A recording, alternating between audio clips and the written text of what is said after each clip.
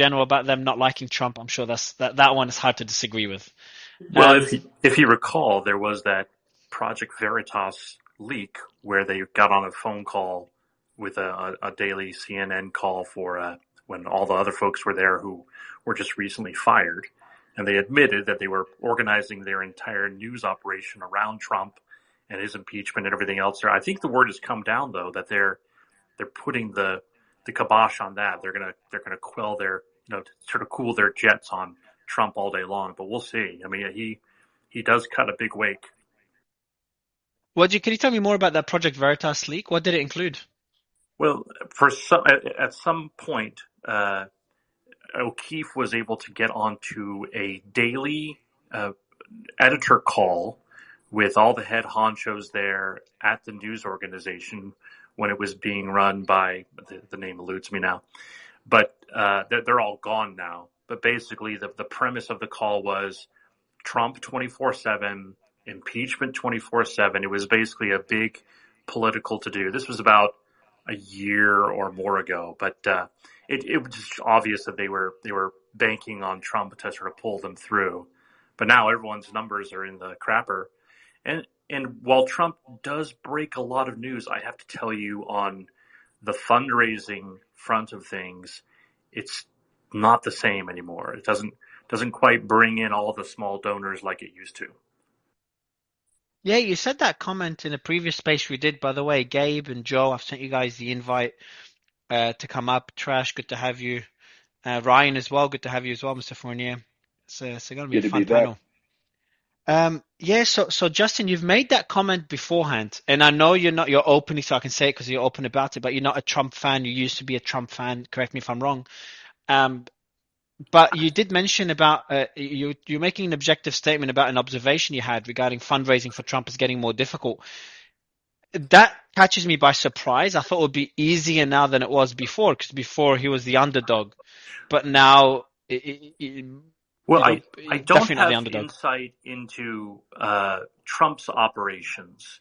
I do have insight into people who have historically used Trump's name to fundraise. And it used to be that just dropping the name on this or that would instantly give you just a big load of donors. Writing, for example, when he was kicked off of Facebook or kicked off of Twitter, would bring in just tens of thousands of dollars to senatorial candidates, congressional candidates, committees, PACs. You could just mention his name. And now that's not necessarily the case. So we're going to have to watch the FEC reports. We're coming up here on the end of March. Every quarter is a deadline for FEC reports. And so on the 15th or the 21st, I can't remember, of April, we should see the first sort of round of Federal Election Commission reports filed by Trump's committee. And we'll be able to tell by what's called unitemized donations how small dollar donations are going. Does anyone have the latest reports, the polls done on who the nominee will be and who the president will be? Has anyone looked into the latest polls and how's Trump looking now compared to DeSantis? Yeah. So I haven't looked at recent polls. I do know Trump is ahead. But I do look at Predict It, which is a betting site, and they pretty much people put their money where their mouth is. I think it is a good predictor in some cases, although it does skew a little bit, I think, more towards the right, which I don't know if that would impact Trump or DeSantis. But right now they're about neck and neck, I believe. I think that they were tied, and I think that when Trump was indicted, DeSantis pulled ahead slightly. I didn't check today, but I could do that really fast. Yeah, if you can do it and then send me through the link as well, I'd love to have a look at it. I think we should add it to our agenda. Romy, if you're listening, I think we should add this poll to our agenda every day. But I'd love, what does it say for Trump? What is there for DeSantis? That's for the nomination, but how about in terms of becoming a president, how do they compare to Biden? Yeah, so right now it is 42 for DeSantis, 40 for Trump. So that's basically what. So if you bet 42 cents, you win $1. If DeSantis wins, you bet 40 cents, you win $1. If Trump wins, then Nikki Haley is 6%. So DeSantis is ahead of Trump right now. If you look at the chart, though, over the last 90 days, It's been pretty close, probably the last like 3 months.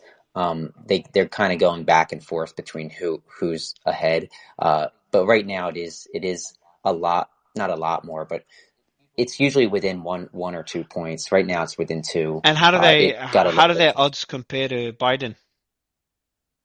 So if you go back and you look at the presidential race, Democratic nominee Biden's running away with it over Gavin Newsom, 69-10. Let me see if I can pull up the other one. Link I gave you, Mario, I just put it into the back channels there, is Real Clear Politics, which follows all of the different polls that come out. So the betting site that Brian is speaking to is really interesting to watch, but the pollsters that make phone calls and talk to likely voters, right now they have Trump at the latest one is the Monmouth poll. It just came out a few days ago, and this is actually, it might have been just yesterday. This has Trump at 44, DeSantis at 36%, Pence and Haley, and on down from there. The question is, when you add more and more people to sort of the roster of people who might run, it eats into DeSantis numbers. If it's a head-to-head with Trump and DeSantis, Trump is slightly ahead. But I will remind people that at this point in 2011, Mike Huckabee was in the lead against Mitt Romney. The lead would change another 5 times. And in the end, it wasn't until well up until a couple months before the actual convention in August 2012 that things shifted towards Romney's way for good. Yeah, and just going back to the polls over time have become much less reliable after the Trump saga, in the election against Hillary. So even the latest one, I mean, what was polled in terms of the midterm elections, the results never carried out in that. Oh yeah, polling has been terrible over the last several cycles, and there hasn't been a very clear pollster who has come out ahead. There's a winner each time around who guessed it right, but it's been an awful precipice for pollsters to predict things. Even since 2012, I remember on the Romney campaign, our pollster internally, just days before the election, came up on top of the stage and said, "We are effing going to win this thing," and then it was just a disaster, right? And so then 2016, of course, I predicted Trump was going to win. I just knew it in my bones. And then 2020, I predicted he was going to lose because of COVID stuff. I hated being right on that one, but we'll see where 24 comes out. There was one. Yeah, you want me to just quickly touch on mention, and this guy, Cat Turd, everybody in here has probably heard of him. He's got a pretty diverse base of people, DeSantis, Trump crowd. He put out a poll, and he's been doing this every month, February 1st. 190,000 people voted in it. It was 53.1% Trump, 46.9% DeSantis. March 22nd, he did the same poll. 2,000 or so more voted in it, so 192,000 people. Trump 69.2%, DeSantis 24%, other 6.8%. You can take that as you will, but these are really people from the base who are voting on this. So, Interesting. Brother, I want to Joe Walsh. Good to have you, sir. Thanks for giving us your time again. Go ahead, Joe. No, go ahead. Let me just touch on this. I think it's pretty clear that Trump's up. 3 months ago, after the midterms, everybody and their mother was just singing the praises of DeSantis, and everybody was pushing DeSantis, and they were pretty neck and neck. When you look at every single poll and the trend lines in every single poll, Donald Trump has jumped in these last 3 months. And clearly he's developed a lead, and it's not really even close. That's undeniable. Yeah, and I think, but I think what you're going to find over the next little bit, when DeSantis gets in the race, is that this is something that Trump really hasn't faced. He's coming from sort of an incumbent status, holding off the people instead of throwing elbows to get onto the table and throw Jeb off. And so this is going to be a very, very different campaign. Anyone who was at CPAC the other week had a very, very different feeling about kind of where momentum was shifting, and I think it's going to be it's not going to be pretty. I think we can all agree to that. Yeah, and you have to also understand that DeSantis hasn't officially announced. So I'm not saying that's going to give him a major bump, but I think it would bump him up a little bit. I think it would change the So I do conversation. want to kick off. Let's kick off the space, everyone. We do have Nick up on stage, and we have our special guest as well, Jenna Ellis. Jenna, it's a pleasure to have you. Thank you so much. I've been looking forward to joining one of your spaces, and finally our schedules worked out. So thank you so much for having me. I appreciate you giving us the time. Nick, I'll let you do the introductions, and then we could kick off the show. Oh, well, Jenna, as he said, it's a pleasure to have you on here. You're the former senior advisor and counsel for President Trump. That's correct? Yes. Got it. So, in general, just give us your thoughts of this entire situation. There's been a lot that's gone on over the past week, and I know you were pretty close to the president for quite some time. So what are your thoughts? Yeah, well, we've been on indictment watch for Donald Trump since 2015. And so this is, yet another interrogation and investigation that is clearly politically motivated. And whether you like Donald Trump, you hate Donald Trump, the concern here that everyone who cares about this country, cares about the rule of law, and cares about our justice system, everyone should care about the fact that this is clearly a politically motivated attack. And I say that because Alvin Bragg, his predecessor, Cyrus Vance, who was in that office, and also Letitia James, the current New York Attorney General, all ran openly expressing that one of their goals, and a chief goal, was to get Trump. And that is not a facet of our justice system, to target an individual and then go look at what they could possibly be indicted or convicted for. And so, in my view, this whole entire scope of where not just Democrats, even some never Trump Republicans. So, I'm certainly not saying that this is limited to just the Democratic Party. I think this is really a terrible misuse of elected office, of state resources, of federal resources, but mainly the Democrats, but it's all Trump's political opponents.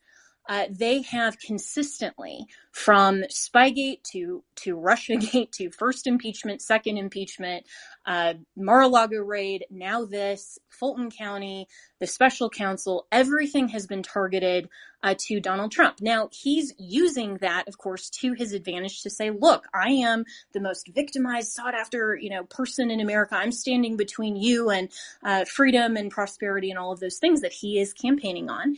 And I think he's using that to his advantage over the last 72 hours and even the last week of the news cycle, to do what he did best in 2016, which was to have everyone talking about him nonstop. And that's what the mainstream media and even the people who hate him have been doing nonstop for the last week, and did nonstop in August of last year with the Mar-a-Lago raid.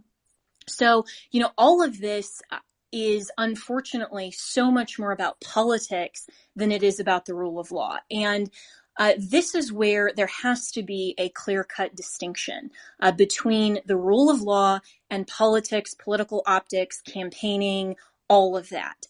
We should never want to weaponize the justice system or our institutions of government to target political opponents or score political points. And so overall, I think that this has been a very clearly intended political attack on Donald Trump. And I think that everyone who cares about the justice system should call this for what it is, whether or not you like Donald Trump, and whether or not you like his responses to this. That may be a political question, and that can be debated. But I think we need to at least start with the recognition that it's a false narrative to say, well, no one is above the law. When if you look at the former district attorney who refused and declined to prosecute this, the feds declined to prosecute it. It's outside the statute of limitations. It's a flimsy case anyways. This isn't about no one being above the law. It's about Donald Trump being consistently below the law in the sense that somehow, just because his last name is Trump, he doesn't get the same due process protections and citizen protections in America like everybody else. And that's something that I completely disagree with. And I would hope that my counterparts on even the never Trumper side would agree with that. And I actually had Alan Dershowitz on my morning radio show this morning and my podcast. You dropped out, Jenna. Did we lose her? Yeah. So anyone that has phone yeah, call. she got a phone call. Jenna, you back? I think Trump called her. Yes. There you go. Yeah. Hello, thank you, Jenna. So beautiful. Wonderfully said. So go ahead, Brian. Jenna. So I totally respect your opinion on that, but do you I see what you're saying, but we also don't have the charges yet. I know you're I guess assuming that the charges are basically what the media is talking about, but we don't know for a fact that there isn't other possible charges that could be in the works in Manhattan. So do you think that's a possibility, number one? And if it is, then I guess do you discount what you just said? Well, I mean, is alien life possible? Sure. I mean, this is one of those things where in law is a potential outcome possible? Sure. But let's talk about the probable here. And the probable is that this is all over the Stormy Daniels hush money payment.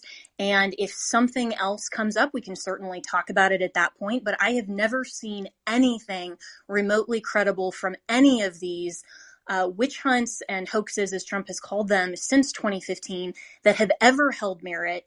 And they have tried to weaponize the justice system and Congress and everything else against him on a variety of levels. I mean, not just related to the Manhattan DA. So, if we find alien life and if Donald Trump is indicted over something that looks legitimate, then I will be the first one to opine that, hey, maybe they have a case, and I hope he gets really good defense attorneys. And in that sense as well, everyone in this country is entitled to competent counsel, regardless of whether your name is Donald Trump or Hillary Clinton.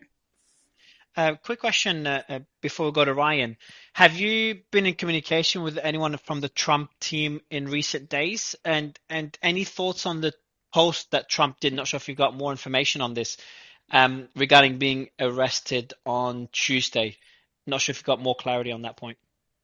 Yeah, so I actually had Liz Harrington on my show yesterday morning as well. And so we had, a long conversation, and I asked her about the campaign finance issues, all of that. I would encourage you to go to the JennaEllisShow.com. You can see the interviews there. So I mean, I do. I still talk to my former colleagues at the Trump campaign, those who are still there, fairly routinely to see, what information they're willing to give me now as, independent media. I'm a part of Salem Media. I'm also part of the American Family Radio Network. I haven't worked for Donald Trump for 2 years. So, I'm not internal to that orbit, but of course I still speak with them and ask them all of the questions that I would be hopeful that other people who are interested in fact finding would ask. Ryan? Yeah, and good to see you, Jenna. You too. I kind of was thinking about this. We just saw this stuff come out with the 2018 letter from Michael Cohen's attorneys, basically saying that he used his own money to pay Stormy Daniels. The Trump org, Trump camp wasn't privy to any of that information. And this was stated in a sworn, highly confidential letter on behalf of Mr. Cohen to the FEC. Then we also see this letter from Stormy Daniels putting this public statement out, signing it, declaring that she never had an affair with Donald Trump at any point. And, I kind of, and this might be a farce, but I talked to some friends about it last few days, and it sort of might make sense. Did Michael Cohen have the affair with Stormy Daniels? And when the public started getting word that he paid her, did he then lie and say it was on behalf of Trump? And, when you start to think, well, why would that happen? I'm like, well, this guy has a wife. He has kids. Did he want to protect himself and, his wife and kids from leaving him? I want people to kind of think about that, because that's sort of one of the theories that I have on this. I don't know what you guys think, but it seems some things are pointing towards that. Well, I'm certainly not going to speculate on the personal life of Michael Cohen, and I think that's maybe a dark and twisty closet none of us want to open. But to your point, Ryan, about there being a very good defense for Donald Trump with this letter to the FEC from Cohen's counsel, and then obviously the 2018 statement from Stormy Daniels herself.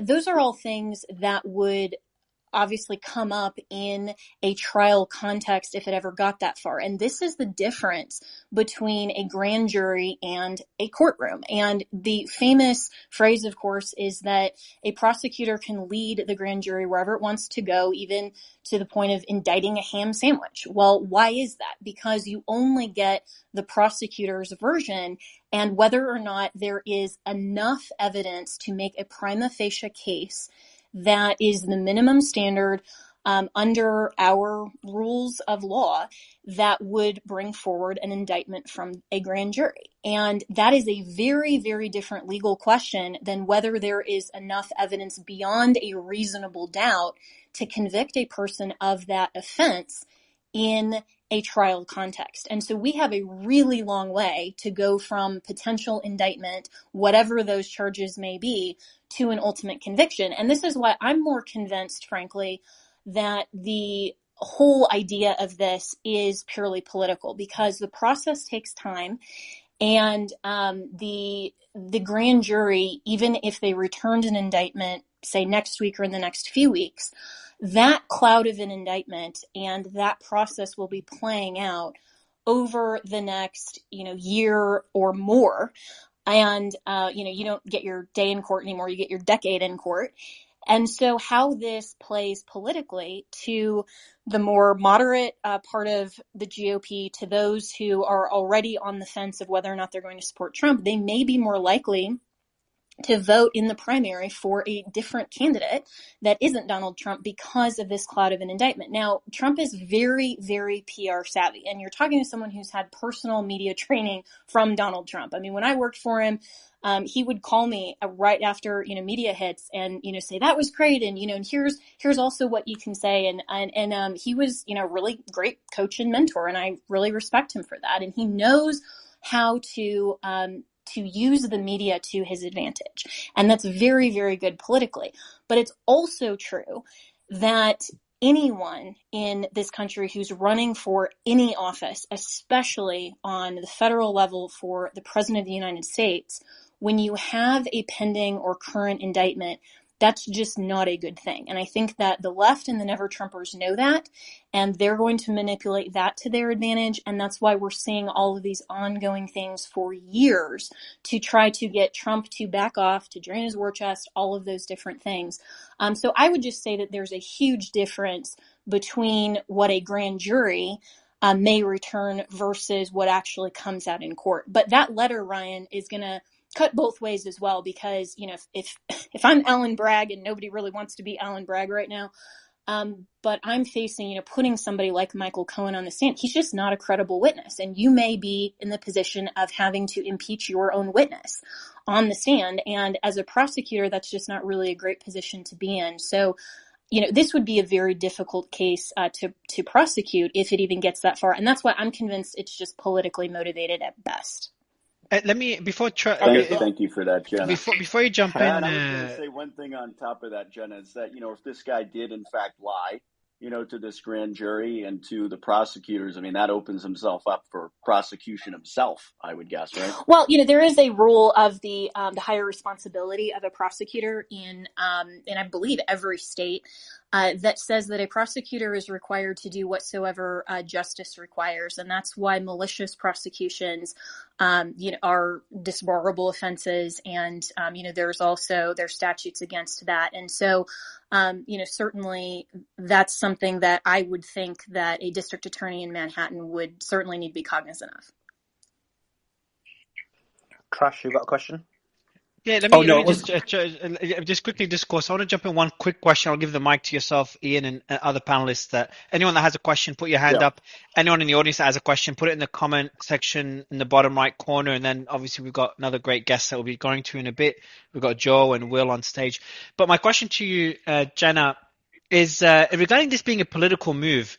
I think one of the narratives that most panelists have agreed on is that politically that could benefit Trump. There's the narrative of the establishment going against Trump, and some believe it, some don't believe that narrative. But with this case going through, and if we do see an indictment, the narrative gains steam, and I think that will help Trump strategically for the election. I would love your thoughts on this. Could that be one of the possible outcomes? Absolutely, that's possible. And I think that if that ultimately happens, then that's certainly what the Trump camp is going to try to get out of this, as they should. I mean, if you are serving the Trump 2024 campaign, then that should be what your goal is to show that this is the weaponization of government and they are attacking him because he is their worst nightmare to get back in office. And I think that is going to play well to a lot of people. But I think, there's a lot of different voters out there as well. I think that this can play into also a narrative of Trump fatigue. And a lot of people have suggested that as well. And so I think it depends on what type of voter you're talking to.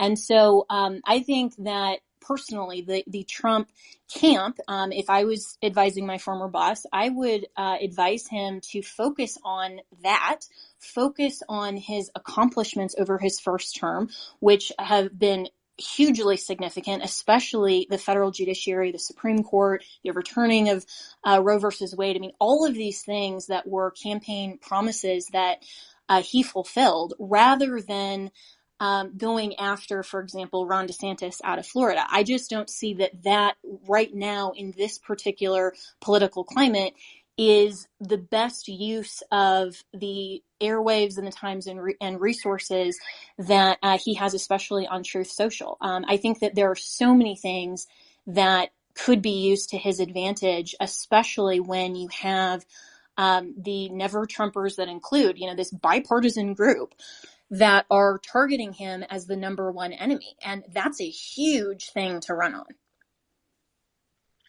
Jenna, you bring up the DeSantis-Trump sort of fighting that's going on.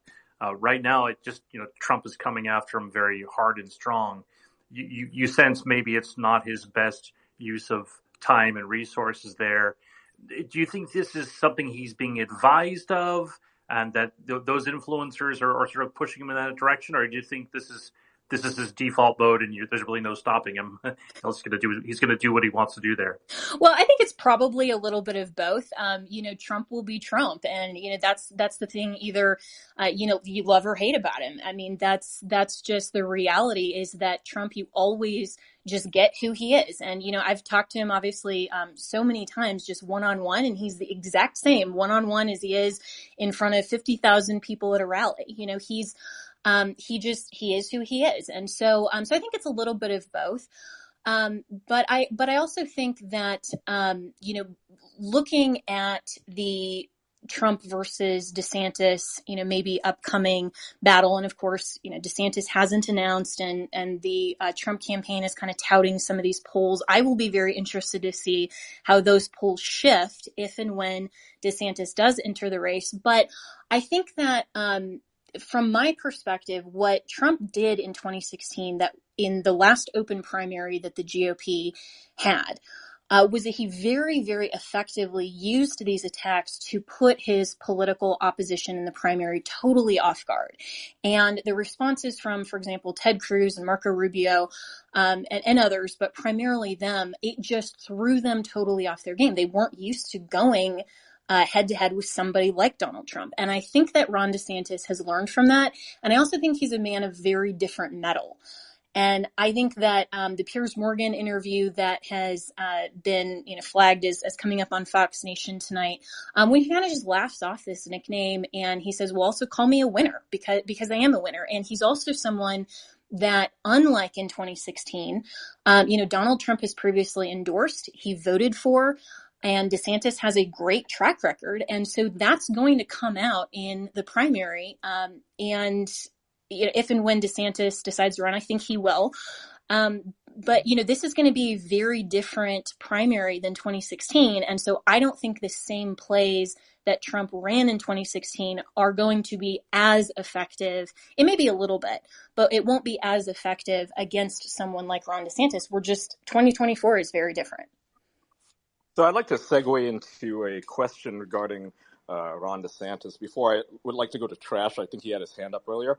But the question I'd like to ask with regards to this is I see a lot of chatter online with people saying that or they're claiming that Ron DeSantis has to stop this arrest of Donald Trump, this potential arrest of Donald Trump, if a warrant is issued. Is it even possible for him to do that as a governor of Florida? No.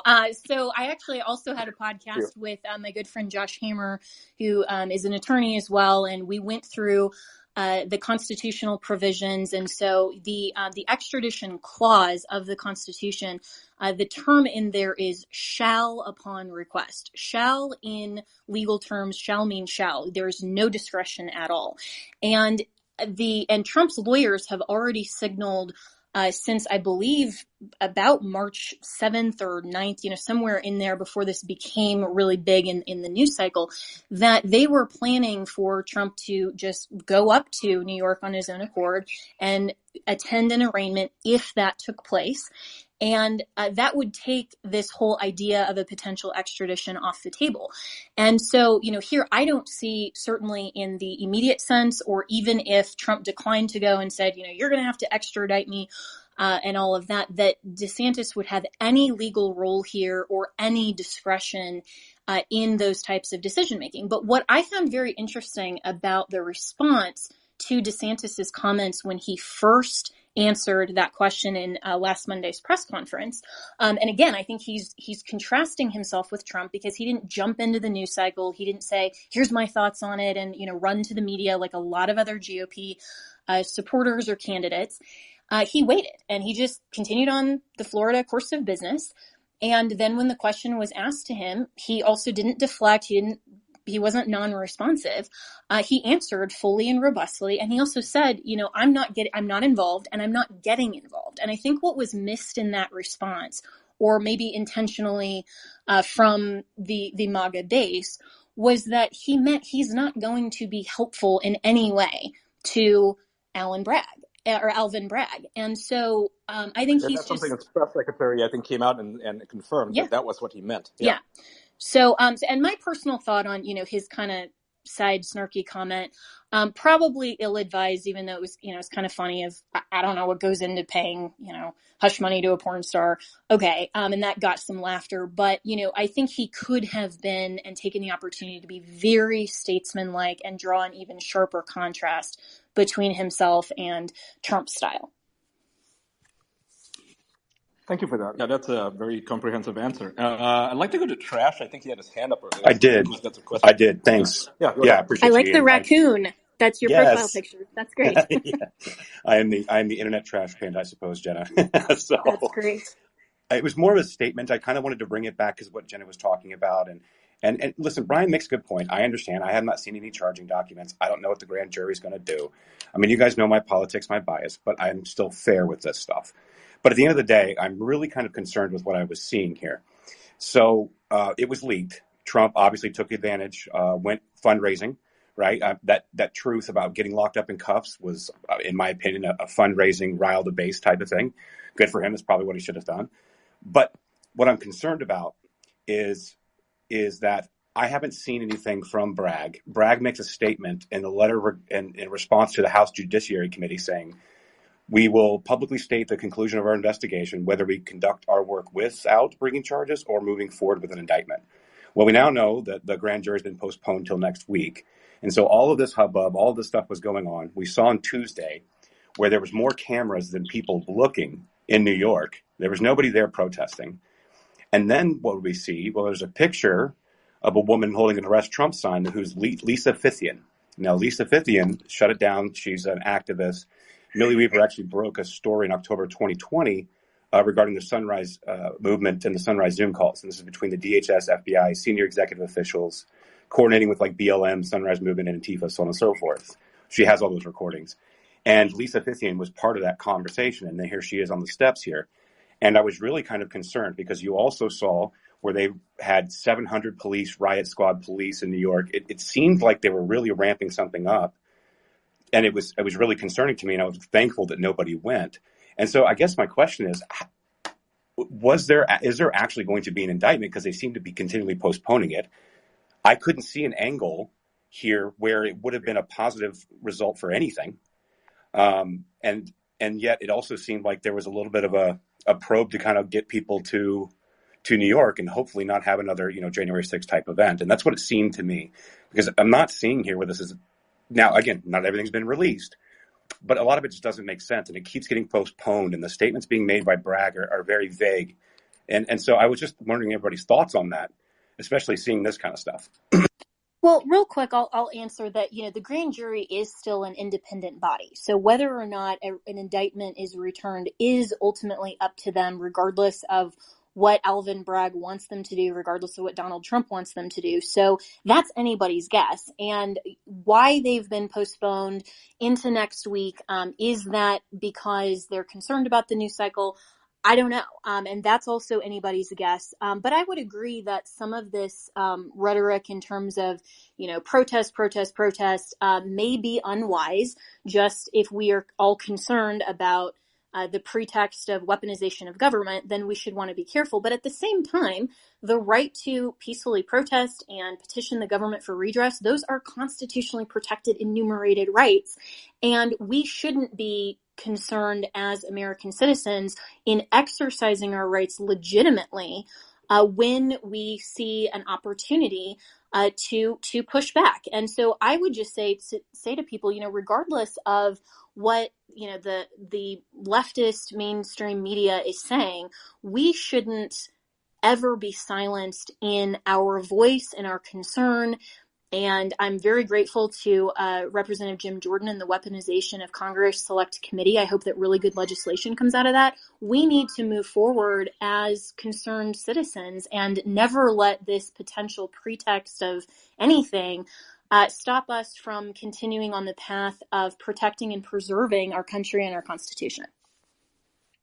So Jenna, I'm just going to quickly ask, obviously Trump has made some pretty crazy posts on Truth Social. Like, do you feel that there is a danger that a judge, once he is indicted, could put some sort of gag order on him to make it so that he can't make posts like this? Well, I'm not sure which particular post you're referring to or characterizing as crazy. I mean, I think we all have our own opinions on that. I don't necessarily mean crazy, but I mean pointed towards the DA and pointed towards what if he maybe starts making posts about jurors and stuff like that. Is that a real concern that he should have? I mean, I think that's total speculation that, he would be posting anything on Truth Social that would result in, anything other than he has freedom of speech and freedom of the press like anyone else in this country. And whether or not a judge chooses to have a gag order on the press and, make the proceeding secret, that could be for a lot of other determinations under statutes. And, as you're the same person, I think, that asked about, isn't it speculation on what charges are being filed? Well, I think it's even more speculative what Trump may or may not post on Truth Social. And, he's entitled to post his opinions. And a lot of people like his brash comments. A lot of people don't. And I think that that Trump is entitled to his opinions, whether or not you or I particularly like or don't like it. That's his style and he's entitled to it. Well, Jenna, hi Jenna. What Mr. Krasenstein was asking about isn't just an academic or matter for speculation. Federal judge, Judge Kaplan, actually cited the former president's recent comments about the investigation, the hush money investigation, as a reason to allow an anonymous jury in this E. Jean Carroll lawsuit. And I'll quote the judge's order. Mr. Trump's quite recent reaction to what he perceived as an imminent threat of indictment by a grand jury sitting virtually next door to this court was to encourage protest and to urge people to take our country back. That reaction reportedly has perceived by some as incitement to violence. This is not me. This is a sitting federal judge. So do you know who the judge is and who he was appointed by? Judge Lewis Kaplan, and I don't know. I can Google real quick, but I don't think it matters who he's appointed by. Well, if we're talking in the whole context of weaponization of government, I personally would disagree with that. He's and I senior judge, Clinton appointee since 94. Okay, so a Clinton appointee. All right, well, there you go. But, so, I just think that to say that just because one judge is concerned that Trump encouraged people to exercise their constitutionally protected rights, should make us all think that, Trump is Jenna, you didn't let me. Well, Jenna, you didn't let me get to the judge's next sentence, which was, and it bears mention that Mr. Trump repeatedly has attacked courts, judges, various law enforcement officials, and other public officials, and even individual jurors in other matters. No. Well, he's entitled to, Andrew. He's entitled to his opinion. And, I have also gone on social media and media interviews and said I totally disagree with commentary that justices have made from the bench. I thought it was an inappropriate question, or I thought that they were pontificating too long, or whatever. This is not something that, frankly, we as a country should be concerned that someone is expressing their displeasure with a court opinion or with a public figure or anything else. Jenna, the reason I brought it up is because whichever Krasenstein was speaking earlier asked the question, and you said that you basically said he was speculating, but it's a federal district judge, a senior judge, someone who's been on the bench for quite some time, who has said this. And Clinton appointee. Your response is, that's a Clinton appointee. I think can you're mischaracterizing the issue here, where in my response to Mr. Krasenstein was that, and hopefully I'm pronouncing your name right, Brian, but was simply that it's speculation on what he may or may not post in the context of a trial forthcoming out of a possible grand jury indictment. Of course, that's still speculative. So to go back and say, well, a judge found something on an entirely different matter on an entirely different Truth Social post. Okay, fine. But, I'm not going to speculate on what he may or may not post about an indictment we don't even know is going to be handed down. We'll get to that if and when we do. Jenna, I've got a question for you, and apologies if it's been asked because I did jump off for a couple of minutes. But one thing is that we were expecting something from the grand jury on Wednesday, and then that got delayed a week. And then we've heard murmurings in terms of some of the grand jury thinking the evidence is not weak. I've read certain reports about that. In addition to that, you have a number of these leaks in terms of the letter from Stormy Daniels and so forth. Do you think that the evidence is so weak and that's what's taking time now? Well, we did answer that a little bit, but just kind of the 30-second recap version for those who just joined is that, there could be many different reasons why Alvin Bragg is reconsidering whether or not he actually wants to submit this for deliberation. What exactly is going on? We know that there was a more surprise witness of Bob Costello that came in to undermine the credibility of Michael Cohen. And, we were also expecting on Wednesday that there would be another witness, which apparently didn't occur. So, these kinds of things, though, are pretty routine in this context, that a grand jury proceeding isn't over till it's over. So this could be a wide variety of things. And so I think that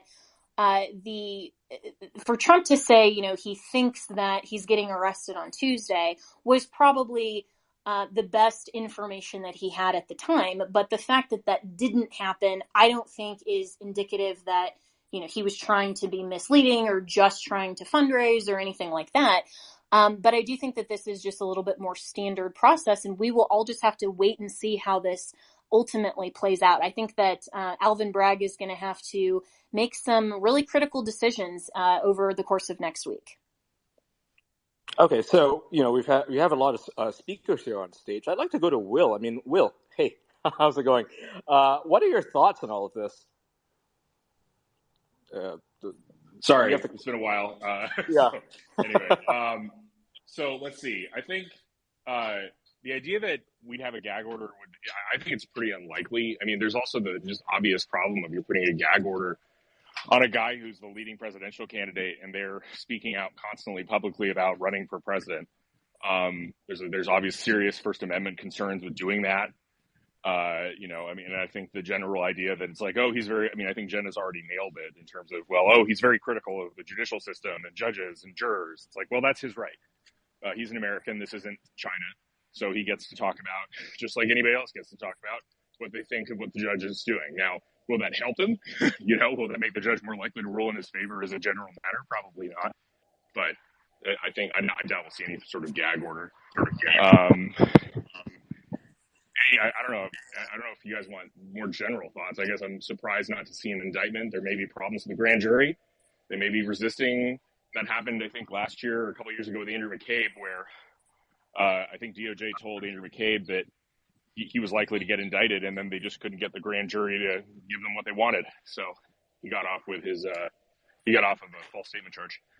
Well, I'm actually interested in your thoughts as well. And this question was asked to me previously about Ron DeSantis in Florida and whether or not he should, do something as a Republican governor. And, obviously Trump is a resident of Florida. But what are your thoughts on all of that speculation and pushback from the MAGA base? I mean, I think that there was.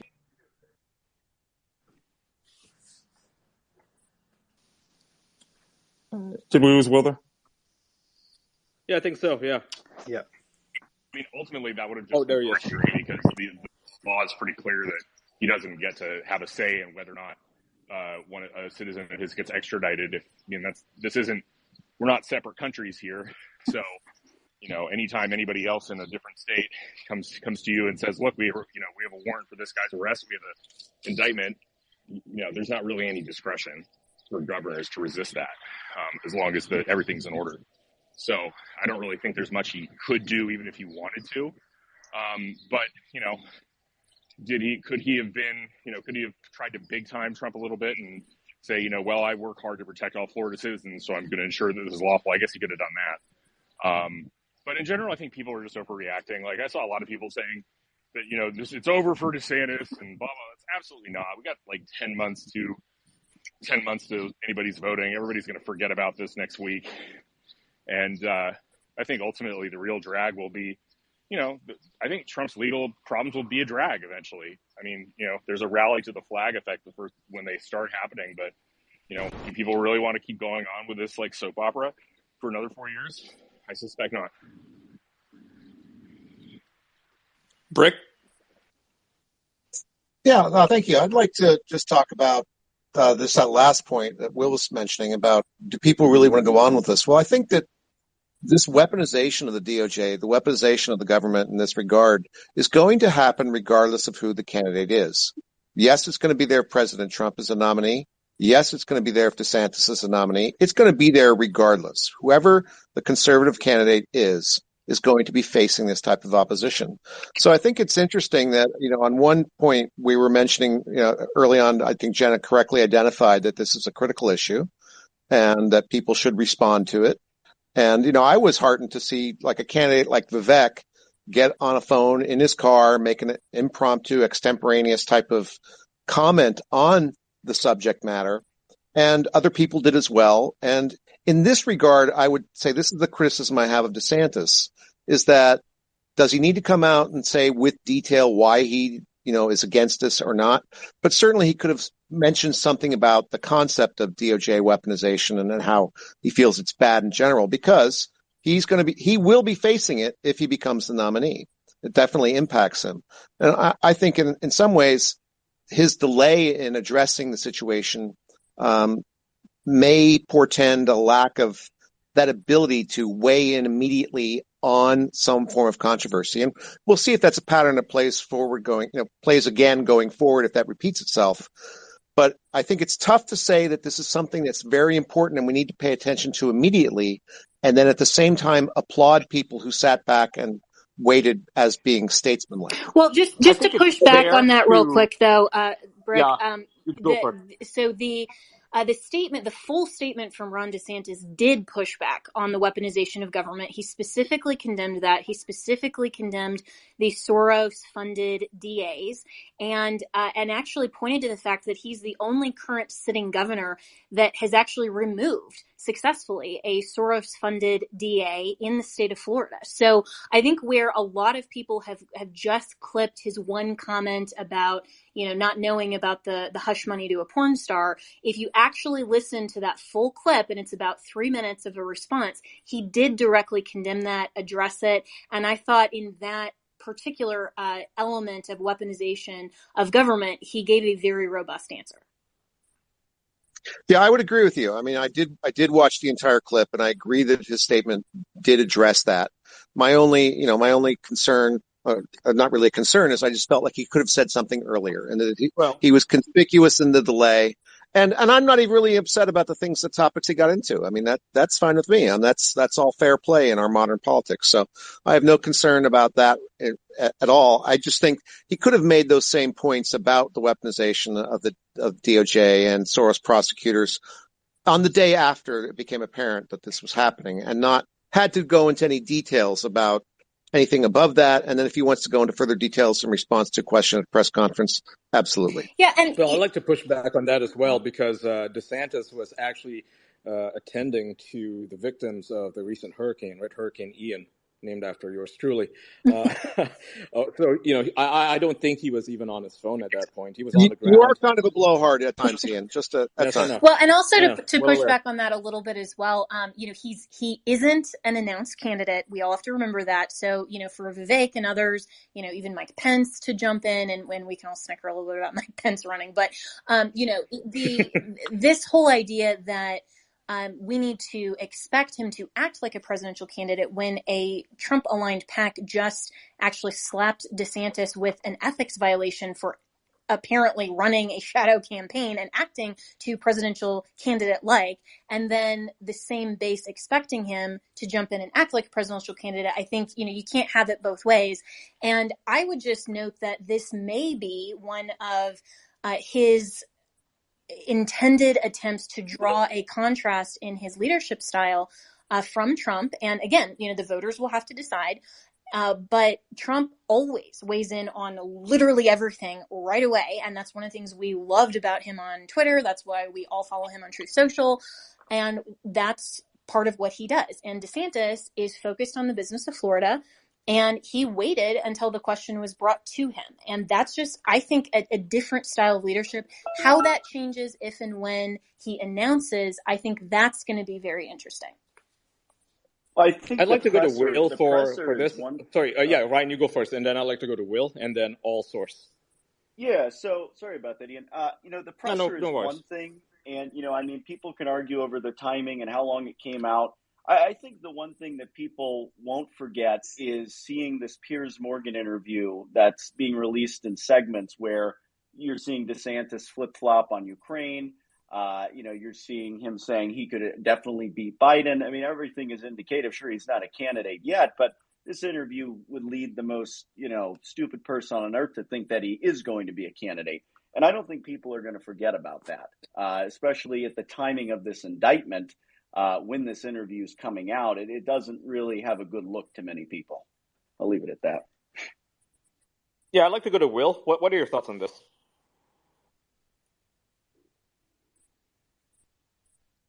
Will, you got to unmute. Bottom left-hand corner. Bottom left-hand corner. Yeah, got it. Okay. Sorry. That was completely frivolous. The ethics complaint, Jenna was exactly right about that. I don't know. I mean, I feel like the Trump, I don't know what the right word is. The Trump supporters here are essentially creating this enormous double standard where their candidate and their PACs have been acting completely ridiculous towards DeSantis, accusing him of all sorts of nonsense. And the moment DeSantis goes up, Piers Morgan, and offers the slightest criticism, it's like, oh my God, how dare he? The heavens are falling. I mean, the guy's the guy is going to run for president. That's pretty obvious. He's not violating any laws because he hasn't declared yet. That's nonsense. But he's probably going to run. And I think the idea that like you would give an interview on Piers Morgan after Trump, not even Trump hasn't even indicted, remember, after Trump claimed he would be indicted, like it's nothing. This is just like the kind of stuff that, I mean, if we've known anything from the past like 3 or 4 years, is that the news cycle moves pretty fast and nothing really sticks. So, yeah, I don't see, basically I think most of this is much ado about nothing. I mean, the indictment's a serious matter if it ends up happening, but like how exactly DeSantis responded to it and at what time, I mean, I just think that's all trivial. Yeah, I'd like to go to All Source. You've got your hand up. Yeah, hey, thanks. I mean, I just kind of want to echo some of these comments about Ron DeSantis. I mean, I think one of the important things is, as mentioned, I mean, he is the governor of Florida, and what this indictment, that we all have been talking about is related to the New York, right? And so I think that kind of reinforces, I mean, just Ron DeSantis as a governor, and looking at it at the time from a governor point of view, does he feel comfortable criticizing the laws and ways the judiciary branch of New York decides to run it? And I think that's one of the things. I think he understands, like, hey, New York runs New York, I run Florida, they have their own ways, I have my own ways. And I don't want to kind of, I don't think he wants to kind of delve into the issues of how they run their own prosecutors and legal ways. And because I think he kind of feels similar ways for Florida. And he said he's not a declared candidate. And maybe this is, and if we're going to talk about, political power and sway, I mean, there is a conversation to have, in the political sense that, maybe Ron DeSantis could say, hey, all this bad press on President Trump, and if he gets indicted or not, I want the focus to be on that and not necessarily on him internally. But, I think he's running Florida as a governor. He hasn't declared his candidacy. And even if he does, is this something that he really wants to weigh into? And does it benefit him politically? Yeah. Jenna, what do you think about this?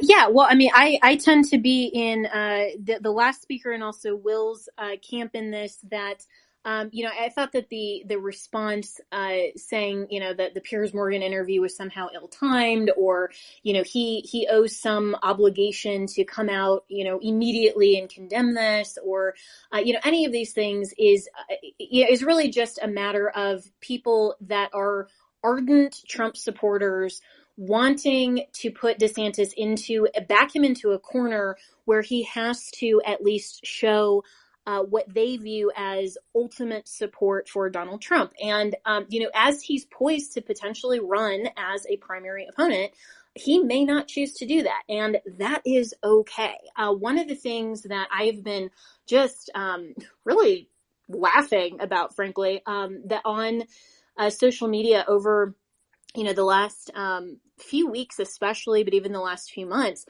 is this kind of concept of a loyalty pledge to Donald Trump. And, and he's the one who has suggested that that DeSantis is being disloyal. And, he was actually on my radio show a few weeks ago.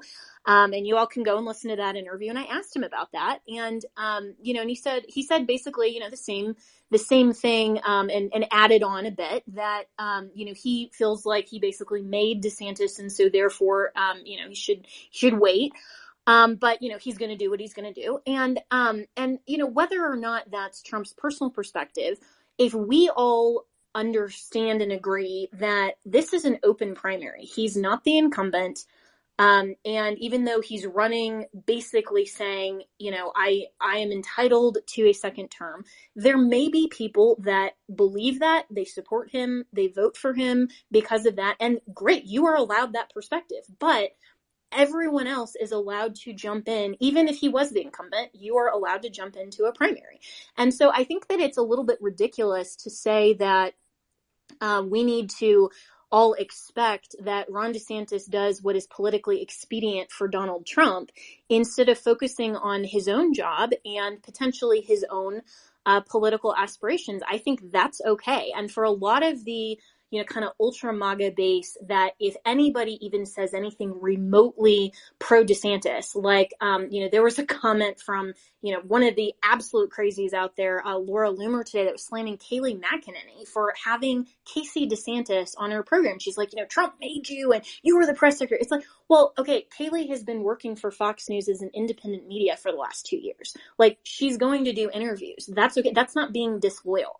And, and I was reminded, I mean, when I left my role as a prosecutor and I went to be a defense attorney in my home state of Colorado, I actually went back and litigated cases and had trials against my former Boston colleagues. And nobody said, oh, you're disloyal. That's expected because roles change, people move on, and people look at their own career and also their own fiduciary responsibilities to their current employers. And she has her own fights, too. You know, like Casey DeSantis is fighting against SEL, which, as I think a number of panelists here know, is a form of critical race theory. I mean, that's an important fight. And just because something bad is happening to Trump right now, and that's unfortunate, doesn't mean we need to drop everything else that's happening because the world is going to keep on moving. Absolutely. Right? And I think that we can talk about a lot of things at the same time. And this is where, again, you know, Trump loves it in media when everybody on every network is talking about him and him exclusively. And so some of these people who, in my opinion, you know, some of these people who didn't get his attention the first and second go around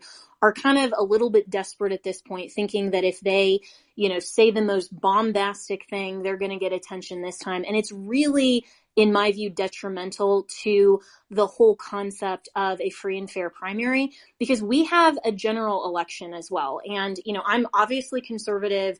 You know, I'm a registered independent now, but, you know, I tend to vote Republican. I voted for Trump twice, and I'm going to vote for whoever the GOP nominee is, because I think that we have to make sure to protect this country. And there's no way we can have another Democrat, whether it's Biden or somebody else, in the White House in 2024. And so I want to elevate the good points of Donald Trump, the good points of Ron DeSantis, and the good points of Vivek Ramaswamy. He joins me weekly on radio too. And I think we all could look at the fact that we have a wide bench as a very good thing. Unity. just to give my view, I mean, the issue I think with a lot of people when it comes to Ron DeSantis is he's clearly running.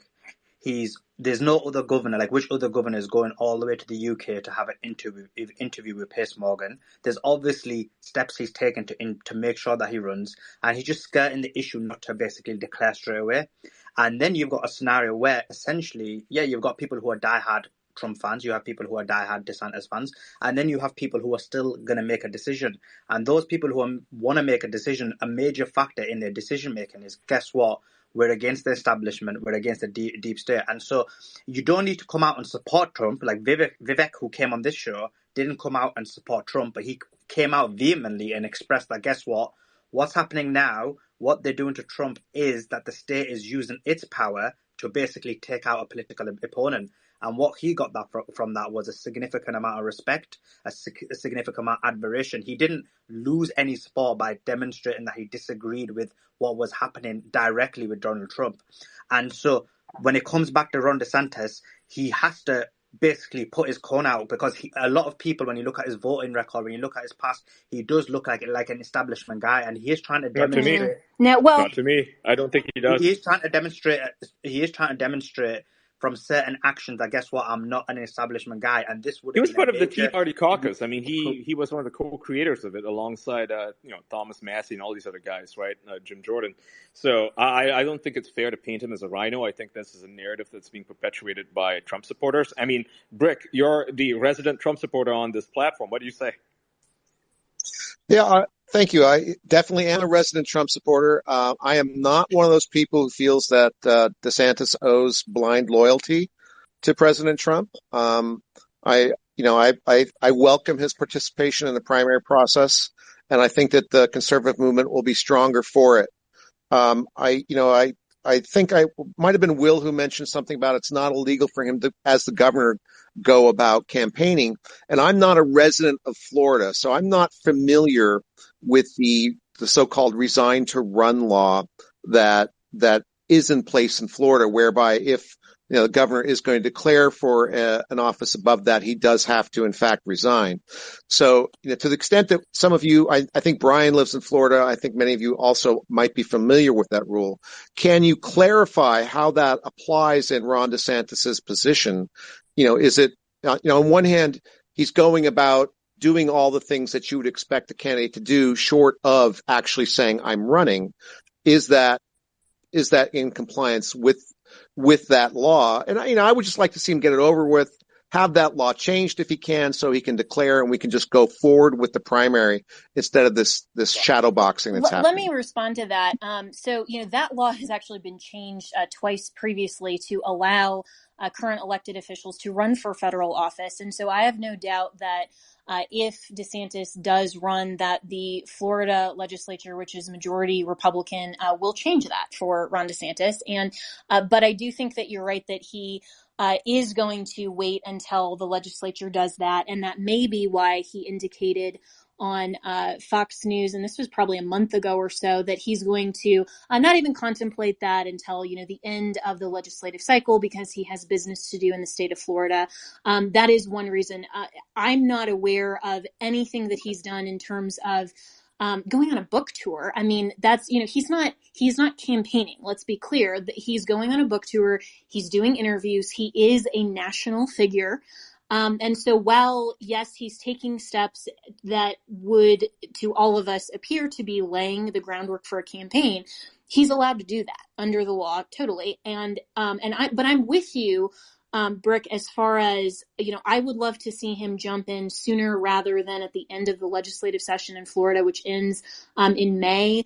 And so, probably wouldn't be until then. I think he should, so that we can all start having these conversations in real time, not just hypothetically. But, that's going to be his calculation and between him and the Florida legislature. But, my advice to the Florida legislature, just get rid of the law. I mean, if you're going to change it every time that, your governor wants to run for president, then, just let it go and let them run.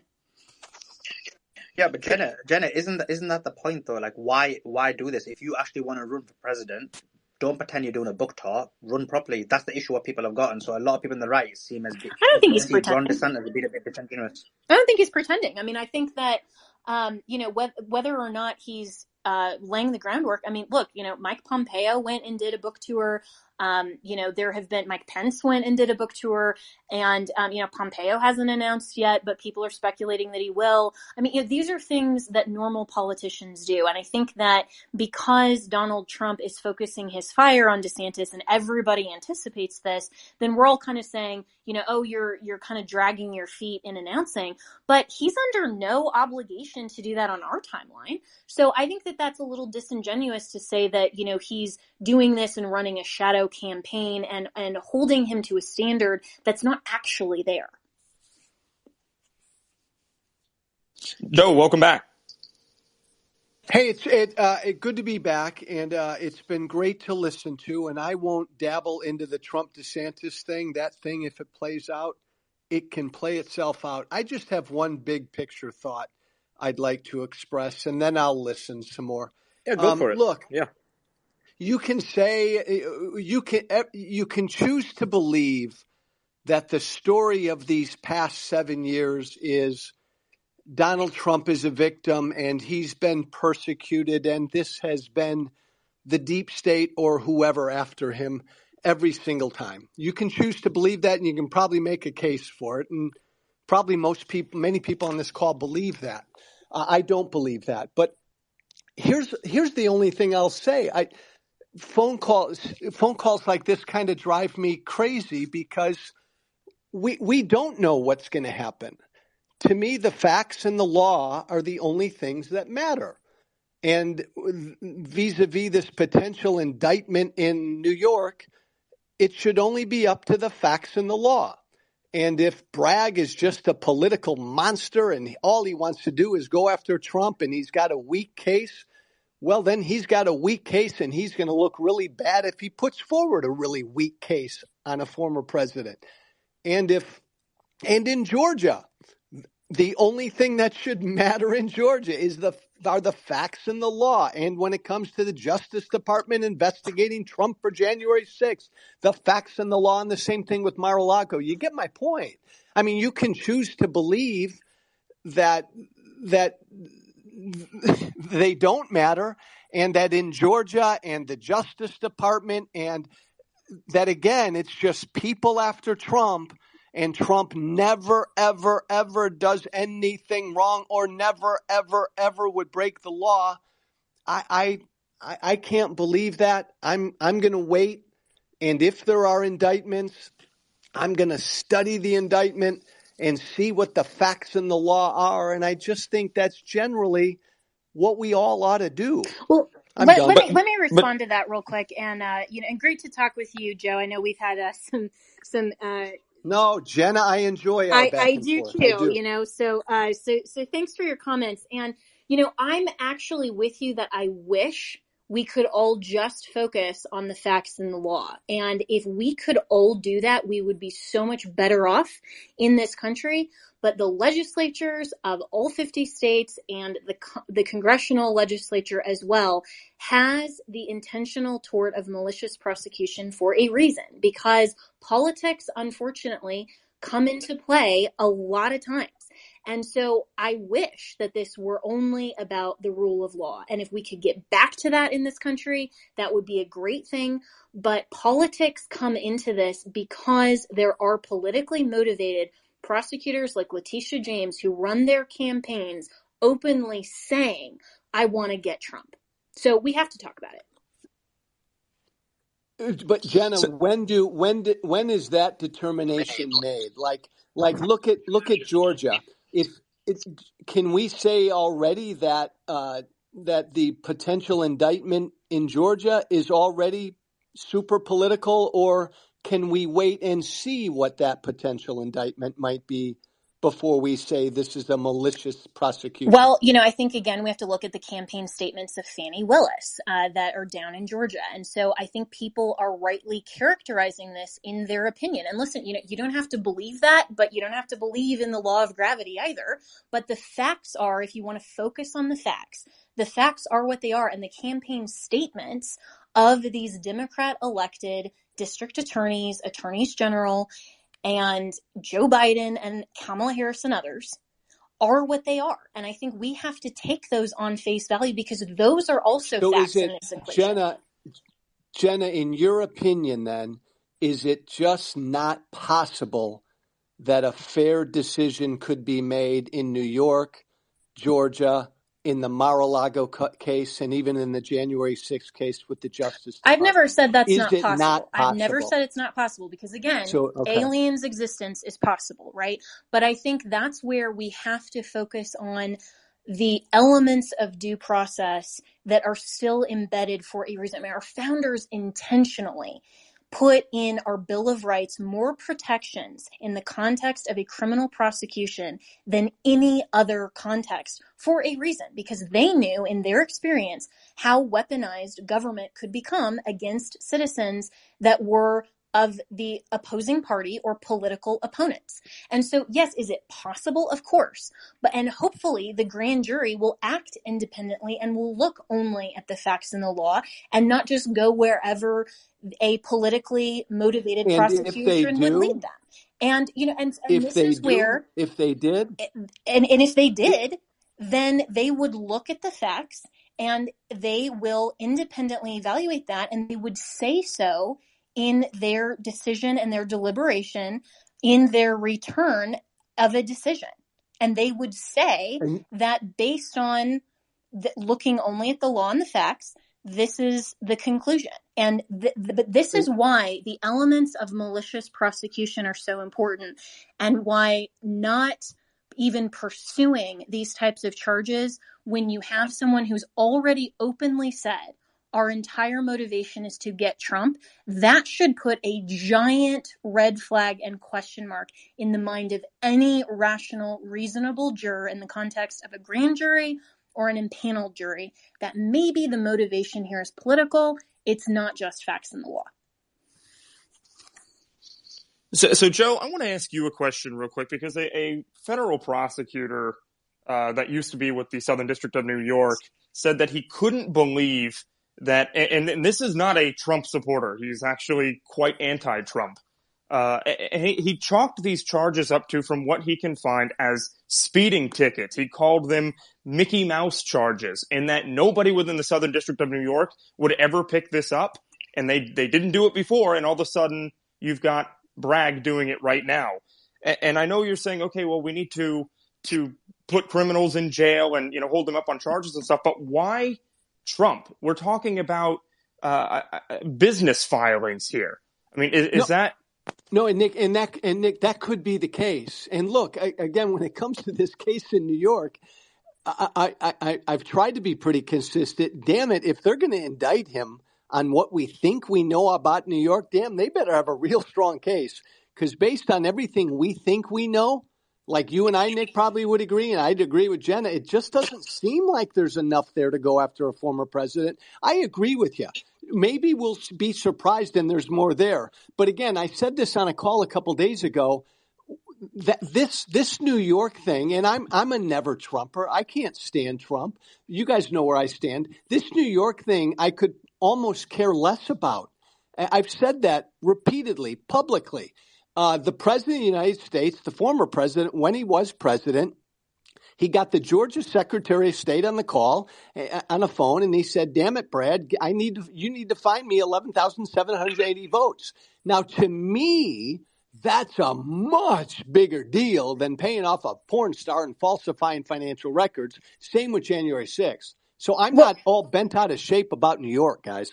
And let me respond to that real quick, Joe, because I think that actually plays into a possibility of the Manhattan DA, that if there is an indictment that's returned on even more obviously frivolous charges in Manhattan, wouldn't that give cover to Fulton County and others for people to say, well, if they indicted him in Manhattan, then certainly they're going to indict him there. And let me also say the word find has a very particular meaning. It means to discover something already in existence, not to fabricate, manufacture, or otherwise try to generate. So my view is there's no there either in that phone call, whether that was politically ill-advised or not. Yeah. To say, go out and find does not mean what the Democrats and the Never Trumpers are trying to make it seem. Well, hey, Jenna, and again, I won't quibble with you on what he said. My beef is the president of the United States,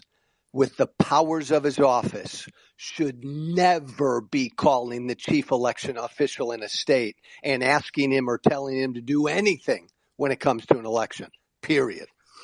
Well, and whether or not, we agree with that or not, the point is that that doesn't make him calling him and saying, hey, I'm concerned about the administration of an election illegal or criminal or no, Jenna, I agree with that, Jenna. But to me, it at least demands an investigation. And again, the facts and the law hopefully shall dictate whether Trump is indicted for that or not. Hopefully. I agree with you on that one. Hopefully the facts and the law will dictate. So, go, Tommy. Yeah, Gabe, you got your hand up. Do you have anything to say?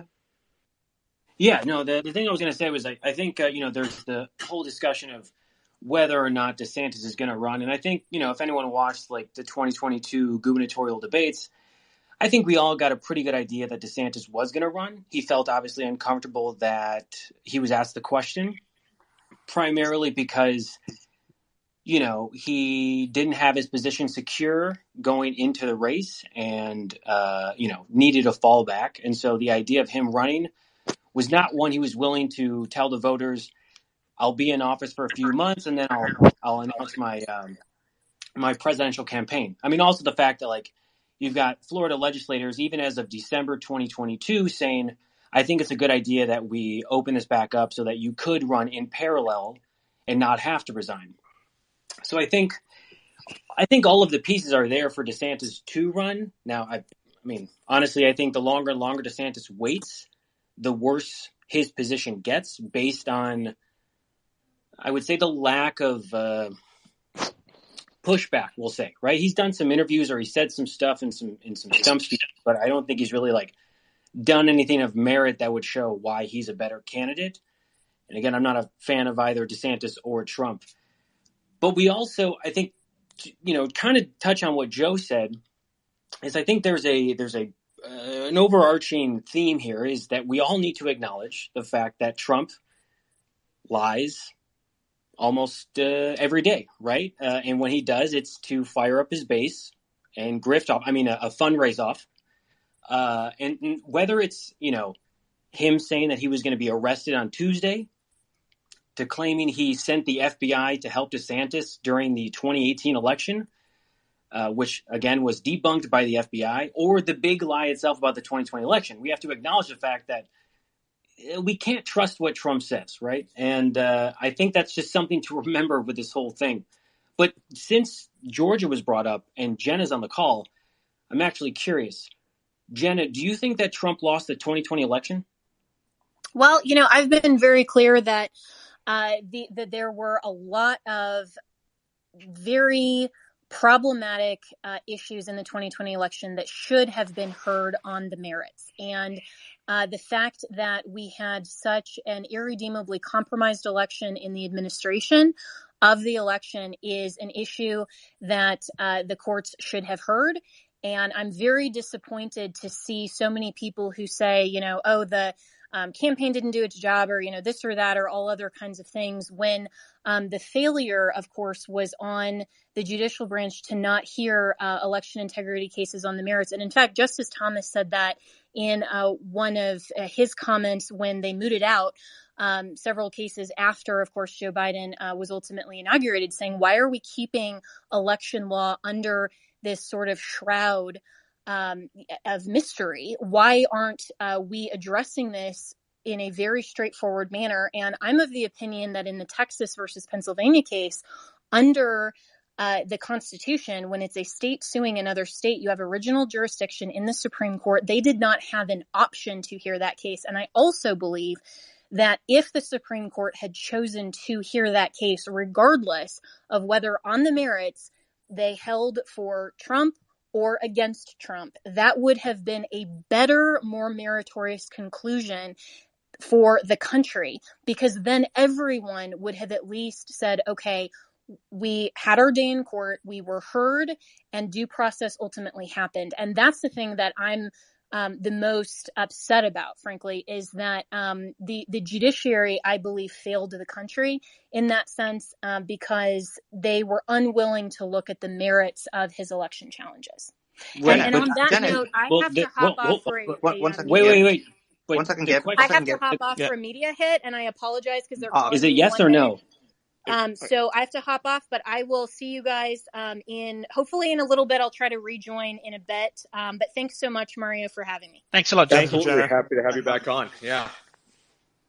Well, hopefully she comes back to answer. She will. She told us in advance that she. Yeah, 5 minutes ago that she was going to. It's nothing to do. Don't take the credit, Gabe. Your question wasn't too good. She had to jump off. I know you want to take the credit. No. Well, it wasn't that good, my friend. It was. I figured I'd give her the ability to answer, but I was hoping for a yes, no.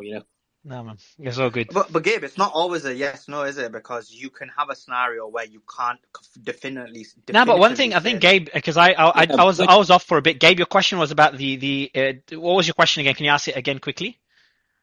Yeah. So I just went through. I said basically, Trump lies a lot, but the last question I asked her since she was on the call was whether or not Trump lost the 2020 election. And we also should keep in mind that Jenna Ellis was also censured for making 10 false claims about the 2020 election. She acknowledged that, and I was hoping that she would also kind of. So on the question, yeah. So on the first question, Nick, I know we're not going to talk about Jenna after she went off. So good, but I think that's what you're saying, Nick, and I agree. But the point I want to make is. I don't think the question about the election is an interesting one because we've asked it to a few panelists here. Maybe we'll go to Jim or Brandon on this one. We asked this question to a few panelists, and Trash has his hand up as well. And it's one that tends to be avoided a lot. So I'm just curious why you think that is, guys. I don't agree, Mario. I don't think it's avoided. I think what it is it's not a. One second. I'll just go to Brandon straight after. Go ahead, man. But basically, I don't think it's a binary answer because when someone wants to say basically when someone asks that question, the reason they ask it is because they want you to say either no and then they've got you. Yeah, good point. Or if you say yes, then they want to call you an election denier. But in reality, you can't just give a yes no answer. It's a good point. It's a very good point. Yeah, it's a lot more complex than that. In reality, yeah, and I'll explain the complexity. In the United States, you had a scenario where in you had significant issues with elections for a number of years. So we had the Gore-Bush elections where there were significant issues. You had the 2016 election where the Democrats complained that the elections were flawed and they didn't rely on the results. And then you had the 2020 elections. And there is significant need in America for election reform because you have a scenario where elections are done, the results don't come in until weeks later. So there's issues with technology. So there needs to be significant election reform because the very fragment or the very thing that keeps an institute working or makes us trust in the institute or trust in democracy in this regard or a republic is that you can believe that when you vote, your vote is real, it matters, and it actually is a true vote. And so in reality, this is a silly argument that both people make. It should actually be both sides should be arguing for election reform because let's be clear, whoever wins the next election, whether it's the Democrats or the Republicans, both sides will complain that it's not a fair election. Well, and so the reality is that we are having some of these discussions related to particularly 2020, but even a little bit beforehand, because of election reform. In other words, we're in a reform state right now. The American elections at one time were same-day elections, and anything that was done by mail were typically highly restrictive absentee ballots. That's the way we did it in America for all of modern history. And that started to change this century with, at first, early voting, which was the states that started with early voting would start, say, roughly 20 days before, and you had to go physically into a county clerk's office to vote if you wanted to early. And then those ballots were in custodial custody at the clerk's office. And that expanded to greater absentee ballot reasons, like it wasn't as restrictive. Then it went to mail ballots. And then in 2020, and no one can deny the fact that it was a radical shift in some states of the type of voting method that we began to undertook. It's because of reform that, it was that we're having the problems we are. So I think it's an important. I agree with. Oh. Yeah, go ahead, Ryan. No, I was going to say, I really do agree with what Solomon said there. I mean, it really isn't a yes or no because it was different all across the country. I've seen some of the evidence myself. I've seen where you had, missing signatures from thousands and thousands of ballots. You had some issues in some states where you had thousands of people that were voting who weren't even alive. It was just dependent, wherever you were. But yeah, I think we bit more than we can chew with how we handled these elections over the last century. Proper procedures weren't followed in some areas. Ballots went missing. Boxes of ballots were found weeks later that weren't even counted before Election Day. And so they had to figure all these things out. So, I mean, I don't think that, at the end of the day, you could really give a yes or no.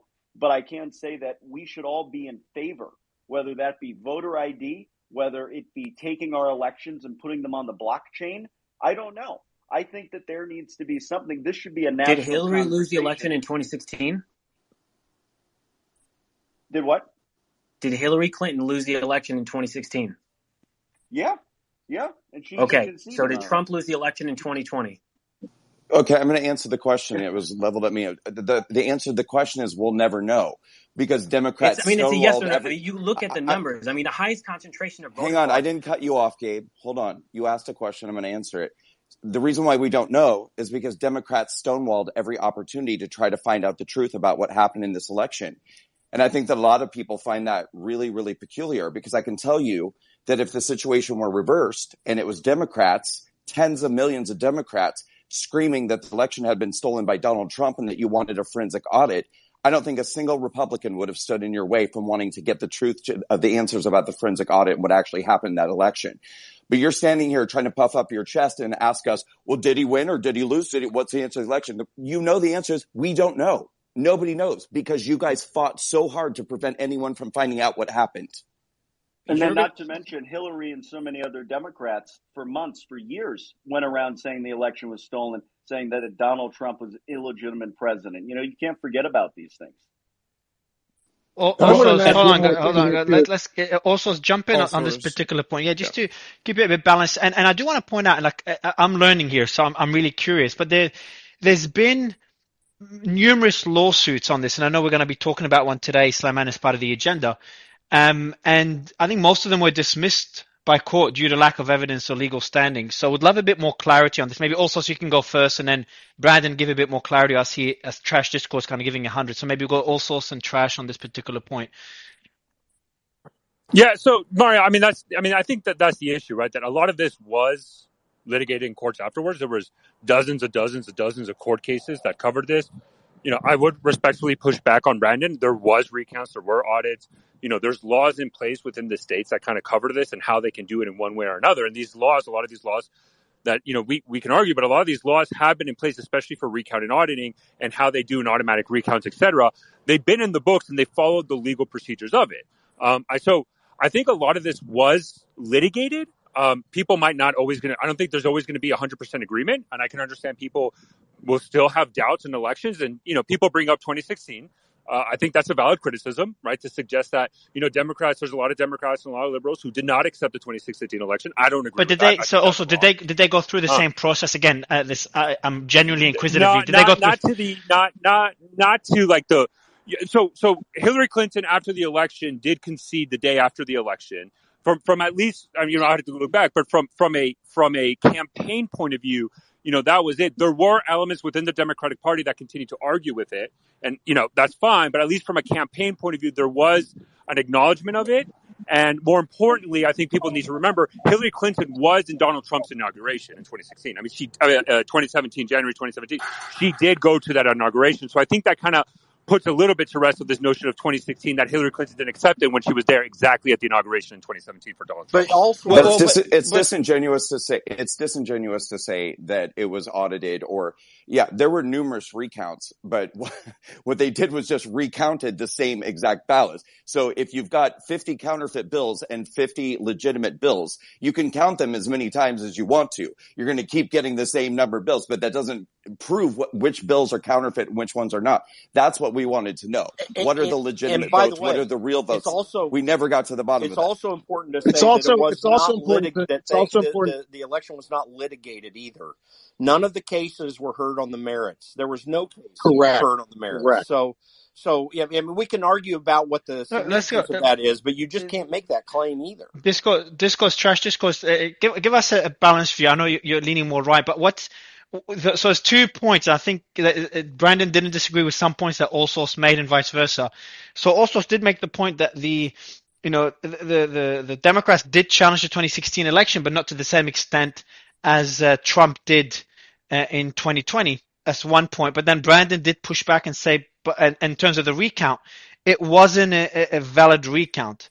Did we go through the right legal process in 2020? Were there loopholes? Did the legal system do its thing, or was there a lot of flaws in your opinion? And then obviously we've got Benny on the panel. Benny, good to have you back. Go ahead, Trash.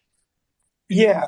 So one of my beefs with the question of did Donald Trump win the 2020 election or not is it's designed to have a gotcha moment, and I reject that kind of conversation because this conversation it's present right now and it's relevant to Trump, but in 2016 it was relevant to Hillary apparently.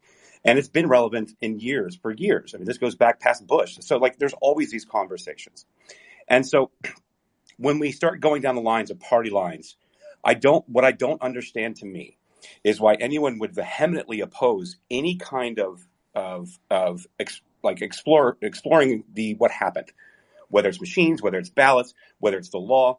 I don't understand why it couldn't be a bipartisan thing, because honestly, at the end of the day, I want to share a country, even though I lean right, with people that lean left, because I want to live in an objective reality and truth, and then disagree and figure out how to figure it from there. But what seems to me is that the question is designed, and specifically that was posed to Jenna, which I just highly disagree with how that was delivered, is that you want to paint somebody with a brush. And my conversation is, look, we do know that they changed a lot of laws around the country. We do know that there was an excessive amount of more ballots, not voters, but ballots in this election.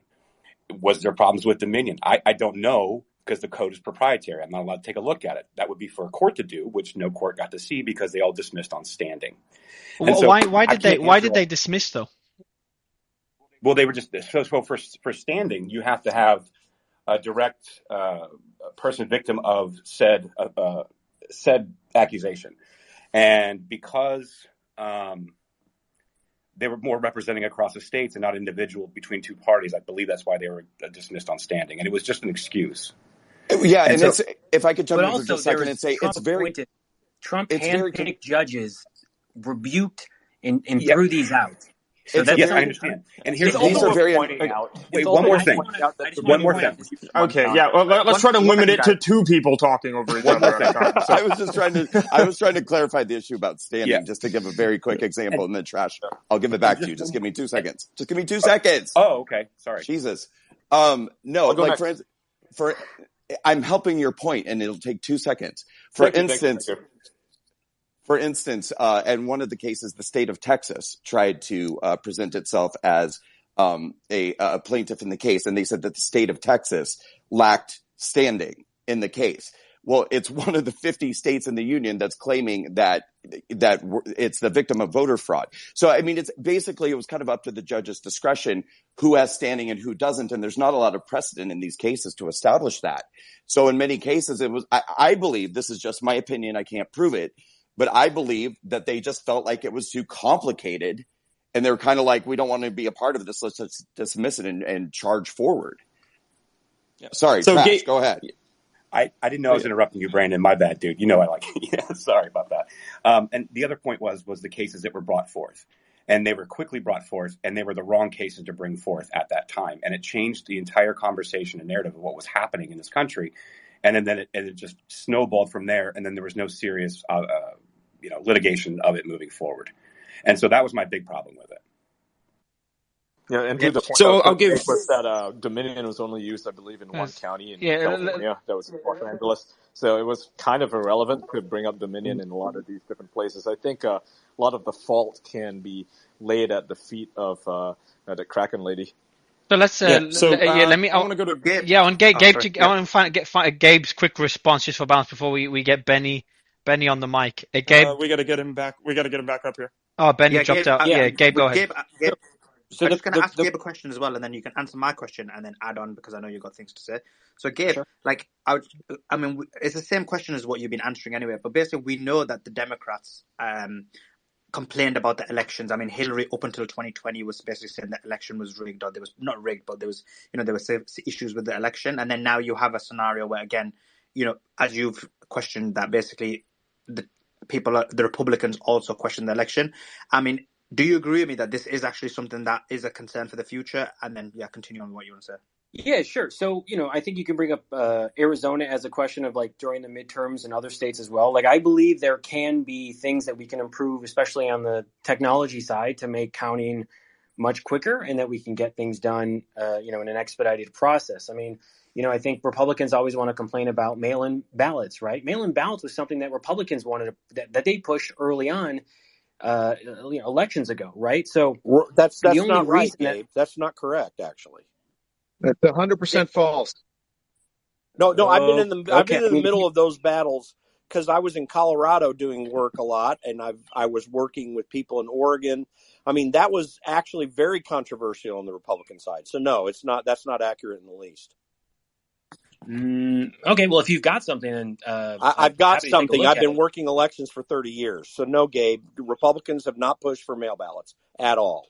Okay. Like I said, if you've got something, I'm happy to take a look at it. You got it. It's me, my expertise. And the thing is that there have been some Republicans. Jim, I'll tell you. There have been some Republicans who have been supportive of it, but it has not been a broad guys, right? So you're giving me right now an anecdote of your personal experience, but if you actually have... Do you run elections, Gabe? See, we don't have to argue about this. You can just accept it and move on. It's not your strongest argument anyway. This honestly, the argument, Jim, that you're presenting becomes a he said, she said kind of moment. And unless you actually have... Well, then it's up to you to show the evidence of it. Republicans have not been pushing for mail ballots. You're telling me right now, based on your experience, that is false. And I said, if you have what you have... No. You're the one that made the claim. I don't know why we're arguing about this. You're the one that made the claim. So you do the supporting argument. Claim has to provide the evidence. Sure. I will. So, Gabe, have you got evidence? Yeah. I will load it in after I make my comments, and then I'll send it to one. Yeah. Go continue. So the other thing that I want to point out here is, so again, yes, I do believe that elections can be made better, improvements in the voting process election. I don't think that, suppression or gerrymandering is the way to go about it, but the accessibility, right? I'd love to make a national voting day, right? That would be great, because I personally have experienced this, as well as others where I've gone to help voters, is the issue of, having to work that day, commuting to and from work, not being able to vote when you can, and having the ability to have the whole day free. Like, that is something I think that we should totally have as a national holiday, right? That's one thing that I think we can do. In addition to that, I also, this idea that if you can't tell me, like, straight up, yes, no, like, I'm willing to tell you, Bush won, Obama won, Trump won, Biden won. I'm willing to tell you who won and who lost, right? I'm willing to tell you yes, no. But if we've gone 2 years right now and you're not able to present actual data, I mean, if I look at the numbers right now, I'm looking at a Trump supporter who voted for his wife after he killed her. I'm looking at the concentration of double votes in Florida, in the villages, right? Like, I'm looking at this, and there tends to be projection that comes from the group that claims there's voter fraud, right? Like, the call is coming from within the party, and that is the Republican Party. And I'm just saying that based on actual facts of where voter fraud examples are coming out, and those people who have been, received fines or jail time for it, right? So that's something to acknowledge as well. But I mean, again, if you can't look 2 years after the fact, and I would say, the past, and you should look forward to 2024 and who you're going to back as your candidate, DeSantis or Rick Scott or Donald Trump or whoever it might be. Gabe, but it's not. But it's not. I want to jump.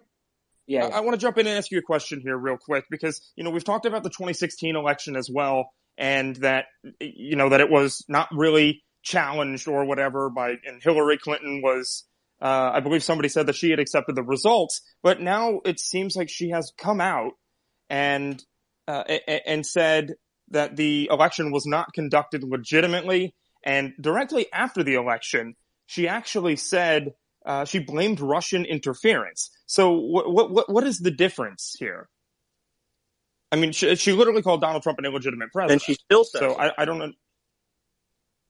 Well, yeah. I think, yeah. Okay, so the claim also was corroborated by intelligence agencies, right? No, it ones wasn't. that Trump said. Off of a fake dossier that they made up. Yeah, keep going. All right. Anyway. Well, I mean, those are the facts, Gabe. I mean, I know it's hard for you to accept facts, but that's the fact. Jim, you're the one who's unable to accept whether or not Trump is still president or not president. When did you say that? He lost. What are you talking about? I've never said that. Yeah, he never said that. Gabe, so just let me correct me, guys. Gabe, I'll help you out. Gabe, I'll help you out. By the way, Benny Johnson's trying to come up. Benny, I'll bring you up now. Just give me 2 secs. But Gabe, a quick question. Just gonna read a comment here. So in terms of Hillary Clinton conceding, and let me know how that compares to Trump. Brandon, you're on stage, so maybe you could respond to this. So I'll read out the following. Hillary Clinton conceded in 2016 presidential election to Donald Trump. In her concession speech, she said, quote, "Donald Trump is going to be our president. We owe him an open mind and the chance to lead," end quote.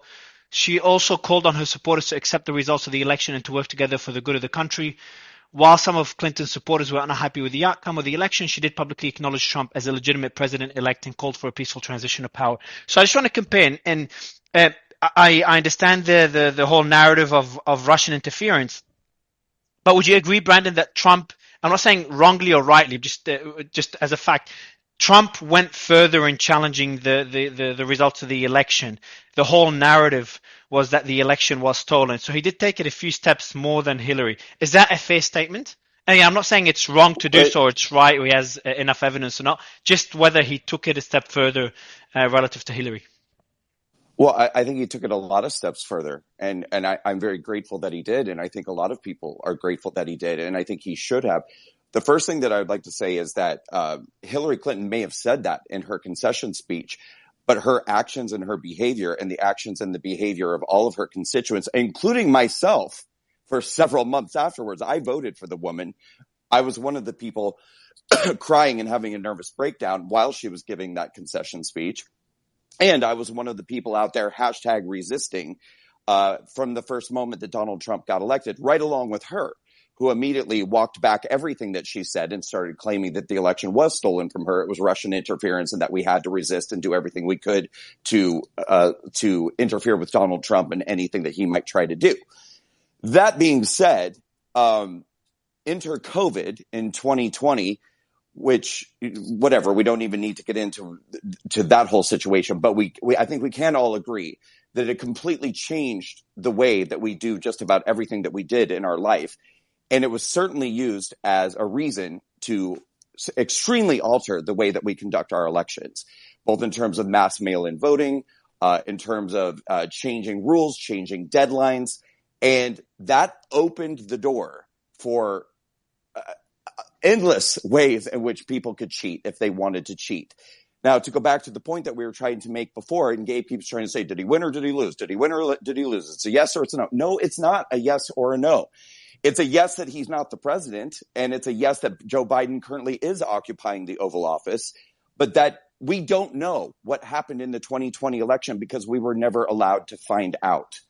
And again, I reiterate the point one more time, that if the situation were reversed, and Trash was kind of making this point earlier, I mean, I would have wanted, if my presidential candidate had gotten the most votes in American history, I would want to be able to rub that in people's faces and not have anybody be able to come back to me on me for any reason and say, oh, that's not real, that's not true, that's not legitimate. I would want it to be so thoroughly audited that no one could ever possibly say that he didn't authentically and genuinely get that number of votes.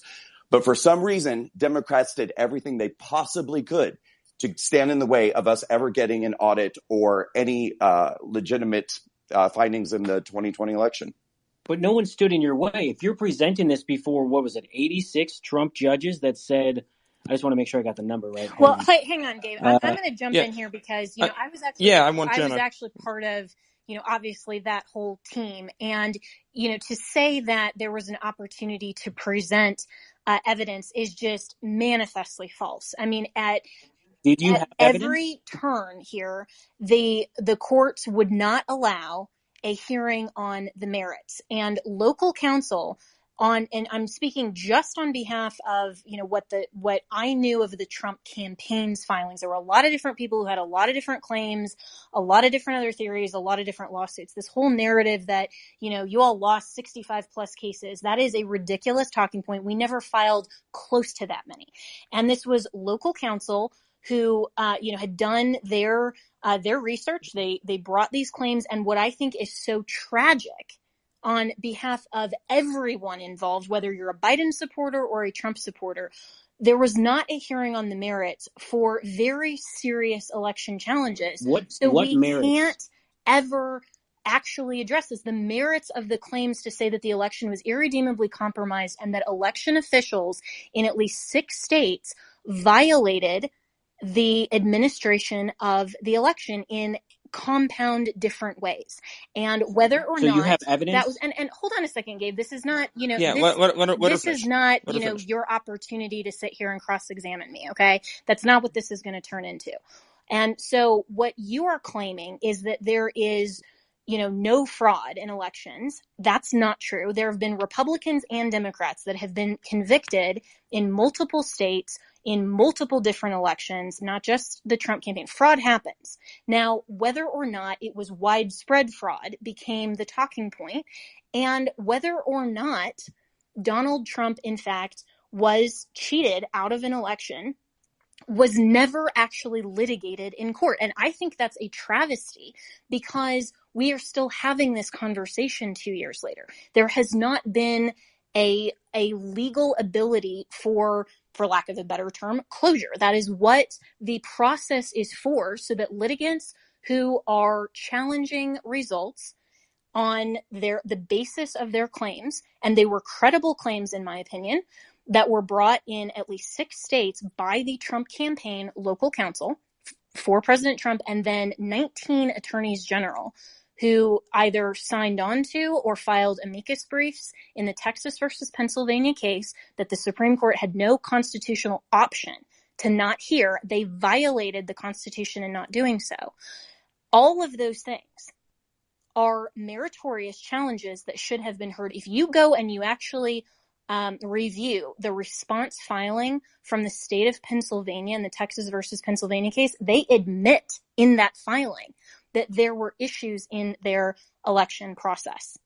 And that is a huge deal, because if we do not have a forum that is fair, that is unbiased, which is what the judicial branch should be, that is hearing the merits of these claims, then we will never get to the satisfaction of knowing for sure who won. And so I'm not going to be pigeonholed into this, do you think that the election was stolen from Trump or not? Right? That's not the question, because stolen, what does that mean? And we can all argue all of those terms and whatever. You may think you're very clever to try to pigeonhole people into this, but I can tell you, knowing Jim Pfaff for a long time, he and I are both residents of the state of Colorado. He's 100% spot on. It's not just his little anecdotal evidence. This is stuff that has been going on for 20 plus years. People have been fighting for election integrity on a variety of fronts. This just came to the fore in a very large way because it's Donald Trump, right? And his campaign should have been heard. It should have been heard on the merits. And if the Supreme Court had been doing their job, they would have accepted the Texas versus Pennsylvania case. They would have ruled on the merits. And even if Donald Trump had lost, we would have all had a judicial, legitimate ruling that we could say, okay, we've been heard, and the Supreme Court has done their job, and we can all rest on it. That is why nobody is still litigating the outcome of the 2000 election, because the Supreme Court weighed in, they did their job, Bush won, Gore conceded, we all moved on. And by the way, Could I Jen, respond? when we talk Jim, about could I respond? Yeah, go ahead, Tira. Yeah. Let's let Tira respond, and then I got to jump to Benny. Go ahead, Tira. You got to unmute. No, I was muted. Okay, so the reason why, in general, people feel that the election was stolen is because Donald Trump has continued to make these claims irrespective of whether there is proof or not. Jim said there were no cases on the merit. That is not true. Judge Russell in Nevada considered a case on the merits and said that the Trump campaign, or whoever was representing that campaign, had no case, in fact, made fun of it. Judge Warner in Arizona gave a 35-page ruling that was basically devastating to the Trump attorneys, saying, oh my gosh, everything that they're saying has no merit, doesn't make any sense. There was also a case in Michigan. In Philadelphia, there was the case that was actually considered about that the observers were not allowed to observe in an appropriate fashion. That went up to the Pennsylvania highest court, and they said, no, not an issue. Okay. Now, so there were cases on the merits. Notwithstanding that, there are also audits. There were also affidavits. There were lots of things that went on, all of which went to the fact that there was no significant fraud. Ms. Ellis is correct. There's always some fraud.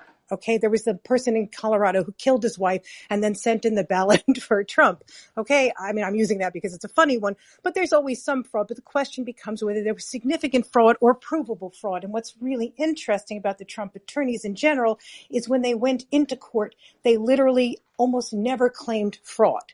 They claimed mistake, they claimed accidents, but what you heard in the media was not what you heard in the courtroom, which I found interesting. Let's go to the Texas. Wait, can I just finish? Thank you. Let's go to the Texas case. That was really interesting because what happened there, Texas, leading a number of other conservative states, said, we think that the procedures in Pennsylvania was wrong and we want you to throw them out.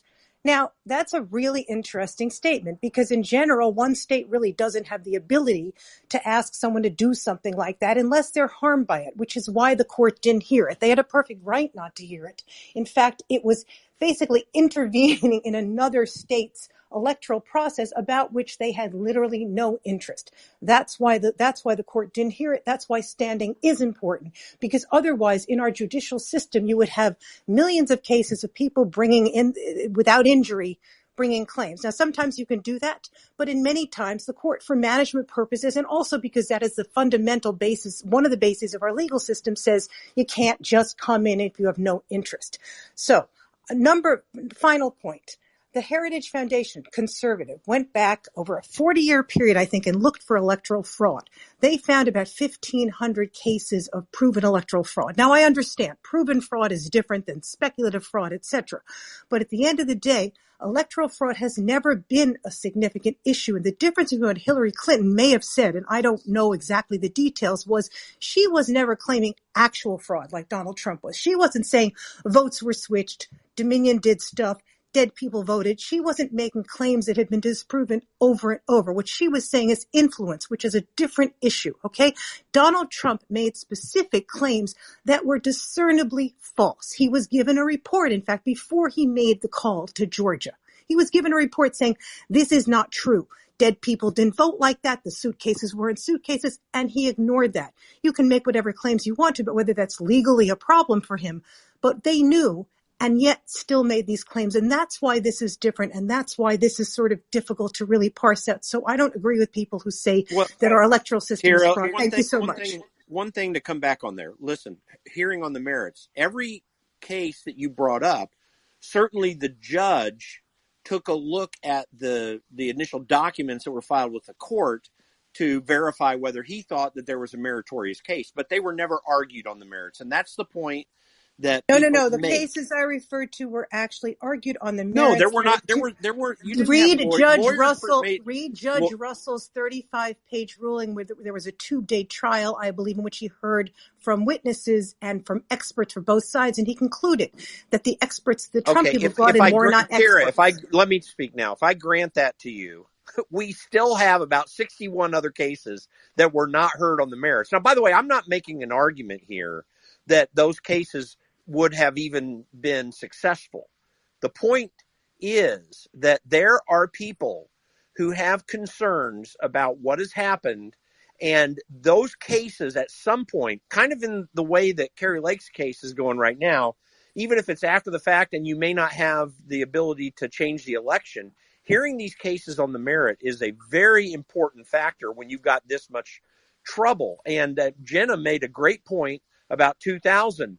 That thing got heard on the merits in the Supreme Court, and people disagreed with it, but nonetheless, it was actually heard. That's an important thing. But the even bigger issue in my mind is not Dominion Motor Machines and Nevada and all this kind of stuff. The biggest issue in my mind that I'm most concerned with is none of the Article 2 cases were heard. The Supreme Court put down any ability to listen to that. Clarence Thomas was very critical of the fact that that wasn't heard on the merits. And I believe that if there is anything that is clearly valid in this, it's all of the Article 2 cases, because Article 2, Section 1, Clause 2, if people don't know this, says that the legislature determines how electors are chosen. And that case was not there. And there are very real cases and very real concerns in that.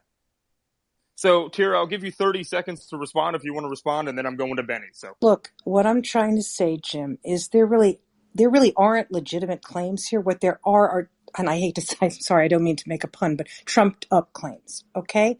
That Trump has continued to pursue, irrespective of the fact that so many of them have been disproven.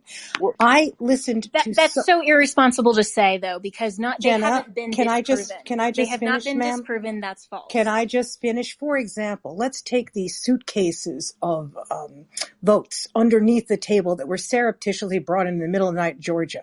They weren't suitcases. They were the baskets that actually, when you separate the envelopes from the ballots, you put the ballots in those baskets. They were never moved. Okay, there's a lot of stuff like that. There were claims about sharp. But Tira, I'm going to interrupt Tira just to say. Well, no. Jim, I'm going to get Jenna in here now. Go ahead, Thank you. And you're pointing to several different instances of things that and instances that, maybe, okay, they weren't suitcases, they were boxes or whatever. The bottom line here is when the media says fraud, okay, the media also characterizes a lot of legal things imprecisely. But what the point is that the elections were not administered according to state law. And the argument from the Texas Attorney General and others is that they do have an interest because every state participates in the electoral process under Article 2 to elect our chief magistrate. So they do have an interest in another state not irresponsibly having their elections run in a way that their electors are then presented that will tip the outcome.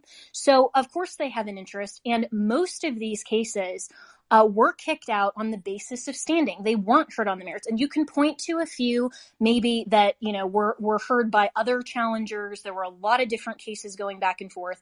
But at least the meritorious cases from the Trump campaign's filings, as well as the Texas case, were not heard on the merits. And that's very important. And I would just say as well that, you can parse this however you want, and you can anecdotally point to things. But the bottom line is America did not get a resolution to the 2020 election. And I don't care if you love or hate Trump, that is not a good thing for our judicial process, for election integrity, or for any elections moving forward. America actually got a resolution. It's just that Donald Trump will not accept the resolution.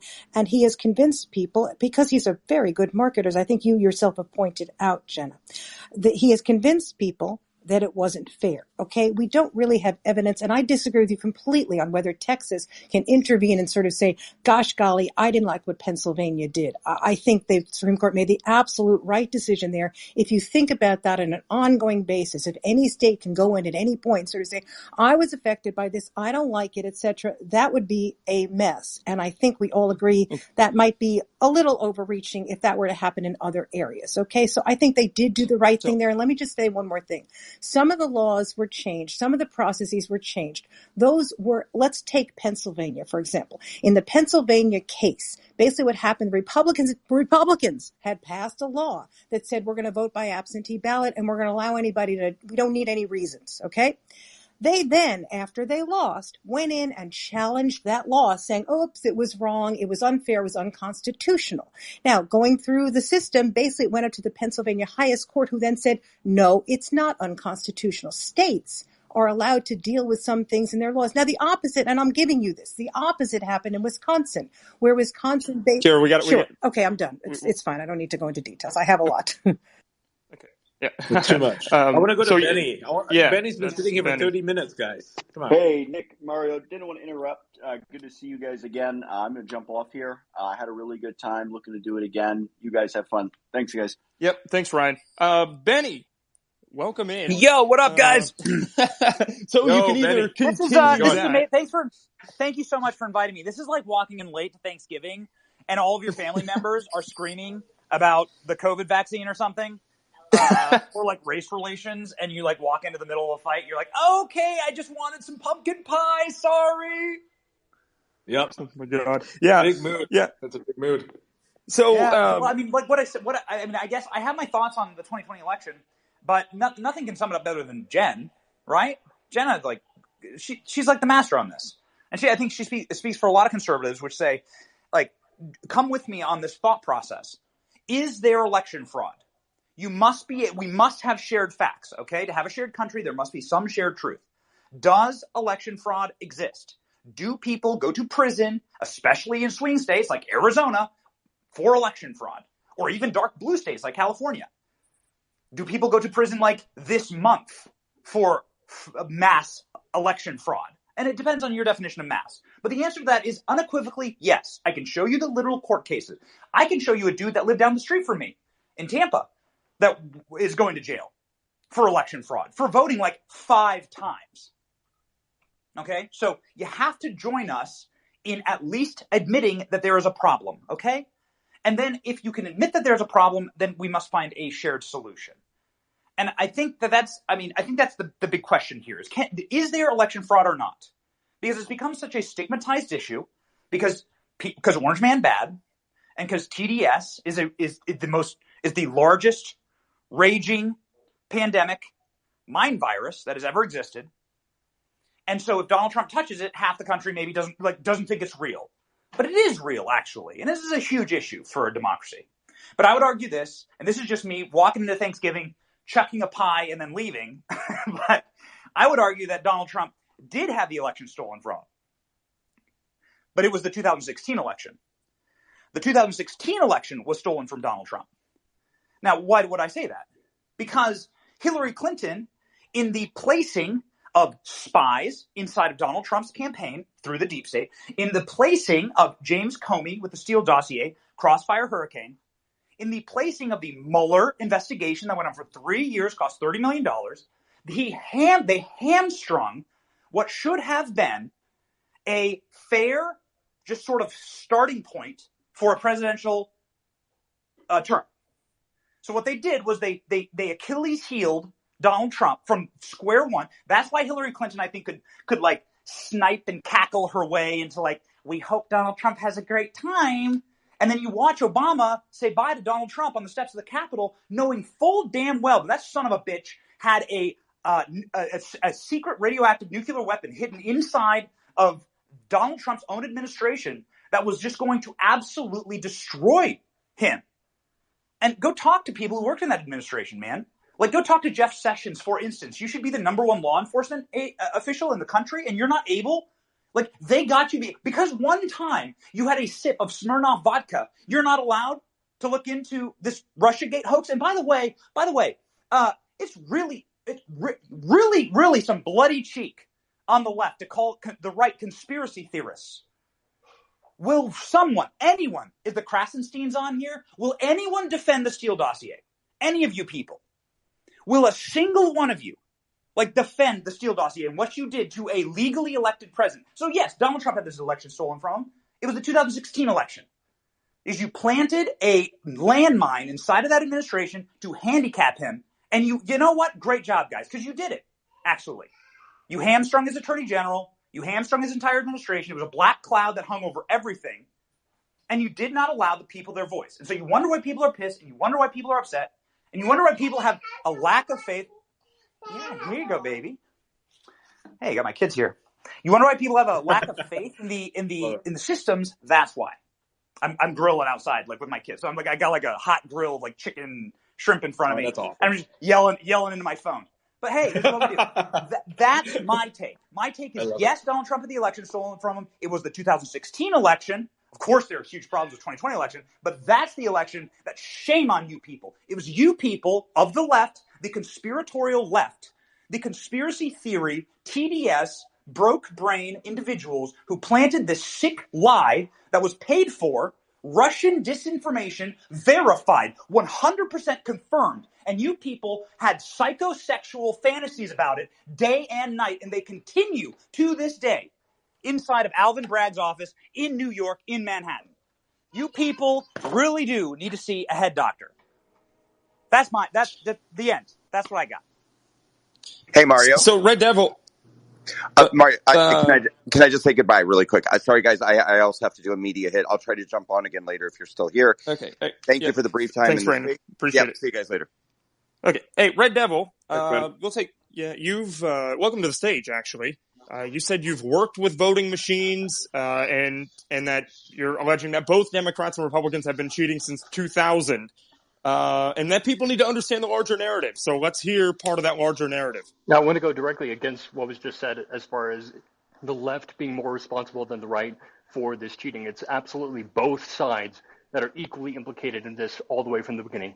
We look back at 2000, we can see the hanging chads in Florida. That was really one of the early roots of when this process began, when machines began to be involved in our election process, when our nation, or in fact our world, began to lose track of the fact that humans can actually count their own ballots and that there is a legitimate way to go about this. Of course, there's always going to be rare instances of fraud, but when you introduce the machines, you're introduced a degree of complexity which spirals out into every aspect of elections all across the nation, all across the world, which creates confusion, distrust, and the absolute collapse of society that we're experiencing right now. And it's not just the machines. Machines are just the shield, just the distraction, just the piece that could be manipulated if convenient, or if some loophole is found, or some vulnerability is produced. But really, this goes all the way back to not just the machines, but also what's fed into the machines, the ballots themselves, whether or not those ballots are legitimate, whether they have a legitimate chain of custody. And I want to take it one step further, and this is something that's breaking, whether or not the voters themselves, the names on the ballots, the names on the ballot envelopes, the signatures on those envelopes, and the names printed with those signatures are legitimate names, are legitimate people. And there might be multiple records associated with each of those individuals, whether it's in a specific county or all across the nation. But it's really a deconstruction of the entire public system that we have, the entire system of the state of the government that we have. And we need to go back to the beginning and figure out who actually has a beating heart in this nation, who is a fraudulent individual, whether they died in the past or they were just made up for the convenience of any given situation to be able to be injected into the election system. So we need to go all the way back to the beginning and look at that. Of course, we need to get rid of the machines. Of course, we need to get rid of mail-in balloting. Of course, we need to vote on one day in person with a hand count. Of course, all that's true. But I think you need voter ID as well. You don't have that. And we need to take a thumbprint and we need to put that in ink. We need to put that ink on each ballot so everybody knows that forensically it could be tracked back to them if they are a part of any kind of fraud that takes place. And so there's a lot that needs to be done still, but we can't just focus on one area or the other. Lindell likes to talk about machines. Some other people like to talk about the ballot trafficking. All of those are components of it, but we really need to stop pointing the finger at one party or the other and realize that both of them feed from the same trough. International criminal organizations that have taken charge of these people and are causing them to act towards their will rather than the will of the sovereign people of the country in which they are infiltrating. And I'm not just talking about America. This is Brazil all over, and all that can be verified. Benny, jump in. Yeah, dude, like you ain't gonna find any problem with me with what was just said. So I travel a lot for my job. So I'm piecing out all the time to the airport. And why is it that the government knows exactly which flight I am? Like, of course I'm not able to board a plane without an ID. In fact, there's signs all over the airport right now. Has anybody flown recently saying, "Are you ready?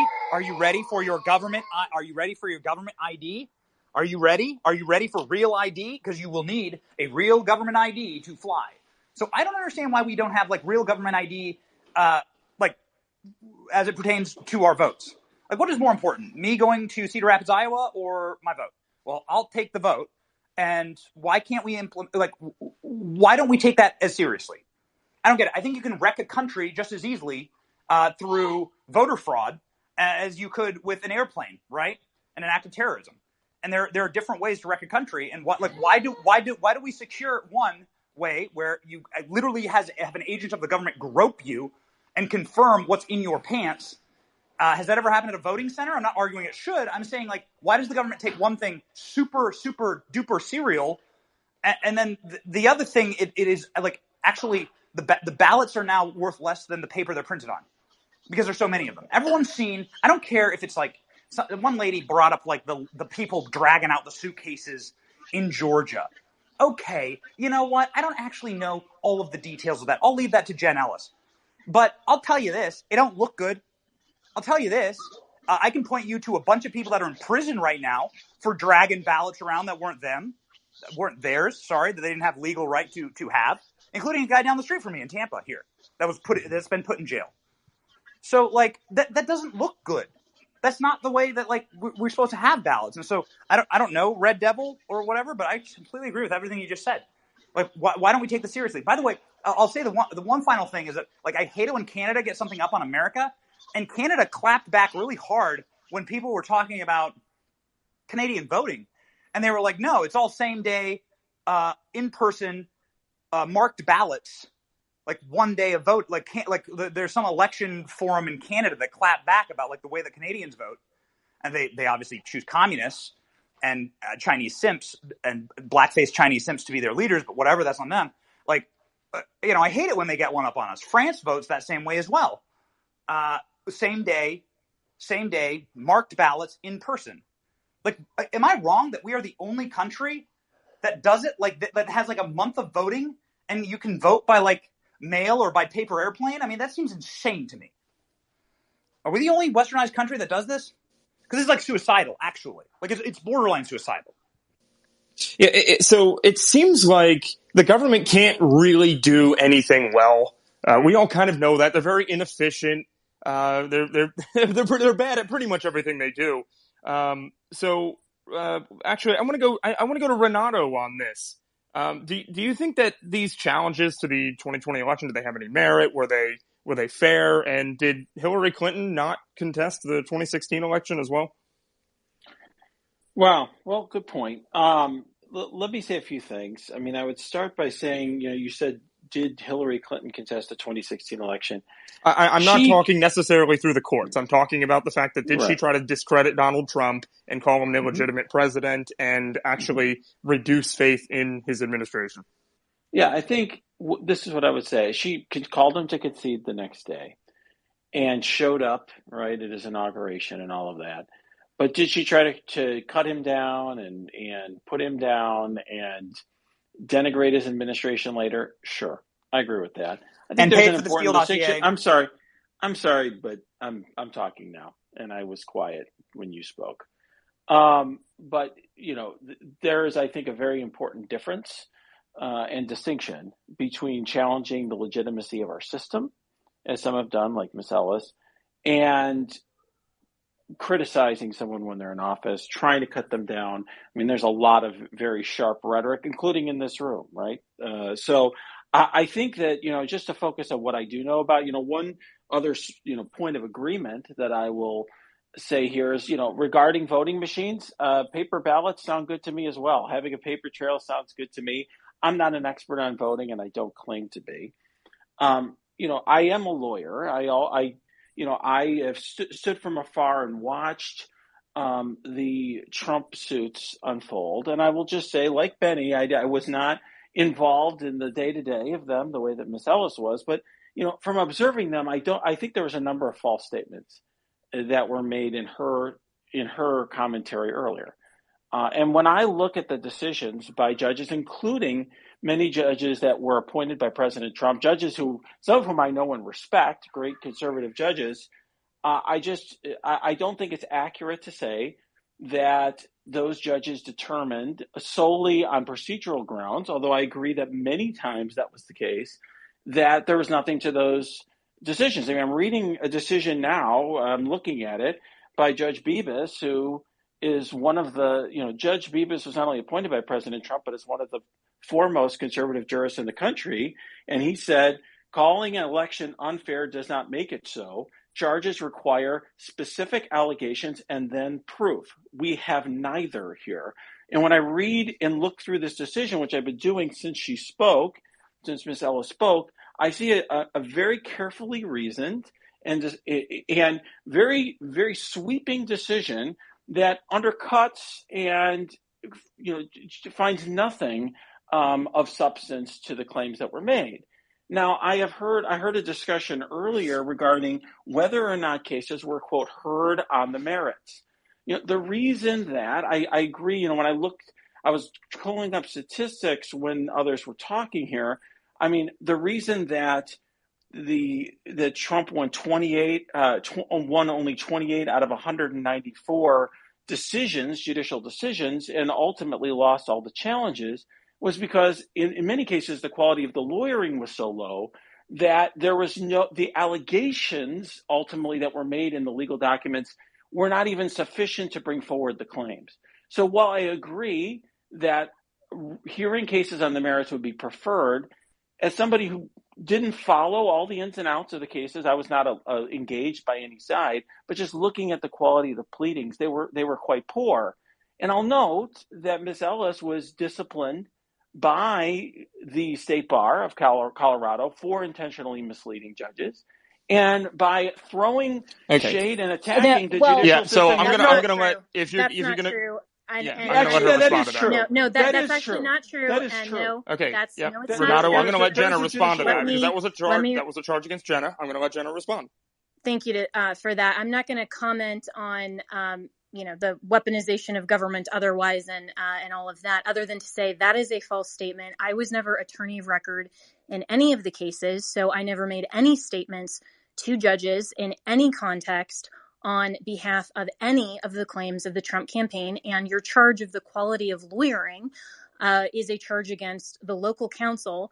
And so that is not true that was the basis of the censure in Colorado. And I would encourage everyone to actually go and read not what the media is portraying, but was that what actually happened. But I also want to say and clarify the charge as well that people like myself who worked on behalf of Donald Trump and that the intent was to undermine the legitimacy of the system. That is also not true, and that is a biased talking point. The intent of the challenges were to get to the results of what actually happened and to promote free and fair elections and make sure that every legal vote counted and counted fairly and accurately. And so whether you love or hate Donald Trump, the goal is not to undermine the legitimacy of the system. The goal in all election integrity challenges are to make sure that the system is, in fact, legitimate. And for the 2020 election, in my view, what is so amazingly ridiculous about this entire conversation and all of this rhetoric from, this guy who just spoke that I've never heard of, is that this is a charge against the intent of Donald Trump because people think that, he had all kinds of different motivations and whatever, and they're totally skipping over the fact that Trump campaigned. Fine. We can all agree or not vote or whatever, but we should all come together and want a meritorious finding on the merits. And I didn't say all cases were kicked out on standing. Many of them were, at least from the Trump campaign, but things like Texas versus Pennsylvania were not heard. And somebody said earlier that, that the Supreme Court didn't hear that case because, well, they never issued a reason or an opinion based on that. So all of us here, whether you like Trump, hate Trump, thought he won, lost, whatever, the goal of election integrity should always be to make sure that our system is legitimate and that everyone has faith and confidence and that the fraud that does happen is minimized to the extent possible. And so I really, really would encourage people like the speaker before me who, is making all kinds of false personal attacks and clearly hasn't even read what's going on in Colorado, to note that I wasn't the attorney of record in any of these cases. I was not local counsel on any of these cases.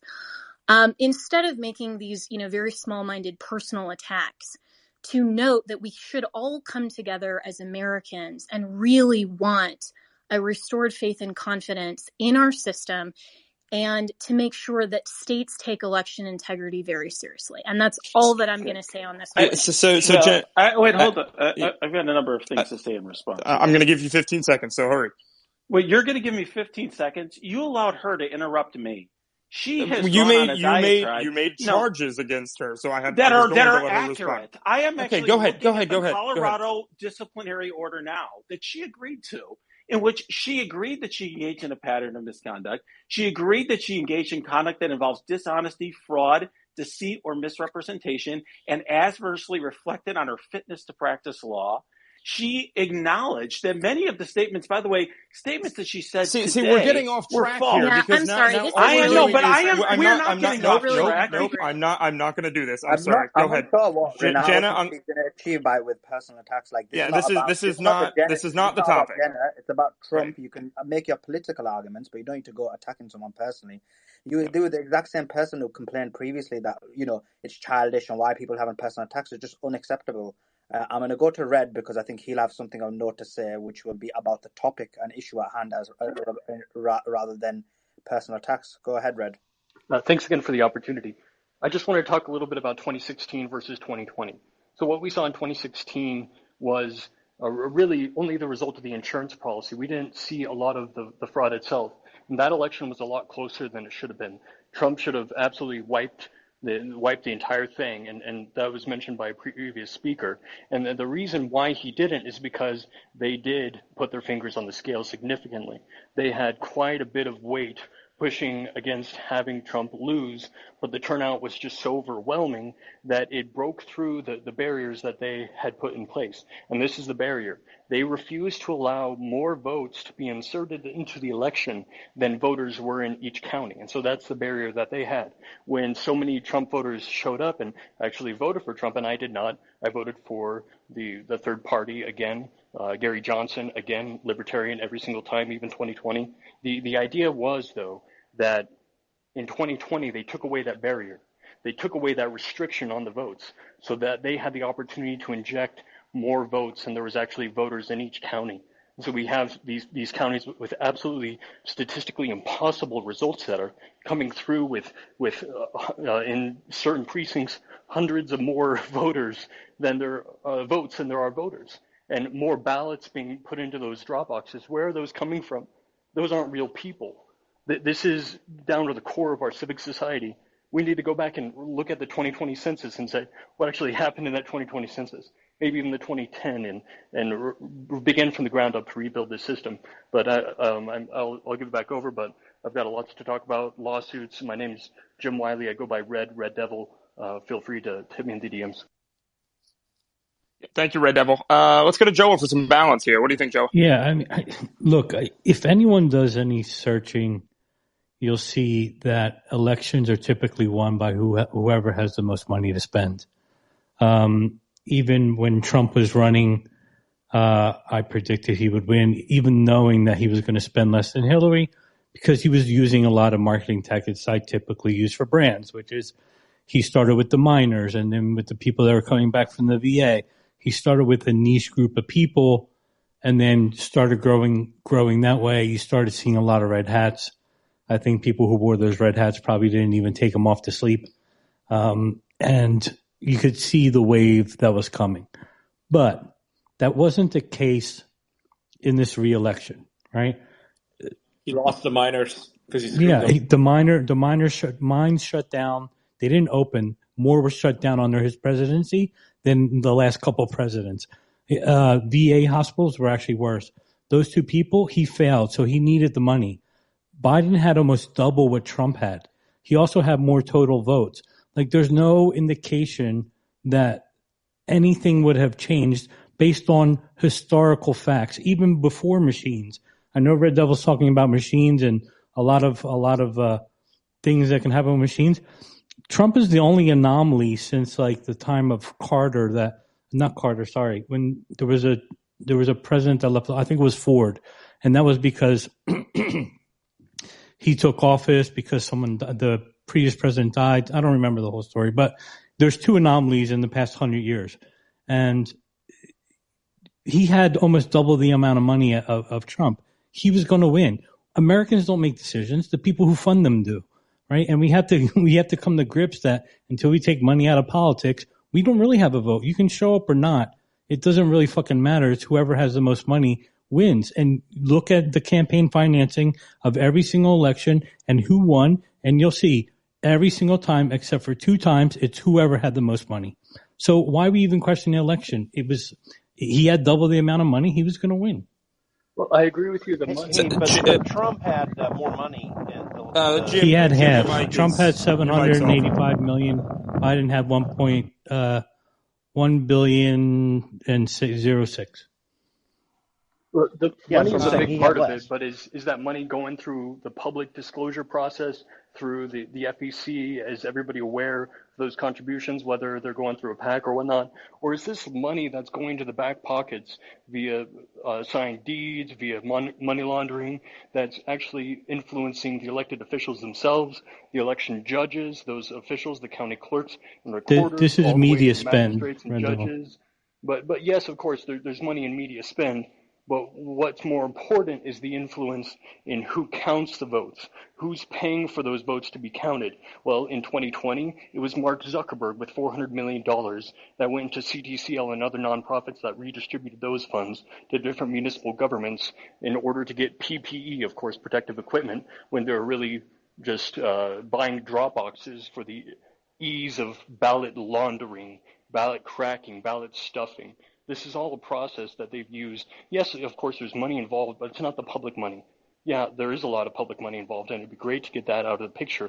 But what's going on underneath, that's what we need to look at even closer. So, Jenna, I want to ask you a question real quick. What do you think would need to be done to restore faith in the American election system? What needs to be changed? I mean, there's so much to this, I guess, that you may not be able to answer that totally, but broadly speaking, what do you think it would take? That's a great question. And I think full transparency would be a great start. Having some safeguards and security like voter ID, like paper ballots, like one day of voting, not this universal vote by mail and all of these different options for drop boxes and, days at a time, having one election day. And then also having legislative reform where election officials are required to turn over, be fully transparent to all of the candidates, and even, the American people should be able to look at all of the particularized results and then have kind of like Virginia has what they call a rocket docket for some civil litigation, have a very specific timeline on candidates that can bring challenges based on these timely filings or disclosures from election administrators, and that they can be heard on the merits, and that this isn't just this overly politicized bunk to say that, you don't have standing or this isn't necessarily outcome oriented. A lot of the problems that candidates face is because they can't even get access to the information, or it's unavailable, or there's not audits in a timely manner. And so a lot of what, in my opinion, happened in the 2020 election was that the clock was just ran out by the courts and also by the state legislatures that refused to step in under their Article 2 authority. So we need to have transparency. We need to have legislative reform. We need to have the ability to bring these challenges meritoriously and get heard in courts, and have free and fair elections. So the Heritage Foundation has released a really great election transparency paper and initiative that I would highly encourage everybody to read. And, even though obviously they're more of a conservative group, this isn't a partisan issue at all. And, clearly, I obviously represented the Trump campaign and Donald Trump in 2020, but that doesn't change the fact that due process and process should happen. And these things should be fully transparent, regardless of who you're representing, or, if you have a personal stake in the outcome of a candidate because of being the candidate yourself or being a representative of a candidate. We just need to really drastically have more accountability and the ability to file these challenges timely and be heard. So thank you for that, Jenna. Before I want to get Joa's response to that quickly, but I also want to remind the audience to go down there and leave our questions. Leave your questions, and we're going through them, and so we'll get to them shortly. Joa, what is the issue here with what Jenna is saying? What voter ID, paper ballots, one election day, and easy auditing? What is the issue with that? Why is that so polarizing? First, Jenna earlier said something very, I believe, idealistic, which is until everyone believes we have a fair voting system. Well, that's never going to happen. You can't get every person to agree on, even if the sky's blue or that the earth is round, right? You're going to have people disagree no matter what. And the statement. But Joe, just about that, isn't that like, I guess what you're saying, because it's been like you're saying like having certainty, but I think when Jenna's saying it, or when I made a similar comment earlier, I don't mean like certainty from a philosophical perspective. Of course, you're not going to achieve that. But what we're saying is, what the scenario you have now is, anytime there's an election, 50% is just a hypothetical, but a significant portion from either side, depending on what year it is. Mm-hmm. Do not believe in the election. You can never have a society where a functioning society where people don't believe in the result of election. So reform is needed to increase that. And so even if of course you wouldn't get 100% certainty, but you get to a point where there can be an election and people can agree to the result of that election. Yes, but if that was the case, I don't think this would be the election to question it, right? Maybe the Bush and Gore election would have been one to question it, not one. Well, I don't know. I would say, Joa, so I just posted in the Nest there. As I said, I've had my ups and downs with Trump. I was a huge Trump supporter. The Nest doesn't show up for me, but I'll look at it. Okay. Well, but so like one of the charts that I put together at the end of 2020, this was right after the election there, was a chart demonstrating what the media gets and what we all get from the feeds there, which is basically, here are the results coming in from all the various states. In the end, Trump actually held up, he printed out this chart on a big placard and held it up over the White House podium to show what I was showing, which was basically that in the middle of the night in Wisconsin, there was a host of very strange anomalies where a huge batch came in. Now, it very well could have been that those came in from Minneapolis or from some very strong blue hold, but we had no idea. There's no sort of accountability. There's no transparency that we can see as to where those things came from, and even just what the media sees, what you get fed over Fox News, what you get fed over CNN, what you get fed over MSNBC when it comes to those results, come from this very strange source. And again, none of that has been really fixed. I think you need that sort of transactional thing. I don't know if there's a blockchain component to this thing that needs to be there, so you have you can see your vote all the way through. But yeah, it's going to be very difficult to roll back, all the COVID policies that changed the election and basically, destroyed the red wave last year. That's actually what I was going to bring up. You would expect anomalies because we had an anomaly, right? We had more people voting with mail-in ballots due to COVID than any time in history. So of course you're going to expect things you've never seen before because something happened that's never happened before.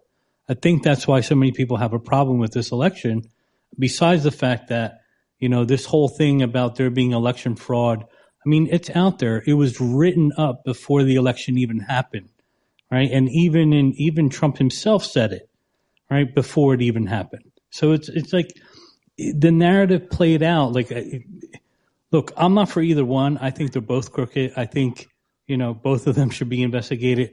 But this was something that was premeditated before it even happened. There's tons of evidence out there that that's exactly what happened. And yes, we're going to see anomalies in the data. I think America has a very old voting system. Don't know why it's not taking care of the American people, but instead each state has X amount of votes, and the states with less people in terms of weight actually have more weight per vote than the states with a lot of people, which is a bit ridiculous, but I don't think it's part of it is just the shock to the system sometimes fixes things. I've been around since the election of 2000 and the Bush Gore election there, and Florida was completely embarrassed, just red-faced over Broward County votes being found in bags and the hanging chads, if you remember all that. And now they've got their crap together. They were done. I mean, their election was done by 8 p.m. They had all the votes in. There was very little controversy. And then you go here in California, you go to, Pennsylvania was the perfect example where you had in 1 year, in 2016, about 200,000 absentee ballots. And then that shot up to 2.3 million. And it's just like things are going to be crazy. You look in Georgia, where in 2016, 6% of the mail-in ballots were rejected. And then it grew by a factor of 10 and only 0.6% were rejected the next time around. And so it really lends itself to incredulity when you look at these things. It's going to be difficult to overcome those hurdles, I think, unless we hit ground bottom, and maybe we have in these last two elections. I don't think the biggest issue for me that never gets brought up is the total population of California and how many electoral votes they have.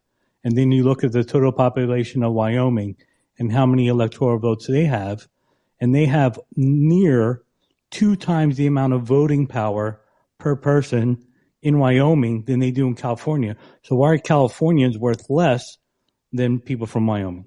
Do you know what I mean? That to me is the most messed up thing there is. Well, that's a matter of sort of timing of the census, right? I mean, here in California, we're actually projected to lose about 10 seats here in the next census No, that's round. not a member of the census. That's because that's how we've been running. That's what the Constitution says. That's how we basically deal with our electoral college votes. Okay, it's nothing to do with the census. I mean, it goes up and down according to the census, but it's not a census issue. Can I just I'm driving, so Nick, can I make 1 or 2 comments? Is that okay? Because I'm afraid I'll lose you. Okay. So, I think everyone knew what was going to happen in this election in terms of there were masses of absentee ballots, much more than usual, that basically on election day, because Republicans were told by Donald Trump to vote on election day, that it might look different, right, than it did the days after. because the Democratic cities were going to come in with absentee ballots and they were going to be heavily weighted in favor of Joe Biden. So if you found yourself confused or upset or whatever, you shouldn't have been, because actually literally every commentator, every news article was saying that. Even Donald Trump knew that, and some of his people said that. However, I want to go back to something, because I do think maybe there are areas we can agree on, okay? I think voter ID would be fine as long as we can come up with a way to do it that would be fair, that would be equitable, and also wouldn't impose difficulties on certain people. We have a system now of 50 states get to do everything they want to, and that creates confusion, right? Because nobody knows every state law. Nobody could. Maybe there are some people, but it's hard. And people don't understand the procedures, and it can be different in different states. So it'd be really nice if we had some degree. Tira, I want to ask you here, are you advocating for federalizing the election system? Well, I think that would not, if we could agree on some sort of voter ID, I don't have a problem with that. If, like I said, there are issues, like sometimes it's done sort of unfairly because in different states you have to get a birth certificate. There are things that have created hardships for people. But if we could come up with some national system, I think we should try, because that would be easier. Some of the things that Miss Ellis said, I don't agree with. I have no problems with drop boxes. Man, I love them. I think they're easy. I just wish they had better security. Maybe we could work on that. I also don't think just voting on one day is absolutely necessary. Okay. We certainly could arrange to have early voting, things like that. I mean, there's no real reason to not to always have it on one day, because let's get real. What that does is it favors Republicans, or in general, it has favored Republicans, or it has favored people who are able to get to the polls in one specific day. Often people who have more financial resources, or at least have the ability to leave their jobs, potentially, things like that. Now, we could make it a national holiday. I get that. But I think there's some things that I don't think I'd agree with, but other areas where I think we could all come together, and I would love to see that. Okay. I would really love to see it. I think that's fair, us. Tara. I think that's fair. I think, look, here in California, for example, it's super frustrating because, I've spent most of my career doing elections.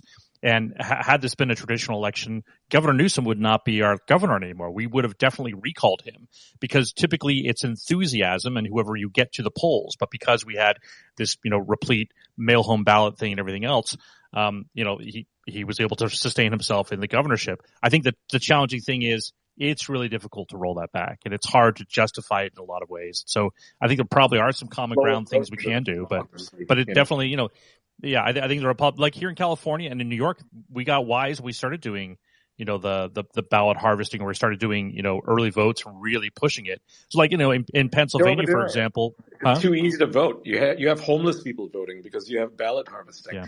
Homeless people shouldn't even be allowed to vote. Homeless people shouldn't vote? Is that your contention? No, they shouldn't be allowed to vote. They don't have a really? say. Unfortunately, we have okay. Absolutely. So Ian, why should they have a right to vote? System is so they're going to vote for free stuff. Can I just tell you something? And they contribute nothing. Wait, you've been speaking for a while, so I like to speak. Okay, sure, of course. Yeah.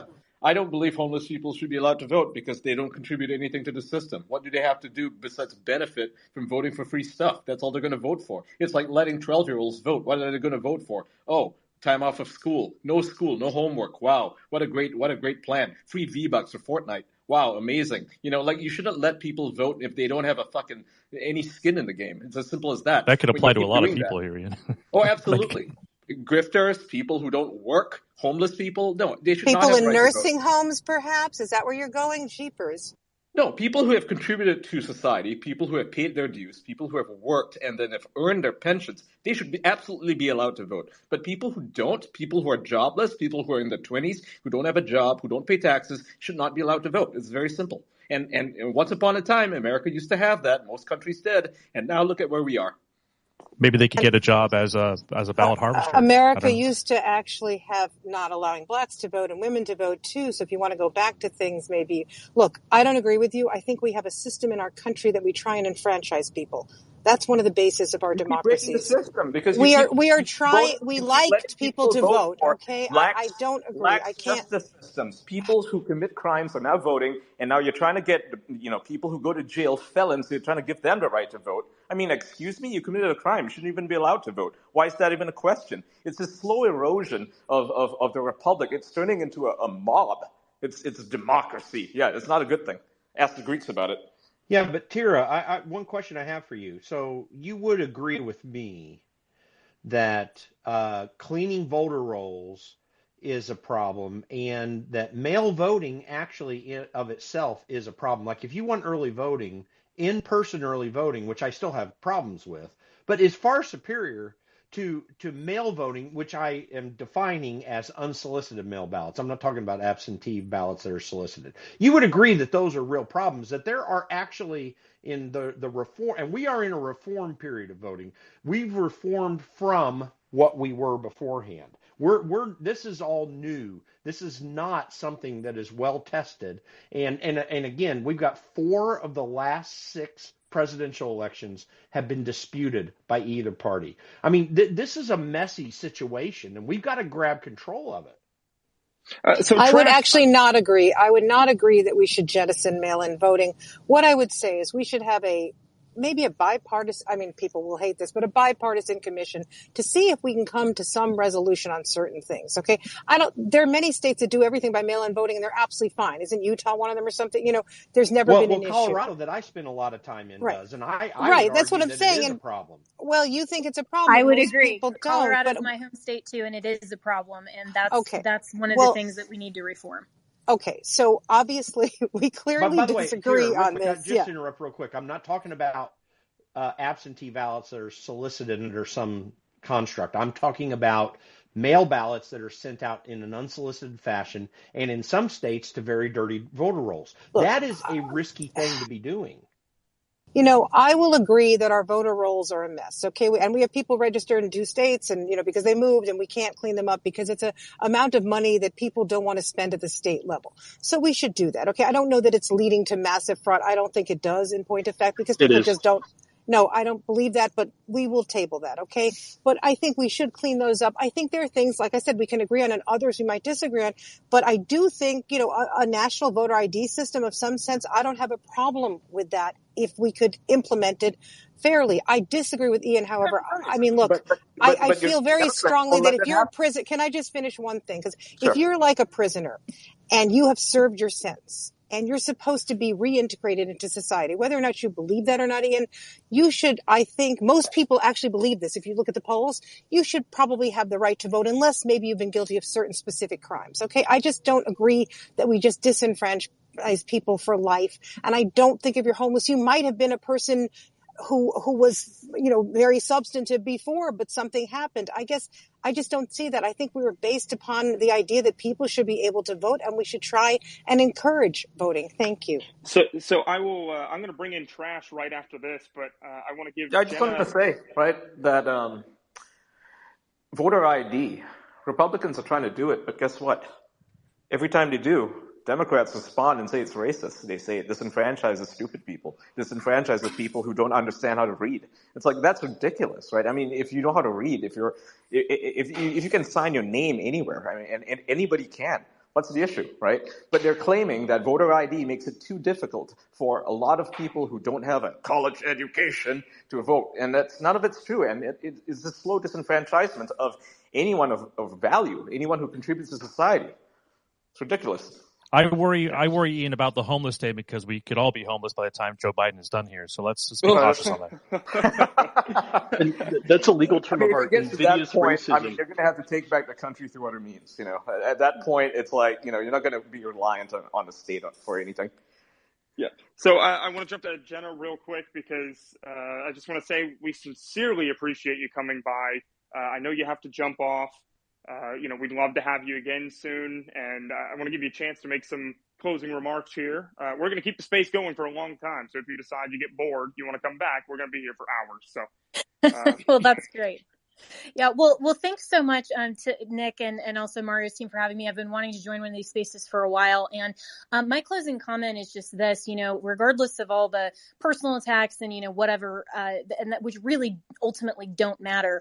I love the fact that we have these types of spaces because the fact that we're all disagreeing and having good conversation is exactly what we should be doing. And I wish that we could do that in an environment and in a forum without the weaponization of government and without people worried that they're going to get censored on social media or they're going to get, hauled before a star chamber or, whatever it is. We should all be able to express opinion and talk about how do we best preserve and protect our constitutional republic moving forward. That's what it's all about. So I really appreciate everybody who's been here. Thanks for the opportunity to join, and I'll just leave it at that. And thanks again so much, guys. Thank you, Jenna. Come back anytime. Absolutely. Thanks for being here. Yep. So, and we are bringing in more special guests. We're working on them right now. It won't be too long, but we'll have some more interesting people to talk to here. Trash, I'm going to toss to you. Thanks. Hear me out, guys. Okay. So I'm one of the Trump voter dissenters on massive wide-scale fraud because they admitted what they did and how they did it. So I put down in the bubble down there. And then, like, listen. I can't litigate machines. I can't litigate. I'm not an attorney. I can't litigate cases. That's not where I'm going. All I can do is go with what I'm given. And what I see is it makes a lot of sense. So down in the chat, I put a link to a February 2021 article in Time magazine written by Molly Ball. And it was called the secret 2020 election shadow campaign that saved the election, right? Well, they detail in here how it was done, right? So we're using $400 million from the CARES Act, right? And then Zuckerberg comes in with another $300 million. And then you get various different millions donated from very different reasons. But what that money enabled them to do was build this massive apparatus where they could go collect they could lobby to get laws changed. Then they could also go collect all these ballots that were sent out unsolicited or even solicited, or that was the law in the state. It was changed. It was different for each state, which is what made this so sick. And so you go through it and you say, okay, you got Zuckerberg, you got the $400 million of taxpayer money, I might add, that was used through these activist groups to change laws and to change how the system was. Then they put entire teams together to go out there and collect votes, knocking on everybody's door. Hey, did you vote? No, I'm not going to vote. It's right there. Hey, it's right there. Just fill it out. I'll grab it for you. And then they, whatever conversations happened there is whatever happened there. And they're just collecting all these ballots, which is why there was an insane amount. Now, that would be one thing, right?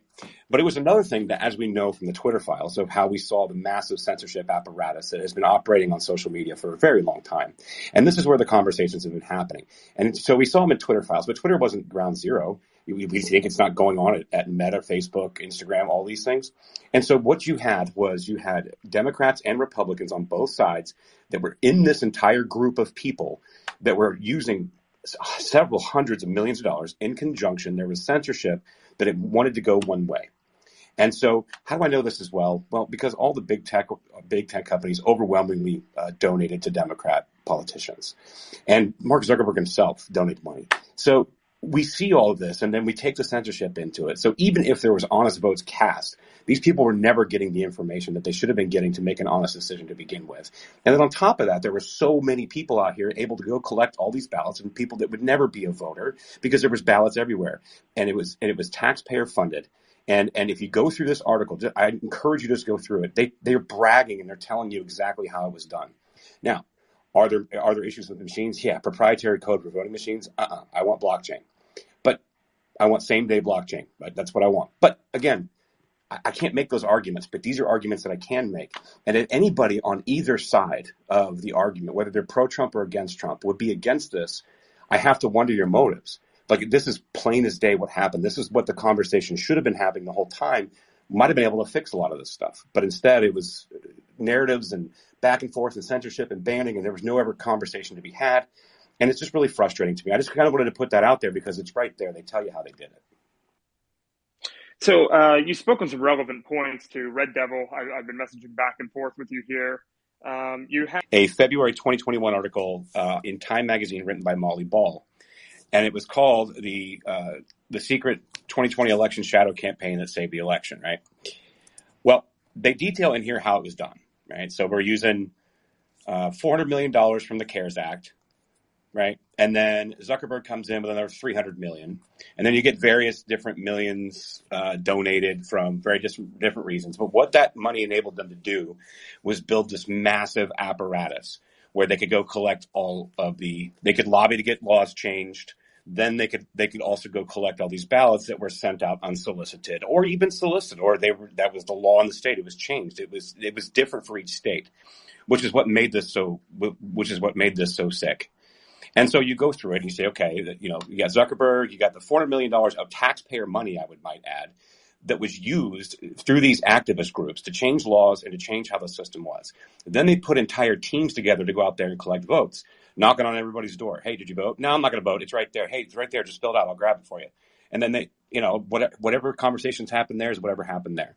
And they're just collecting all these ballots and collecting all these ballots, which is why there was an insane amount. Now, that would be one thing, right?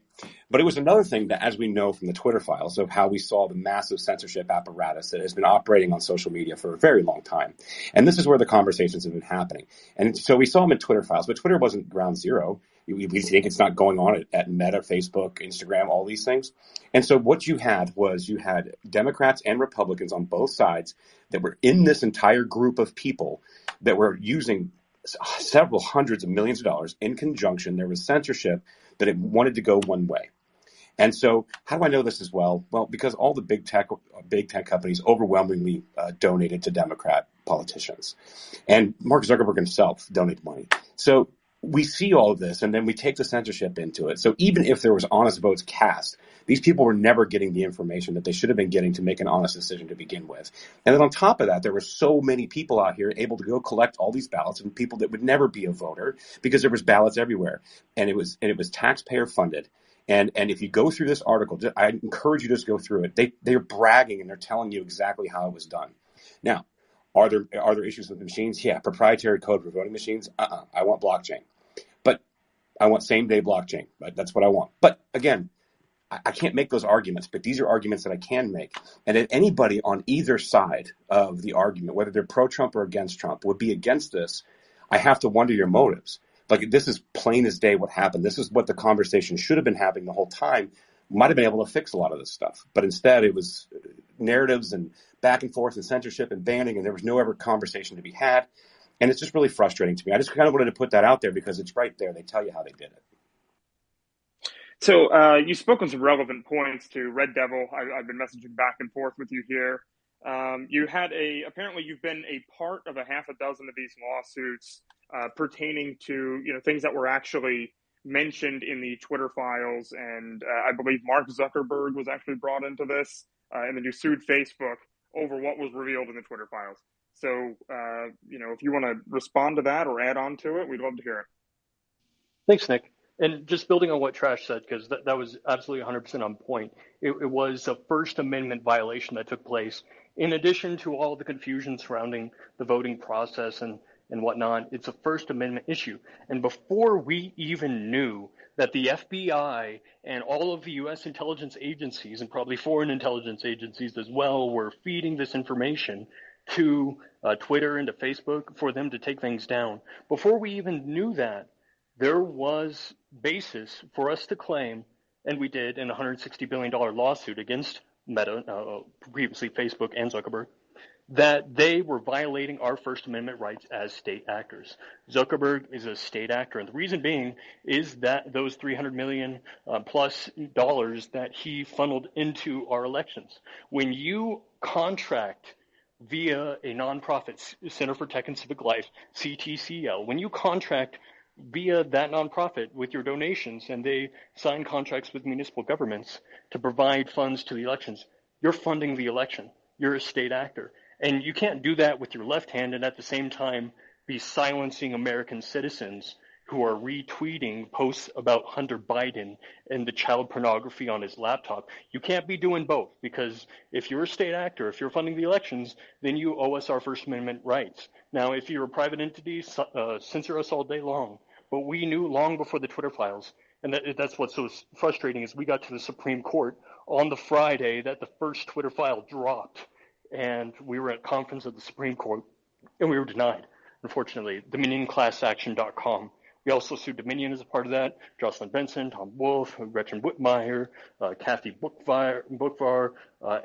Those are just the Democrats, not to mention Brad Raffensperger, Brian Kemp. These are Georgia Republicans that stole the election from Stacey Abrams in 2018 and did it again. So this is on both sides. Both sides are guilty. Okay, so Gabe, I'm sure you have plenty to say to that. Let's say Red Devil is making accusations about both sides. So, Gabe, jump in.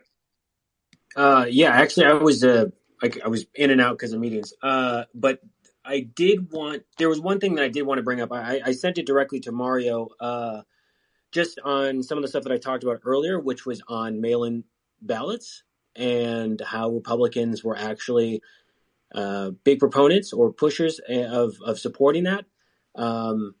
So, you can go back to 2016, where there's a Tampa Bay Times article that says so much for the Florida GOP advantage in mail-in ballots, which tells you since 2008, Democrats have overcome the Republican mail-in lead. You can go back to 2020 when Trump pushed the idea or denounced votes by mail, yet Florida and other states heavily rely on it. So I just wanted to bring that up to clear it up, since Jim said that I was wrong, and I just wanted to make sure that everyone was aware that mail-in ballots benefits everyone, especially the GOP. So I just kind of want to add 2 cents on that. But I didn't really hear what I think Red Devil said, so I can't really comment on what he was saying before. But I'll chime in after he speaks. Yeah, so Red Devil, you had a lot of disagreement there, a lot of thumbs down. So I want to ask you, what's the argument against mail-in voting? As I've said before, it seems like maybe the government isn't the most reliable entity in the world, and we just saw mass mail-in balloting in 2020. So I'd like your thoughts on that. Absolutely. That's probably one of the key pieces of this entire scheme that's being implemented. And in different jurisdictions, in different states, in different counties, different ones of these will be utilized to different degrees. There's the machine component, there's the mail-in component, and then there's the actual ballot production component associated with the voter rolls. And the one about the mail-in voting is chain of custody. When you take what is a legal affidavit, a ballot, and the signature on the envelope attesting to the legality of that production of that ballot, and you redistribute that through the mail system, which I think the point was just made, that the government may not be the most effective and efficient supplier of services in general for anything, much less for mail. I think we have got two or in multiple other instances of private entities providing very effective and timely service on the delivery of parcels relative to the USPS. And then we're trusting them with all these legal documents, these affidavits that are mass mailed out in easily identified envelopes to addresses and individuals who addresses that may not have structures on them, and individuals who do not exist, to the tune of double-digit percentages variation on the population of these precincts and counties. That's a huge issue, and it's the chain of custody associated with all these ballots that are being blasted out across the country and across the world. We see some of them that aren't actually, the chain of custody extends into Mexico and then back across the border. And True the Vote, I want to give a shout out to them on the hard work that they did there, but that was just the beginning. There's a lot more to go. Melissa, thank you for joining us. Much appreciated. What's your thoughts on this? We're talking about the election, the veracity of the election, and some kind of the problems that are occurring regarding the voting. Well, thank you so much for having me on. I thought we were going to be talking about the indictment, but yeah, I'll hop right into the election discussion. But yeah, I mean, what happened in 2020 was absolutely despicable, in my opinion. For most of you probably who don't know, but I was actually born and raised in a third world country. I come from Zimbabwe, so these are the kinds of things that happen, in third world countries. So for someone like me who has that type of frame of reference, it was very clear what went on in the 2020 election and how, there was absolute fraud, and how, the left basically manipulates the system and basically hides behind the idea that Black people are too dumb to have an ID, when I come from a country that is 99% Black, and every single person has an ID and and votes with an ID in my country. And these are people that live on $30 a month, so the idea that Black people in America can't have an ID to vote, and you can't vote one day, one vote with an ID in a first world country like the United States is absolutely ridiculous. And the idea that we've turned election into weeks and months and mailing in votes and, all of these things. This is just something that is created to create fraud. And it's very plain and it's very clear to people who have lived in third world countries why these things happen. Because this is exactly the type of things that happen. The fact that the election was stopped. I've never seen that happen in the United States. I've been here almost 20 years now. I came here when I was 19. And just watching how the election was stopped in the middle of the election, in the middle of the night, I think it was around maybe 2 a.m. I stayed up all night. And all of a sudden, we're going to stop counting votes and everybody can go to bed. Trump is leading by 10 points or more in many states. And then we wake up the next day and all of a sudden we've got all new mail-in ballots coming in, many of them that were breaking almost 100% for Biden. I mean, and this is a fact. So, I just think that the American people just need to look at what's happening, not from a left-right perspective, because I think the powerful entities that have run this country and have run both parties, they have divided the country on a left-right, Republican versus Democrat basis so that we're too busy fighting each other to truly understand the true nature of what this country is up against. And I think that's the kind of bigger picture we need to be looking at, because everybody has their own little team. Well, it's the Republicans. I'm on the Democrat side. But really, if you look at it, there is a globalist group that is basically, in my opinion, controls both parties for the most part.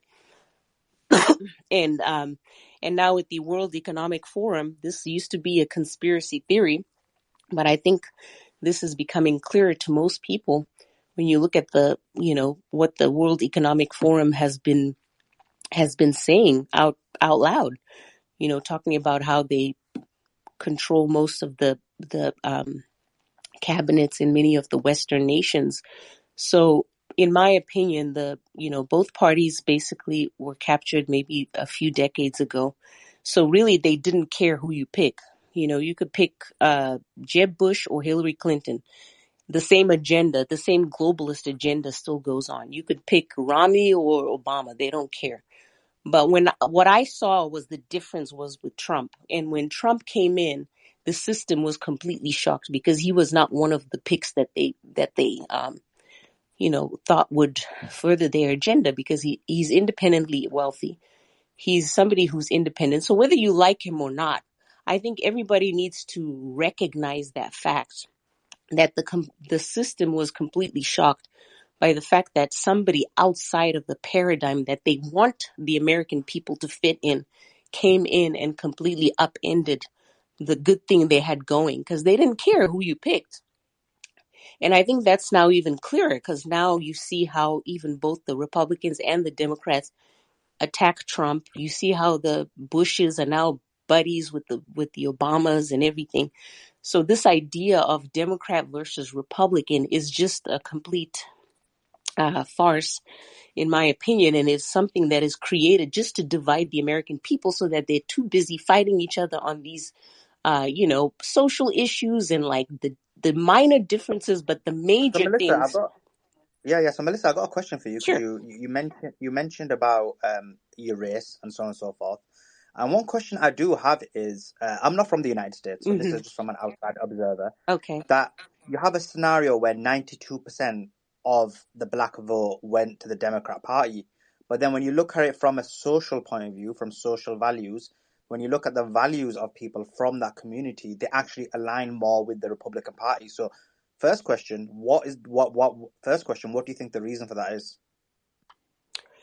Well, I think it's basically social engineering that began in the 60s, because if you look at the black community, they are, they've always been conservative in their values, but they began to vote for the Democrat Party in the 60s when LBJ basically the Democrats basically figured out that they're gonna go further with their agenda if they have Black people on their side. So so they passed the Civil Rights Act, even though it was Republicans that a Republican House and Senate that really pushed for it. But the fact that he actually signed it into law, LBJ, the Democrats got the what do you call it? They got the I'm losing the word. They got the benefit from. They got. Okay, I can't. The basic word is just escaping me. But basically, the Democrats were able to use that as a way to say, "Hey, we're on your side." And one of the authors of a biography written about LBJ says that he basically said that, this is a quote from his book, that LBJ said that we're going to have these N-words voting Democrat for the next 200 years. And ever since that 1964 elections, Black people started to vote almost exclusively for the Democrat Party. And that's when a lot of things like welfare were introduced into the Black community. And basically, I believe that was the beginning of the end of the breakdown of the Black society, which is the breakdown of the Black family. Because what you see happen was they were incentivized to not marry their wives or marry the women to marry the men. So it broke down the family. So you fast forward from 1964, 80%, I think even a higher percentage of Black people were married than white people. Okay, so Joe, I just want to get someone else's Joe's view on this because he's got his hand up, so I think he disagrees. Joe, what's your thoughts on this? Okay. Yeah, I was more curious on your statement where you said the values of Republicans align better with the Black community. Yeah. And I would challenge that. I mean, I don't think there's from a social perspective. So, for example, like, sorry, go ahead, Joy. I'll let you finish. No, please tell me, because I think they have a lot of the values. They vary as greatly as white people do, and some align better Democrat, some align better Republican. But even as a stereotype, I still don't see how it aligns better when Republicans typically cut the main financial motivation. Republican is cut taxes for the wealthy. That'll drive the economy. That's the overall belief. Yeah. So that's so that's why I was quite clear when I said social point of view, Joe, not economical. So yeah, I agree. Economically more liberal, but socially more conservative. And the reason for that is, for example, when you look at their view in terms of, like, for example, liberal ideas such as LGBTQ, their views on teaching those ideas to children, their ideas about specific gender roles, so on and so forth. So that's why I said from their religious values. So, and the same with the religious community as well. Muslim community can be put in that same bracket where they are socially conservative, and yes, a lot of them still vote liberal, but economically probably liberal too. So from that perspective, I was talking about it, Joe. So that's why it perplexes me why 91% vote, or 92%, sorry, in the last election voted for Democrats. And I do believe. Yeah, sorry. Did you just say that Republicans are for LGBTQ community and like gay marriage and equal rights for? No, I said liberals are. So liberals are, whereas people from the Muslim community and also Black community and various other religious communities aren't. And so it doesn't make sense from a social point of view why these communities are voting liberal. And obviously there are other reasons for that, but it isn't based on policy. It isn't based on policy of these viewpoints. But isn't that a relatively recent phenomenon? Like, it's not socially, that wasn't until relatively recent that this became such a huge diversion issue. So whereas, the support from the Black community for the Democratic Party has been something that has been happening for quite a while. No, it's true. It's only been the last decade that gay marriage has become basically every elected official now pretty much supports it. I mean, it was actually curiously, ironically, Joe Biden who jumped the gun in the 2012 election. I think it was late 2012, and he talked about how the Obama administration wanted to really support gay marriage as a federal right. And there was lots of concern because he had the media he got ahead of the media and got it out there, and now it's pretty much there. So it's an interesting phenomenon because I think it's a cultural piece there. But I had an interesting thought when we were talking, Melissa, you were mentioning how this is, not just a right left thing. It is very much a political thing. I'll give you a perfect example. One of my clients in 2010 was Joe Miller, who was a Republican running the primary against Lisa Murkowski in Alaska. And, she's just a machine up there. She and her father, who was a senator before her, they're an absolute machine. And what happened was Joe edged her out. She didn't get enough votes for the primary. And so she wasn't going to be on the ballot. And so she would have to run as a write-in candidate. And so she ran as a write-in candidate and she won. No one has ever done that in history. Well, we went back and we looked at a lot of details, and they went to the Inuit reservations. They went to some of these rural areas there, and you can see on these ballots everything was written in the same hand. It was basically really illegal. It was really incredulous, but there was really nothing you can do. And so the game is there, and it's difficult if you can't beat it. The problem is, and this was a book by Hugh Hewitt one time called "If It's Not Close, They Can't Cheat," and the entire history of politics is just like middle school pedestrian type of cheating that has happened again and again and again. And so it's with these tight races ever since 2000, it's going to be very, very difficult, to get more and more trust in the elections as these elections will be replayed again and again into the new year of an election. It's crazy. Well, Justin, wouldn't you say that the division, and maybe I'm wrong here, but wouldn't you say that the division, to the extent that it has become much more over social issues over the last few years, as opposed to like in the past? It seems like it would have been much more on the economical front of things, and now it's much more, social. Well, it depends. I mean, the pro-life fight, for example, has been going on for 50 years. That was very social. You had a lot of social issues that were very prominent. In fact, the entire Republican modern movement was built upon sort of revivalist social platforms. But always, as the great Democratic consultant to Bill Clinton would say, "It's the economy, stupid." Right. And that's the whole thing is I think this time around, we're going to see a lot of people trend that way. My group is going to DC this next week, and we're going to meet with senators and congressmen and tell them about our experiences during the pandemic.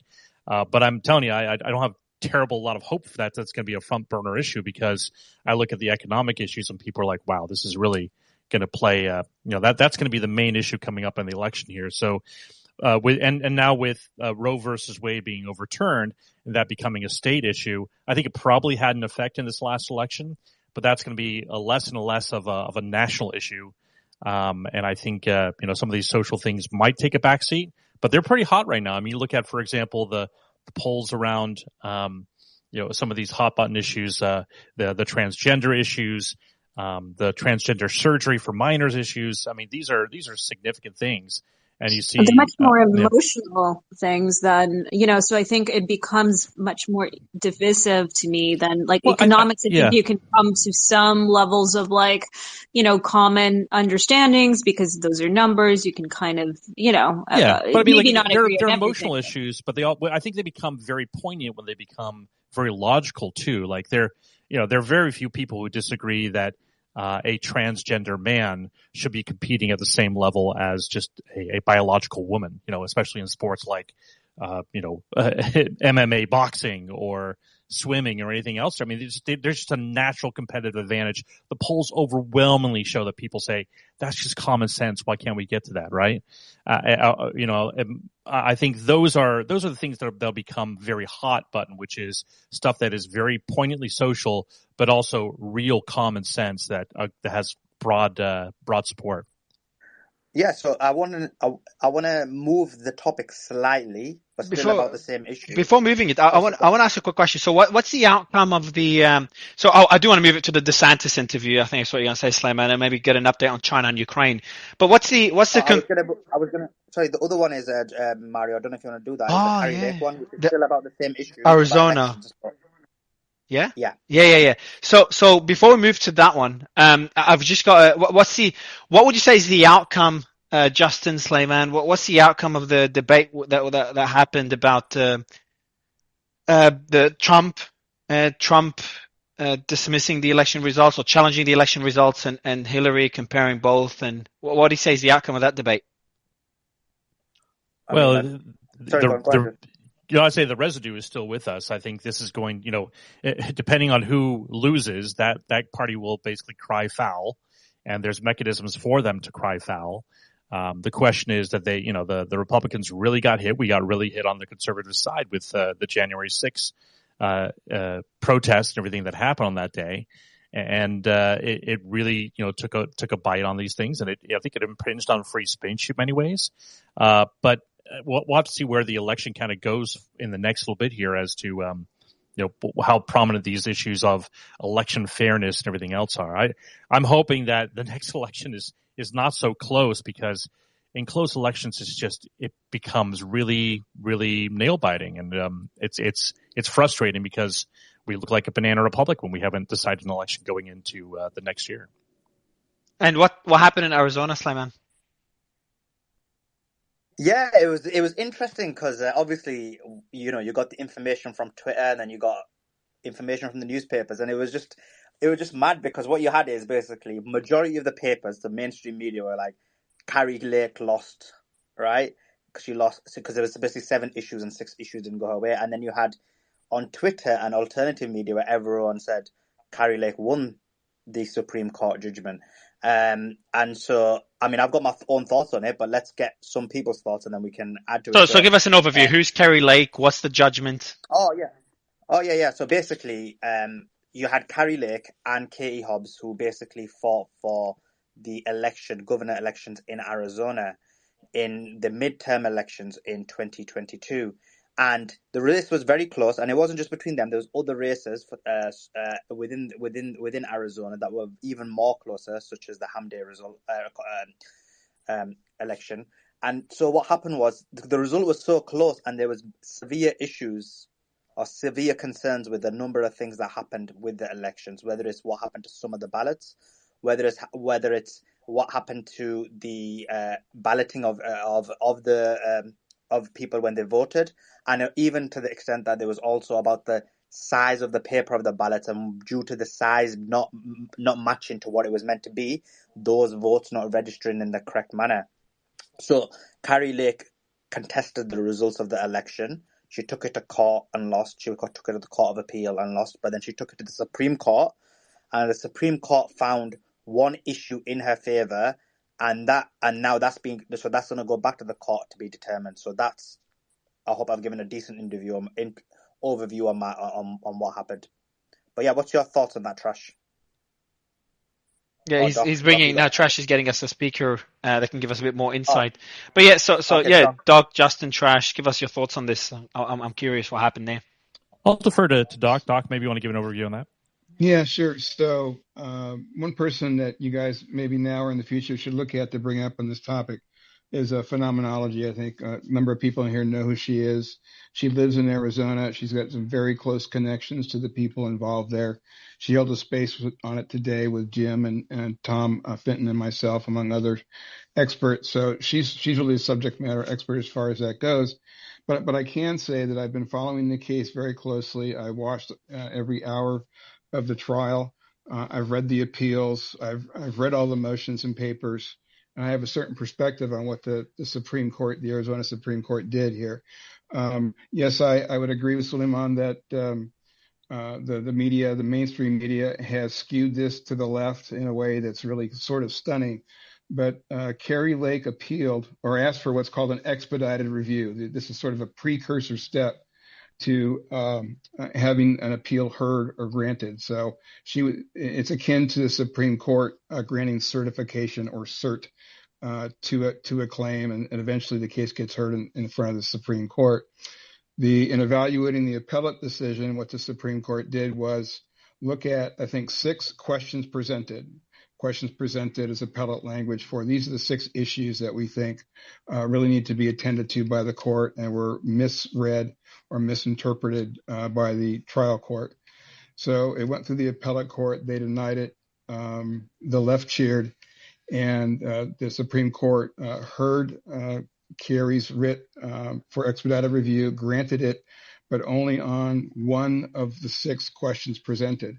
But what's being mischaracterized is that is the most important in terms of the number of votes that could be affected either for or against Lake or Hobbs. It's the issue related to signature verification to confirm that mail-in ballots or ballots that were dropped off actually were signed by the person who was entitled to sign that ballot.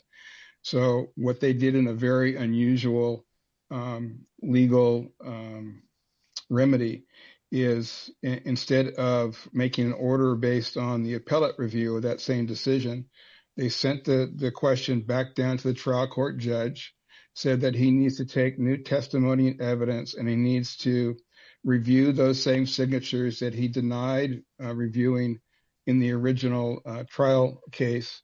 In the original trial case, Kari Lake presented 13 different issues that she wanted adjudicated by the court. The court culled those down to 2 issues and only gave 2 days of review and a trial. He didn't, as a judge there, he didn't, consider the bulk of the evidence that supported that the election was fraudulent, particularly as it related to Maricopa County. There's also a separate county who has claims that will rise eventually up to the Arizona Supreme Court. And in that county, they were missing paper, lots and lots of paper for ballots. So as people came in and didn't have a ballot, they couldn't print ones out for Republicans. There's a Republican ballot. Sorry, just got a text there. Let me get back to my screen. So what we're looking at now is Judge Thompson has been ordered to review the evidence as to those 260. Some people think more than that, 300,000. There's no instruction at this point as to whether or not he has to hold a trial, hear motions, or provide a forum for argument by either party. He's free, in my understanding, to just review the votes, apply the legal standard that Kari Lake argued that the Supreme Court granted review on, the signature verification. It's my opinion and the opinion of a number of other experts that have really know a lot more about Arizona specific law, who spoke up in Phenom's space this morning, that just that one issue would be enough to flip the vote to Lake. So the question comes, well, what's going to happen if that's what that judge finds? Well, that judge, pursuant to the Supreme Court's agreement, could simply award the election to Lake based on a recount. He could hold hearings and in effect have a new trial.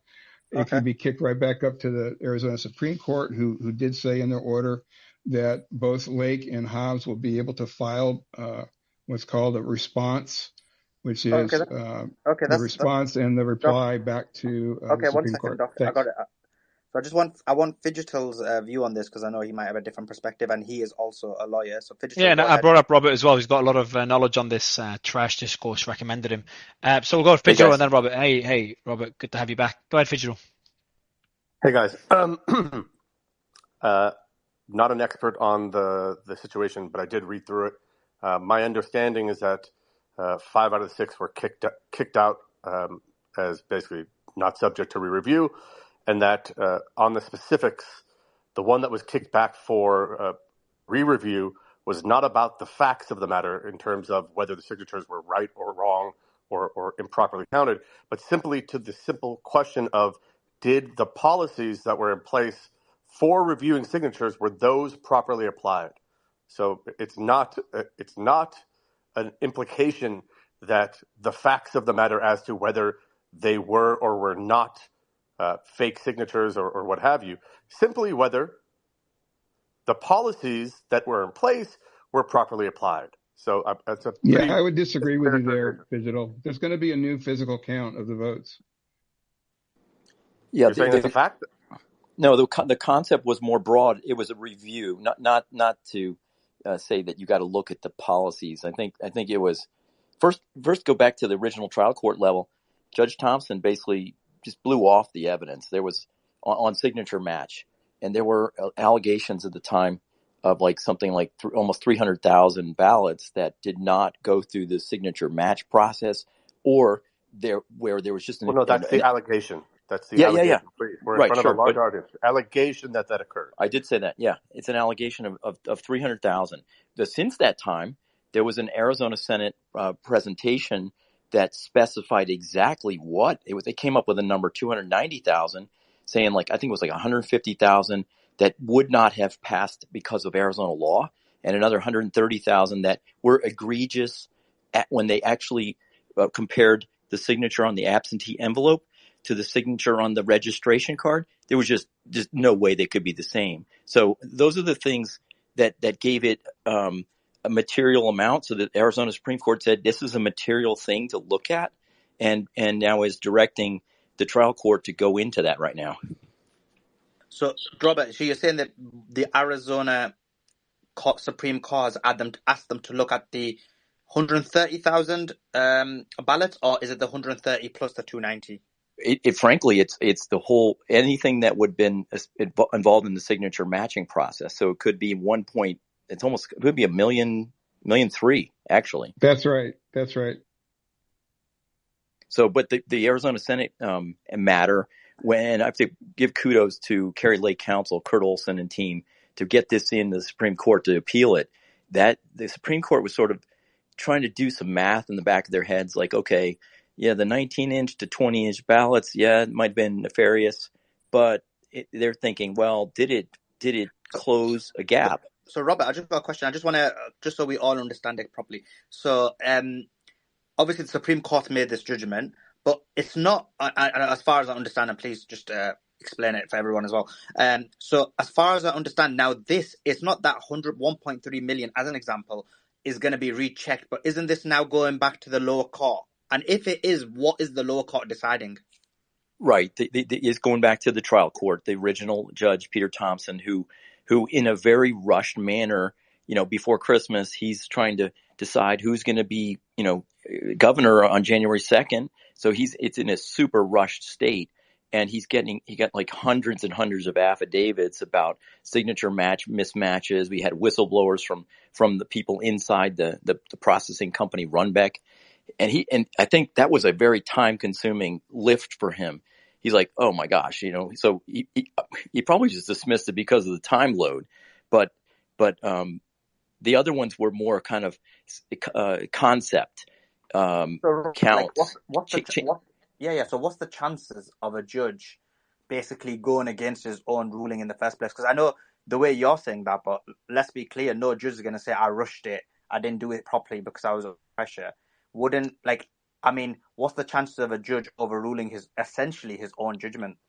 Well, Doc's got a great theory on this, and he knows the interplay between the Supreme Court and the trial court. But this is clearly one where the trial court botched it. Okay. Go ahead. I will go to Doc in a second. And actually, let's go to Doc now. So, Doc, if you can clear that up. And then also, Doc, if Judge Thompson once again sticks with his own ruling, I'm assuming that this will go back to this Supreme Court again. Is that right? Yeah, that's where the interplay is now. It's between the Supreme Court and the judge. But the chances of that happening, I think, are 1 in a million. That really the reason it's back. Are you saying the chances of Judge Thompson staying with his old verdict is 1 in a million? Yes, because it's already been pointed out to him that he misapplied the law in really a tremendous way. That's why it's normally what happens in America, and I know it's in California where I operate. It's true also in Arizona, and Jim can speak to this. When you appeal a case that goes up to the appellate court, the appellate court has the opportunity to look at the evidence depending on the pleadings and the facts of the matter. They don't always look at the evidence. What they look at is, did the judge make an error in law or applying the law? So the appellate court and the Supreme Courts don't want to get into an examination of the evidence. They leave that to the judge, the trial judge. So what's happened is that the Supreme Court got this case, and instead of reflecting on the rulings or ruling 1 through 6 on the questions presented from the appeal, they're sending it right back down to the trial judge and telling him that, look, you misapplied the law here as to the evidence. And there are several statutes, Arizona-specific statutes, that the Supreme Court has pointed him to. So he is going to have to, and he will want to, apply that standard in an honest way, because the Supreme Court really, could destroy his career if they wanted to. I mean, they could just take him yeah, out. I mean, So that is interesting, because in the UK, we when our cases are appealed to the appeal court, even to the Supreme Court, and it is based on if, for example, the law has been misapplied. But then what happens is they actually do look at the evidence and then they make a judgment. So we got Robert. So is that the case? Is that sorry? Let's go Fidgetal. Fidgetal, is that the case that does this happen in every case, that basically when it goes to a higher court, they don't look at the evidence, they just look at whether it's a misapplication of law, or was this a specific case when it happened? By definition, and I just re-looked at it real quick. The reason why it was allowed to survive is that it was kicked out the first time by the lower courts for being untimely filed. And the court just said that they don't believe it should have been kicked out for being untimely filed because she couldn't have brought it earlier. So it has nothing to do with the substance. It has nothing to do with the merits. It has nothing to do with the facts. Like, what are you guys saying to this audience? But no, but they said Latches was a BS argument to begin with, but the materiality was what the court agreed with. You didn't say that earlier. I'm saying you said that the claim was that the facts could be reviewed. That is not the case. They simply said that the Latches argument didn't necessarily kick out the claim. They said that it was material. Just so everybody knows, what that means is sometimes there's limitations on filing claims, and by not meeting the statute of limitations or Latches, which means you didn't enforce or waiver or other reasons why your claim, the court essentially for maintaining the sufficiency and efficiency of courts, saying you should know that you have to bring a claim within a certain time frame, or if you do certain actions, you no longer have the right to bring the claim. That one, all the other ones were kicked out on the merits. That one cause of action, the court said it should be re-reviewed, whether it should be dismissed, simply because of a timing. Guys, that is what occurred. Well, I think you're wrong. It's material. I think you're wrong. I think you're misleading the room, or maybe you just don't understand the law in Arizona, and we'll find out. Okay? Digital, you and I can have a little handshake bet on that, but I bet you're wrong. No, but Doc, it's not about handshake bet. You said you read all the papers, you read all the filings. I've not. But if Fidgetal's wrong, it's easy to refute him, because if you read it, you can say, no, that's not the case. And I repeat, the Supreme Court did not evaluate Lake's signature claim on its merit, only on the legal. No, they sent it back to the trial court judge to review his orders, Fidgetal. They telling the trial court judge, you misapplied the law as to the evidence that was under your purview. So go look at it again and apply the statute. No, I understand. And then they kicked it out, saying it's not timely. It does not bring merit to the facts or the allegations. No, but it does cause the court to review the evidence. Do you think? I mean, okay, let's play. No, you're absolutely correct. It was dismissed essentially without a functional and substantive review of the facts. Well, Fidgetal, but to imply that this ruling has any implication on the facts when all 5 other claims were dismissed and she lost the first 2 times. Well, let me ask. I don't think you've read Lake's appeal. I really don't think you've read Lake's appeal, Fidgetal. I really don't. Fidgetal, are you suggesting that it could go back down to the trial court and then be dismissed on other grounds, other procedural grounds? No, that's not his point. That's not his point. So, Robert, his point is this, and I'm just listening to Fidgetal, and it basically breaks down the argument that you and Doc made earlier, because your argument, which was, and it made sense from that perspective, that because it was sent down as a misapplication of the law, then that would make sense that he would be under pressure to basically rule in a different manner. But based on what Fidgetal is saying, that actually the reason it's being sent down isn't because of that, but it's actually been filed in an untimely manner. It means that actually, as a judge, he has more impetus to say, guess what, I reviewed the evidence properly last time, I made the correct judgment, accept that it was filed in a timely manner this time, and I'll make the same judgment. So it gives them more credence to do that. Is that right or wrong? No, so the trial court, it asked the Supreme Court asked for a re-review of the matter on signature verification. It didn't. That doesn't box the trial court in. It actually, I'm in Doc's camp. He's got to do it right. Latches was bogus. Now he has less reason to dismiss it. He now needs to look at the evidence that was presented, and it was compelling. Are you saying that the ruling said that the latches was patently false, or are they just asking to review whether it was properly applied? What would be the point of reviewing the latches issue all over again by sending it down 2 levels back to the original trial court and ask that judge to apply the law on verifications properly?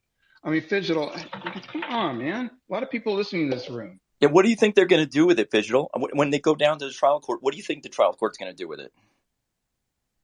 I think the trial court will say that the determinations on everything else of the claims with regards to malfeasance or extreme recklessness or intentionality that were dismissed the first time will apply to the same claim, and probably not use a latches argument and make a substantive determination on the facts and what they believe the merits are. She will then appeal it again, and the same thing will occur. No, okay. Why would hold on a second. Come on. Fidgetal, why would the court waste everyone's time doing that? Why would the Supreme Court send it back down for just an order they could write right now?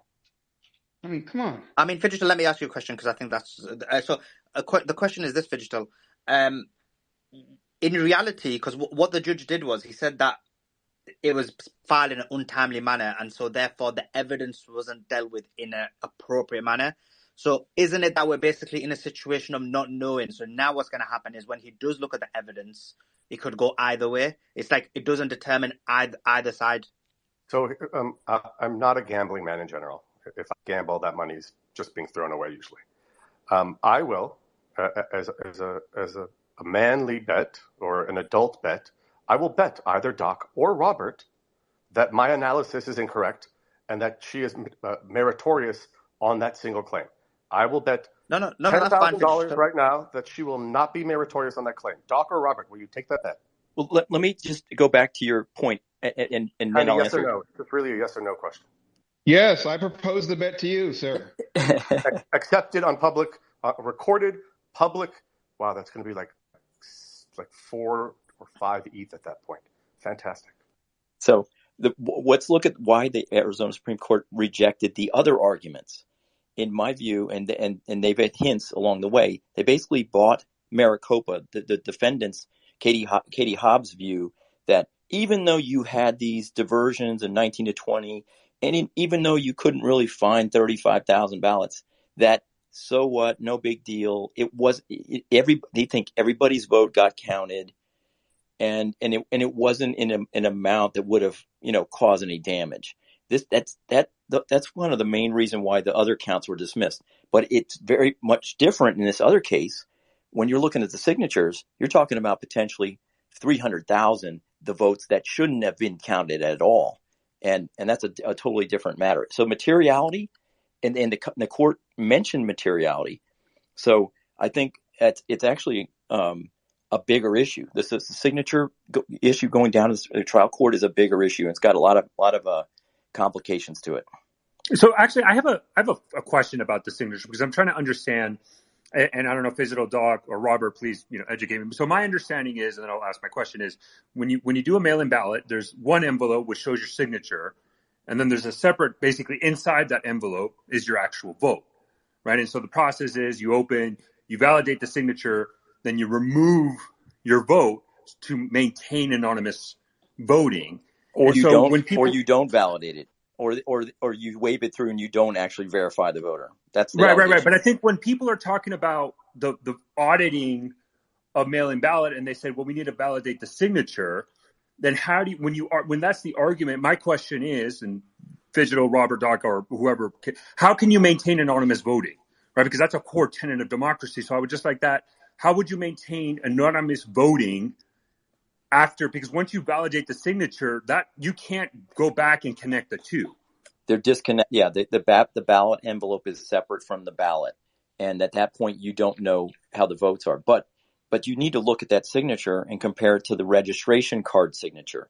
And that's the allegation. The Kari Lake team said they didn't do that. There's no way they could Right. But possibly how do can that. you do? But how do you know what signature that person voted for? I think that's the Yeah. problem. Are you getting to the count? Yeah. Then this is the next step here is that, well, what do you do about it? Suppose you don't know whose votes those were. Say there were 100,000 that shouldn't have voted. You don't know who they voted for. You don't know how it could influence the election. And that gets right back to the core of the case. Like, was this administered the right way? The Kari Lake team says, no, it was done illegally, then didn't follow Arizona law, and therefore you should set the election aside and have a do-over. So that's what they're alleging here. Because you can't track down to the voter. You don't know who, theoretically you could. You got a barcode on the absentee envelope. You can go back to talk to those people or try to survey them if they live in California or if they're dead. You could do it, but it's just a nightmare to do, right? So, but I mean, how do you prove? I guess the question is, though, but the core issue I think at hand, though, right? And you would agree with this, Robert, is that you have to validate the signature once the voting occurs. Like, so once the ballot gets, and however the laws are, some of them do it prior to election day, some of them do it after, and every state is different.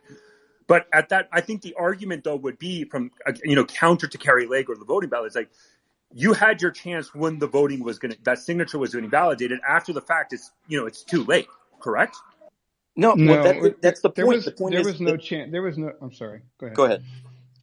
I'm saying there's no chance for Lake to contest the verification of the signatures.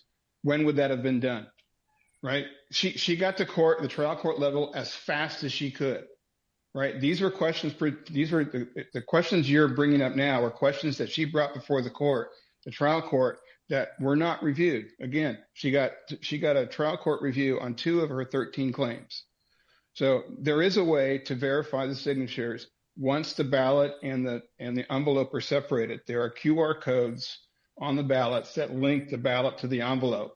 But what you're talking about is a huge administrative process when you're talking about potentially up to. But Doc, wouldn't you agree that then you're violating a core tenet of democracy, which is anonymous voting at that point, right? So we're sacrificing preserved. one principle for another. The privacy is preserved. This is like what happens right before you open that envelope. They aren't supposed to open that envelope if the signature doesn't match. Then you're supposed to actually go back to that voter before they open it and say, oh, by the way, your signature doesn't match. You've got a chance to cure it. They didn't give these voters even a chance to cure it. They violated the law in that way as well. Not only did the signatures not match, but they didn't give the voters the opportunity to cure. Right. And the allegations are that the process that they did go through with signature verification was not held to the standard that's required under Arizona law. When you have signature verification that has an error rate of 1% to 3%, then it's permissible to not count, say, hypothetically, not count that vote. So that vote didn't get counted because it wasn't scanned right. The signature wasn't verified correctly. But there are reports, credible reports out of Arizona, evidence that was offered both at the trial and appellate court levels, that the error rate was anywhere between 13 and 25%. So what's happening there is you're having signatures that do not match the signatures on file because the ballots are being presented by people who don't have the right to sign that ballot, or they're fake ballots, go into conspiracy theory. And too many of them were getting through because of a signature verification process run by Rombach, which is an independent contractor hired by Maricopa County, intentionally or negligently or maliciously reset those signature verification standards. I just read it, guys. 1 second. I just read it again to make sure I was fairly accurate. To make it very, very, very clear, the lower courts applied latches because the implication or the deduction was that she was saying that the rules themselves were not proper or illegal, or what the Supreme Court case decision just said was that she was not alleging as to their legality in their existence, but rather how they were applied to the election that she claims that there was malfeasance or issues. And the Supreme Court simply said that because it was to that application, not the underlying law in and of itself, latches was inapplicable or not the right ruling, and it should be adjudicated on the merits based on her claim as to the application of the law in 2022. Digital, do you do appellate work? Unfortunately, I have. Okay. Well, sir, then you know that when a Supreme Court of a state or the country can resolve a question like that simply at the level by saying latches didn't apply, but here's the hypothetical thing the trial court judge is going to come back to the Supreme Court with a different standard that you think is going to magically erase all these questions that are raised by the signature verification process, the ballot printing process. What procedural standard is it going to be? It's because it's not ripe? Is it because there's no standing? Is it going to be because it's moot? What procedural thing that the trial court judge can come forward with that the Supreme Court would consider that they couldn't have considered themselves and stop this whole circus going back to the trial court level? What is that? I don't know. Maybe I didn't learn that in law school. It is a circus. This is a circus. All of these claims from everybody at every level of office and election has lost. Consistently, patently, period. The fact is, he kicked out every other claim as non-reviewable, but in his analysis simply said that the decision to allow the latches argument was misplaced because it relied on the wrong date. That is I don't understand what you're saying, so I'll let other people comment. I'll stand on my bet and shake your hand if I lose, sir. I'm with Doc. If the application of the law is in question, what do you think a judge is being directed to do then? To decide whether it should be misapplied in the future, or to actually apply it and decide the merits of the case? But if I may, just for my education, right?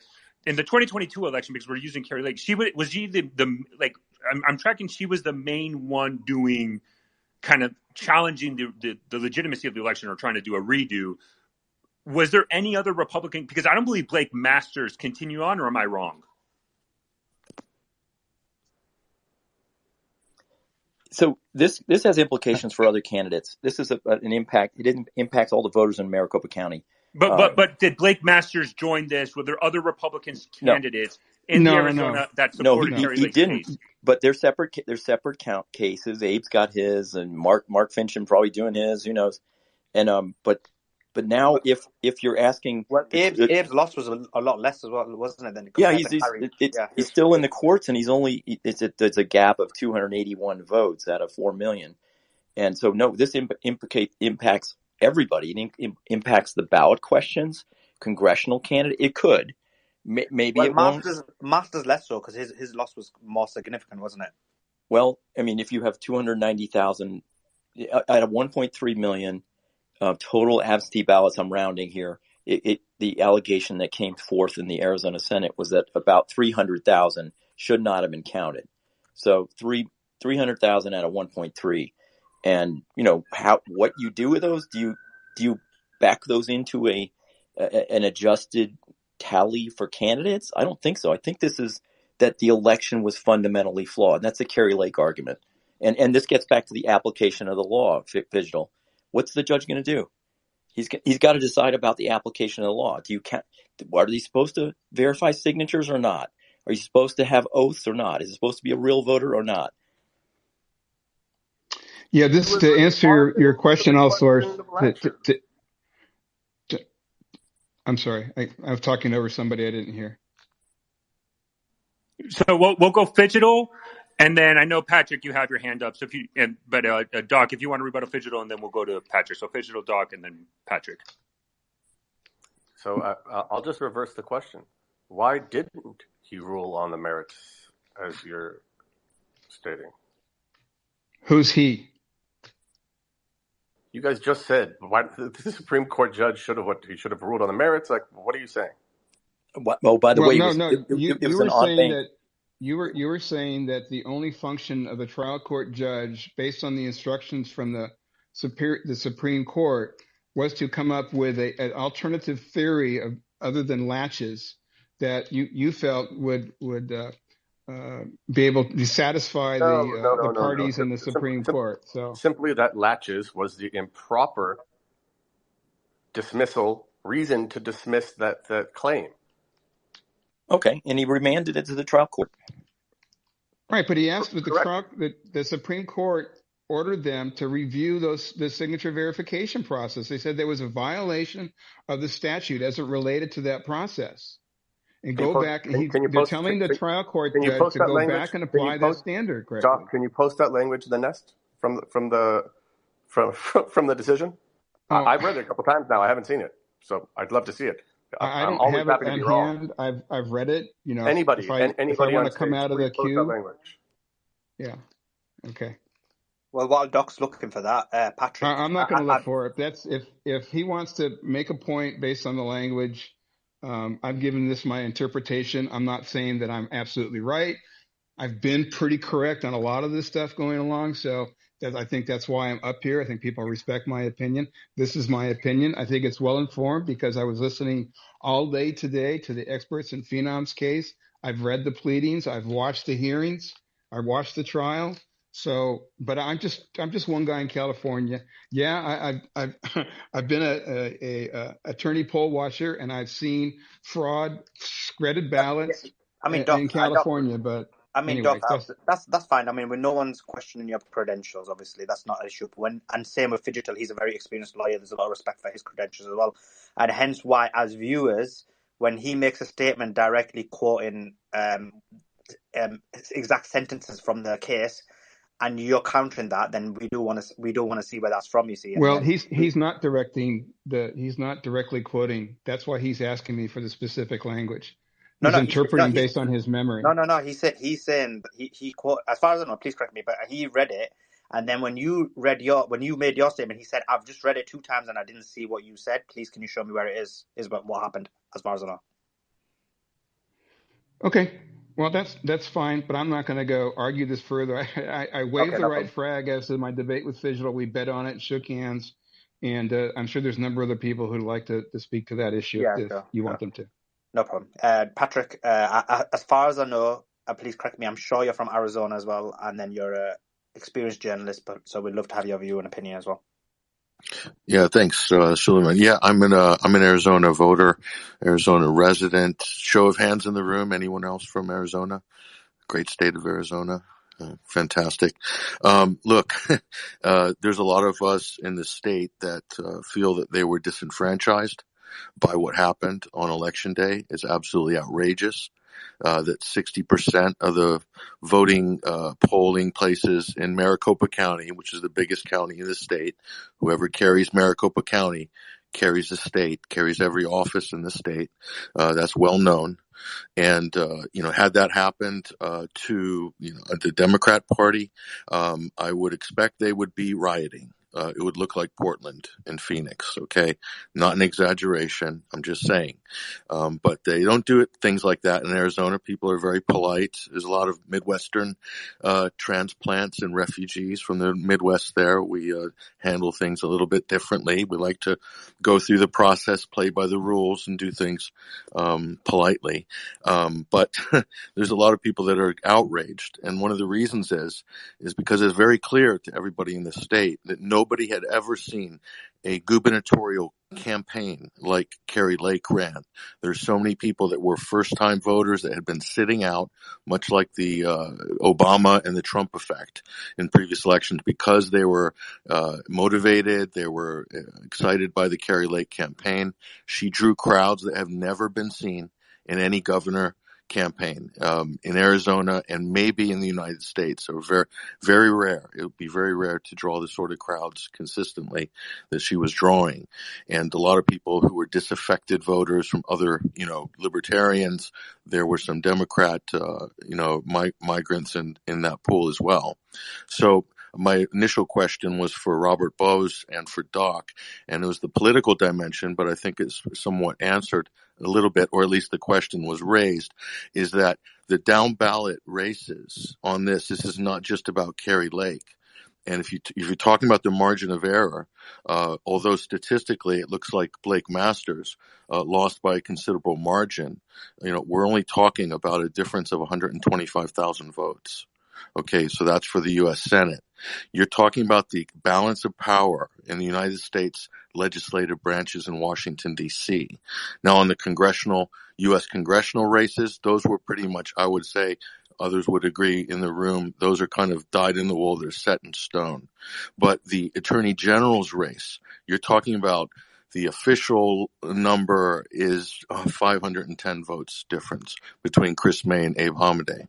Now, this has huge implications, as does the Secretary of State race, as does the county recorder race, right down to the county level, because this is what it's all about. On the local level, there was massive changes in the way that the elections were run in Maricopa County because of COVID. Okay, the central. Patrick, can I just ask you a question on that? Because I know you got more to say. I will definitely come back to you. But specifically on that point, and this is why I worry about Doc's bet with Fidgetal, because even if he may be right legally, I think he's almost risking too much, because isn't that a factor that basically there's so much at stake in terms of the Senate, in terms of the Secretary of State race? There's just so much at stake that it puts so much pressure on the judge to again rule in the same way that he ruled before. Yeah, Suleiman, it goes deeper than that. You're talking about the state house and the state senate balance of power as well. A lot of those races, much closer in those houses on the state level than in previous years. And that's who sets election policy. If there's going to be election reform in Arizona, which Kari Lake promised that she was going to do, you're talking about the importance of the state senate, the state house, and also the Attorney General, but the Secretary of State, and then who is actually controlling the machinery of elections. This is the county recorder's office. These are the people in charge of these positions.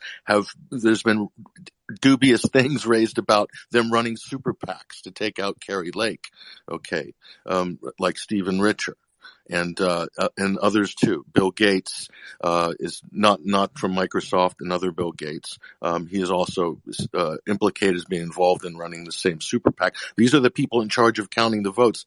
Katie Hobbs, who supposedly won the race, she was Secretary of State. She was in charge of these elections.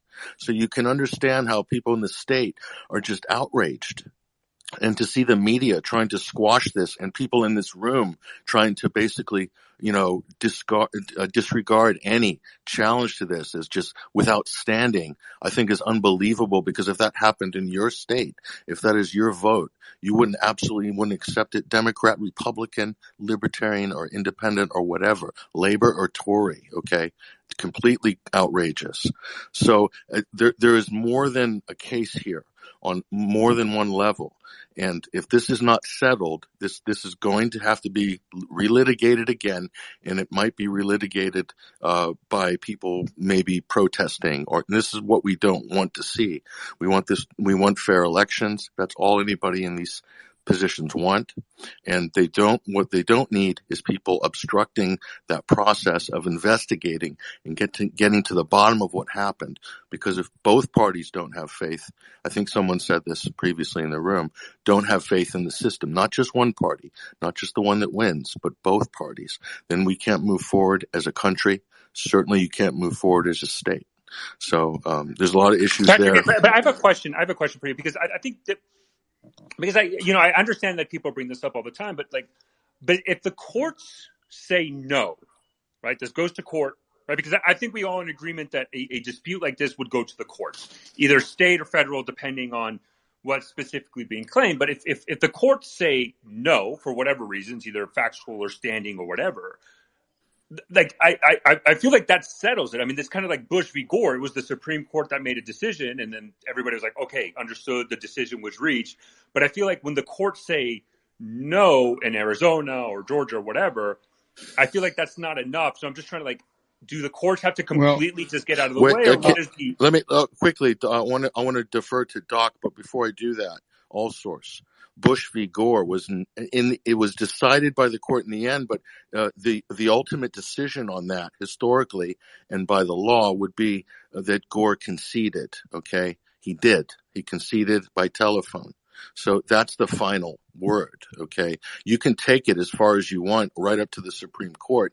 There could have been a massive decision in Pennsylvania in the 2020 election, and that went right up to the Supreme Court. And one of the new appointees, Justice Amy Coney Barrett, she did not weigh in on that, unfortunately. So that could have easily swung the other way. That could have swung the result of a major swing state in the 2020 elections. But the courts on But their that's my own. point. But that's not my point. But that's not the justice said. Let me no. finish. That's my Let me point. finish. I'll give you the real kicker. Okay, courts on their own are political. What happens outside the court influences the decision of any judge anywhere. Courts that do not decide on the letter of the law, they ultimately will rule on the political atmosphere that exists around the court. So it's a political problem to begin with. Therefore, the solution will ultimately be political.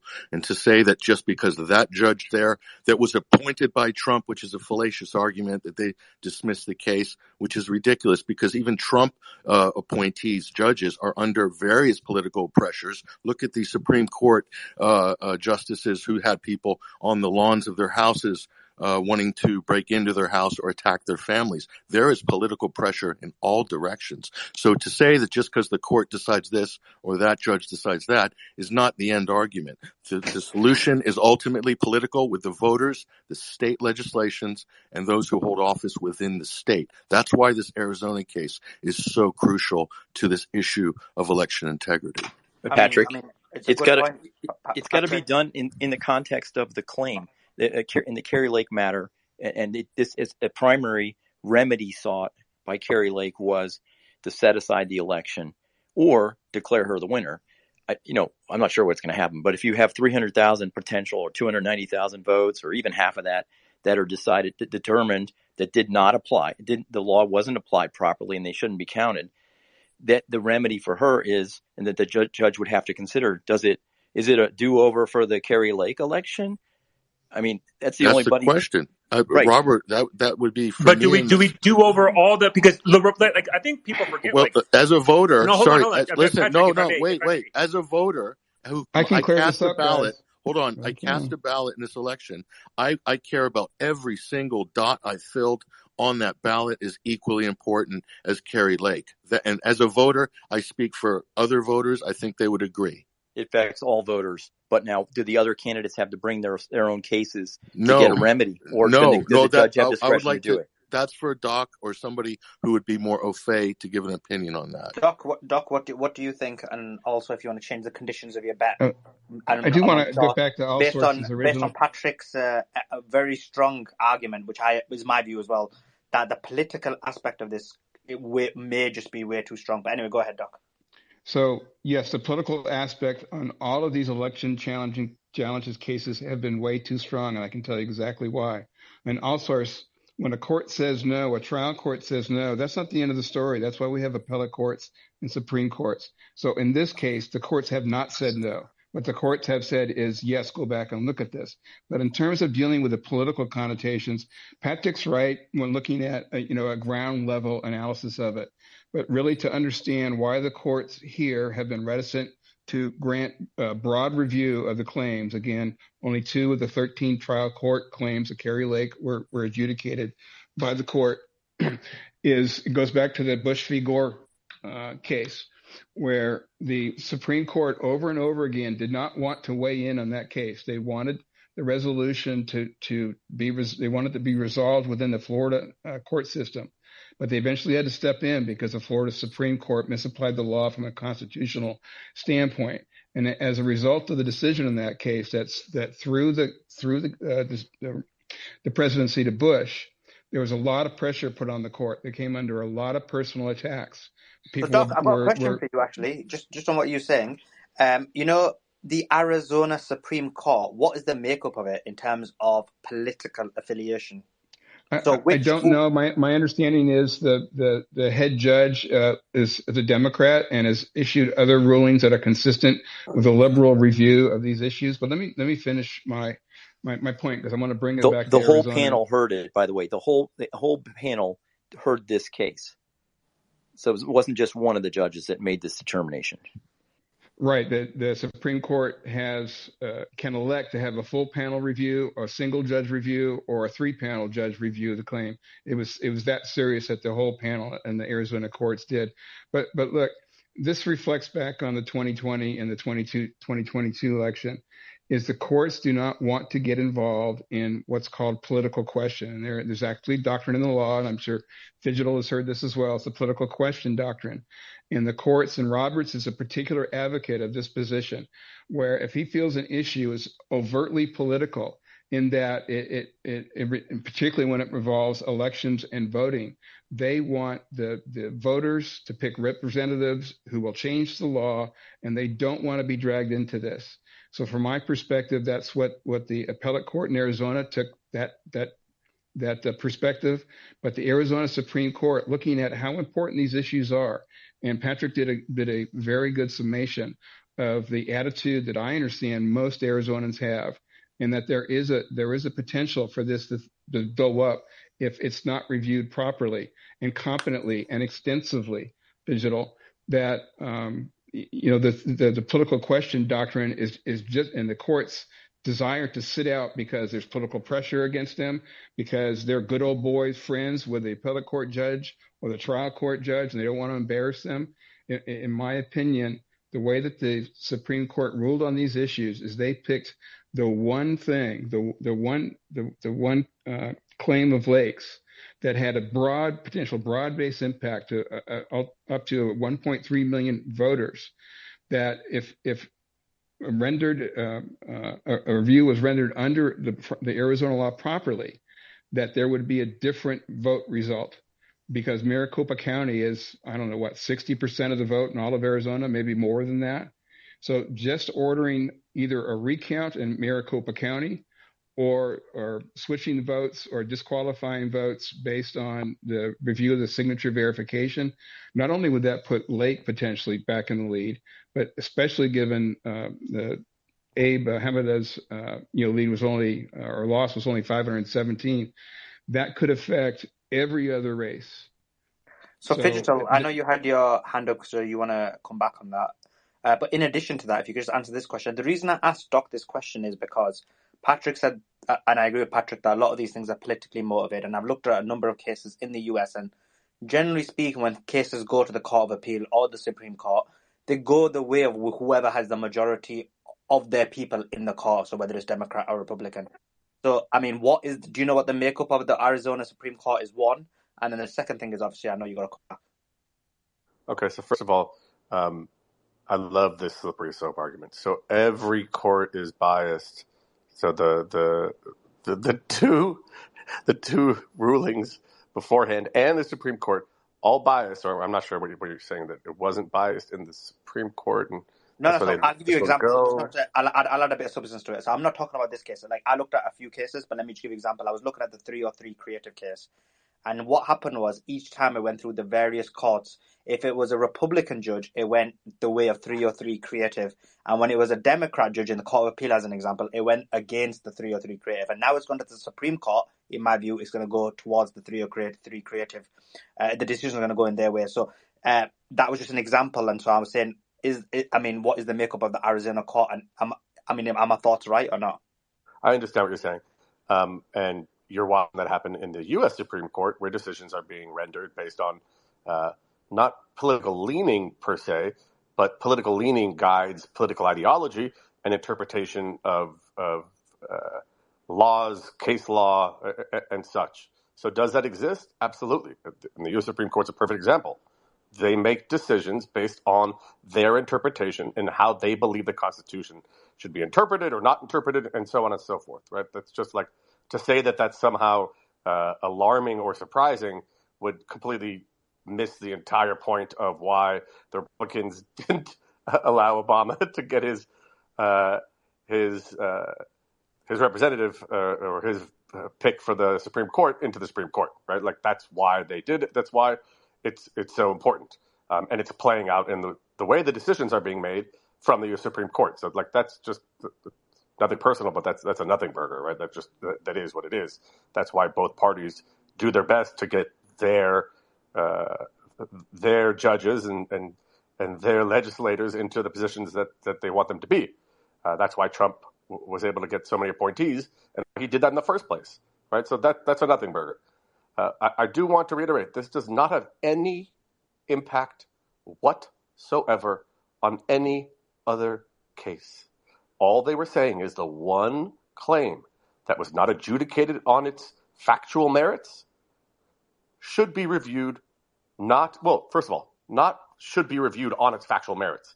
Just saying that the dismissal of the claim based on laches was inappropriate because it was not relating to the validity of the rules themselves, but as to the application of the rules to her during her election process. Angela, I don't think anyone has said here that this will affect another case. Just to finish. That's what was being said. Okay. Just to finish. No. Just to finish. What you can know is that the court denied re-review of 6 of the 7 claims, and the only one that they allowed to go back was the one that wasn't adjudicated on the merits in theory, or more importantly, was dismissed improperly. So we agree that it wasn't adjudicated on the merits. I'm almost done. My guess is, and which is why I bet you 10 grand, Doc, is that the same response to the factual merits of all of her other claims that were dismissed at every level, right? Because she could not prove the evidence that the allegations she claimed were true enough to get agreement from the court in that regard, right? It's going to go the same way. So yes, they will factually review it, and they will come to the same evidence. And by the way, the court specifically in the ruling said that they can re-engage the sanctions motions for bringing frivolous claims. Okay, you need to land the plane, Fidgetal. Okay, first, I did not agree to bet you $10,000. If that's what the number that you said, I didn't hear that. No, I don't agree to that. I offered you a gentleman's bet, a handshake. I thought you offered me an agreement to that. If you want to bet $100 or just be a gentleman about it, but no, I'm not betting you $10,000. And yes, this is a recorded space. I reject the notion that I agreed to your offer. Fine. How about 1 Ethereum? I'm not in crypto, man. It's $1,817 right now. No. It's really not that. It doesn't mean that much to me that you would win on this, because what you have on your side is the corruption of the courts and the corruption of the Arizona, government writ large now under Katie Hobbs. You want to talk about, Patrick talked about the overwhelming support in crowds that turned out for Kari Lake. Let's flip the coin on the other side and look at what Hobbs did. Hobbs would not agree to any debate. Hobbs would not go out in public unless it was controlled. If Hobbs was confronted with complaints from people about her performance as Secretary of State, the security attacked them. I mean, dude, that was if smart. This wasn't a third world banana republic, if this wasn't a third world banana republic election, the people would not be ready to revolt, as Patrick has said. You are not on the ground in Arizona, sir. You don't know what's going on there. We're talking to thousands and thousands of people right now. You've got to get on the right side of this issue. No, this is not a banana republic. That's not a good argument. Like, most, other than Patrick and Trash, no one's from Arizona, but yet everyone's invested in what's happening. Ed, I've got a question for you, and it's linked to what Doc said. And it is something that concerned me when I was watching the actual election when it was happening early on in 2022. And that was, in 2022. It was Katie Hobbs being in charge of the election. I mean, did you find that problematic, Ed? Yeah, I mean, I can see the argument. I can definitely see the argument from the right on that. I didn't follow the Arizona election as closely as I probably should have, but so I don't really want to say one way or the other. But like going back to the point that, this whole crowd size thing. Kari Lake had these huge crowds. Like that's something that's always bothered me. Like Trump gets huge crowds, but so that's supposed to translate into an election winner, into more votes than Biden, who gets very small crowds compared to Trump. I don't buy that argument, because as a Biden supporter, I could care less about going to one of his speeches or one of his rallies. I don't care about him as a person. I just care about his his ideas and his ideologies, right? So I think the climate on both sides are a little bit different, where Trump is kind of like this representation of what People are more emotionally invested in Trump. yeah, like I don't even know how I can explain it, but he's more of like an icon of the party. He's like this figure, and he's a great marketer. He's made that. He created that. But that, I don't think that necessarily translates into meaning more people support him, support his ideas and him than Biden. It's just that people who support Biden aren't they don't follow him like their sports teams like they do Trump. Hey, Ed. Rasmussen Can I respond to Ed, since the question came from me? Ed, number one, Ed, I want to thank you for walking in and staying as long as you did into that, and maybe it was Brian, I thought it was you, into the American mission space, deal with the conservatives and MAGA in there. I respected you for, if that was you, or I respect your brother. Was that today or another day? I thought it was last night or yesterday, but it was Brian. I think that was Brian. Was it Brian? Okay, yeah. So Brian represented both of you well and spoke well in defense of both of you. So I wanted to tip my hat to you as far as that goes. But as to your point that crowd size doesn't really matter because of the nature of the candidates and the individual candidates themselves, referring to the presidents, what it really does show is voter enthusiasm. And voter enthusiasm has always been a polled metric and tied to likely voter outcome. So I think it's perfectly reasonable and statistically could be demonstrated that the crowd size would lead to turning out at the polls, would lead to a higher vote count. And so we can disagree on that, but I think that's just a different I definitely see your point on that. But I think like Biden isn't an exciting candidate. I would completely agree with people who say that. And that's why I think somebody like DeSantis would have a better shot against Biden, is because I think so many of Biden's votes were anti-Trump votes rather than Biden votes. So I think that that's Biden, what you think, right? You don't know that. That's my opinion, because I know for me, I really cared more about this election because it was against Trump. And I know a lot of friends who have felt the same way. But you would have, irrespective of who the candidate was, you would have voted Democrat, though, wouldn't you, Ed? Yeah, but I know so many people who were like, okay, I have to vote this election because we can't have Trump reelected. And so I think I'm going to agree with turnout. I'm going to agree with Ed here, because I know so many people who voted for Biden that didn't really know anything about Biden. They just knew that he wasn't Trump. And basically, the media onslaught on Trump really worked then, didn't it? All the repression of Trump's social media accounts really worked, didn't it? The wholesale 100% support from mainstream media really worked, didn't it? People have been under a psyop, and it started with the psyop here generally that tied into the pandemic and the banks and everything else that people in spaces are freaking out about today, started with the psyop to take out Trump. The pandemic was part of it. COVID was part of it. Doc, I think it's more like the chicken or the egg. I don't think you can blame the psyop. I think you can also blame. I guess I should say. No. Look. The psyop, but you guys are both very correct, because I am actually an example of somebody who was duped by that psyop. So I voted for Biden, not because I like Biden. I just didn't like Trump, and that was because at the time the temperature was so high, the division was so high, and the psyop, which worked. I don't know if you were being sarcastic, Doc, but it did work, because I know it worked. I'm not being sarcastic at all. I think this was a plan that I planned, and that's why.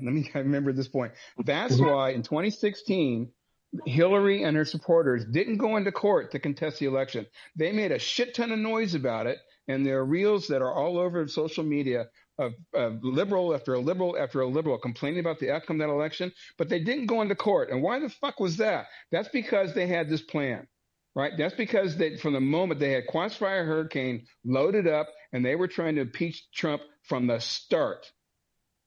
But in terms of stop the steal and the vote, my question would be, why did Trump lose all those court cases? The media mainstream narrative was that he had 47, 48 court cases, and he got laughed out of court on all of them. if anyone here had any details on that, on what the true revelations of that were, I'd be great. I'd be very, I'd like to hear it. I could tell you, I could talk to you for 3 hours straight, make every point in my favor, and you wouldn't be able to debate me. But that was a debate that was held early in the room with Jenna Ellis, and frankly, if the hosts want to go down that road, that's fine with me. But you're mischaracterizing the outcome based on what the mainstream narrative, media narrative has been on those cases. No, I'm actually asking a genuine question, because after Biden showed up and the whole kind of magic spell on everyone from CNN and all that kind of wore off, and lots of people like me was like, wait a minute, we've been duped. So now, not everybody has the time of day to go back and reanalyze all these things. Okay, what actually happened when that pipe leaked in that room or whatever. So it's a genuine question. Like, what are the arguments against these things? Because again, the mainstream narrative from ABC, NBC, all these things were like, no way. He had his chance. He had the court cases, and he would laughed out all of it. If there was any truth to them. Let me answer that real quickly, and let me tag in Jim, who's got his hands up, who knows as much, if not more, about these issues than I do. I'm going to go take a shot, and I'll be right back. Jim, you got your hand up, and you were called out, so go for it. Yeah, well, give me a question. Sorry, I got quickly distracted. Okay, so once I thought you had your hand up to. I did, but I have a question for Digital actually. Suleiman, why were the 47 cases dismissed early on? That was the question. Why were the 47? But if we can keep it concise, because I think we did cover it earlier in the space as well. But I know we have new listeners as well, so just go for it. Yeah. No, just the quick response to all that related to the cases after 2020 is just that nothing was heard on the merits. Now, Tira, I'll just give her credit. She mentioned one case that I might have to concede was, but of the vast majority of these cases were dismissed on standing, dismissed on the judge's ruling that there was no merit to the case, but they were never adjudicated in court, so that you had discovery, which would be very difficult right after, or an actual argument between the parties. That's the reality of what happened there with those. Okay, back on the one case Tira mentioned was where the Pennsylvania legislature abdicated its responsibilities to the courts to decide about drop boxes and absentee voting, and the Pennsylvania Supreme Court backed up the lower court. So that's the only one she was referring to that really had merit, that was considered on the merits. But back to Ed's point about the turnout and things like that. Scientific results just recently with a very good polling company, Rasmussen, just showed that they surveyed voters in Arizona that Kari Lake won by 8%, and that even the down ballot races, Fincham, Hamadeh, they would have won. They actually surveyed voters, real voters, and in a very scientific, non-biased, well-weighted poll that the outcome would have been different. And now going to the precedent. Sorry, go ahead. Just a quick one about the precedent. We were talking about, does this have broader implications for other races, that and have outcomes of votes been altered? And we don't have to go back too far to Charlotte, North Carolina, in a U.S. congressional race where a Republican won. The Democrat challenged based on improprieties and absentee votes, and they went to court and they got a new election, and the new election happened and the Democrat won. So that just happened. There was another one in the U.S. Senate in Vermont, a little further back, and that took about a year to displace. So the winner in that case was taken out of the office a year later, and the challenging, I think it was a challenging Democrat in that case too. The Democrat was seated. So, and you can go back to Arizona 100 years ago, but that's less relevant. Yeah. So Robert, on that, and I've got a question for Fidgetal before I go to Patrick, because I know you had your hand up, Patrick, and then Red. But Fidgetal, there was something you mentioned, and it's just been on my mind. I wanted to ask it, but I wanted everybody else to speak as well. Is you said, let's say in this hypothetical situation, Kari Lake was to win her case, that it wouldn't have any impact on the election race of the other people. Now, I never understood why that wouldn't be the case, and I'll explain why. Because you basically got, let's say Kari Lake it was to win her. Wait a minute. That's not what I said. Yes, if she wins, i.e., proving that the signature rules were misapplied, then yes, it could have substantial impact. What I said is that this ruling by the Supreme Court says and does nothing as to the merits of whether that claim is correct. And I followed Then that up. Why would they send it back down to the trial court? That makes no sense. I've already covered this so many times. Because the law was improperly applied. They said that the denial of adjudicating the claim, mind you, they went to the merits of the other ones and found that she could not prove with the evidence that there was enough evidence to support her claims of problems in the election. They dismissed this one because they improperly, according to the Supreme Court, applied the law of latches as to the validity of the rules themselves instead of what the petitioner was actually alleging, which was that not that they were improper in and of themselves, but that they were improperly applied at the time of the election.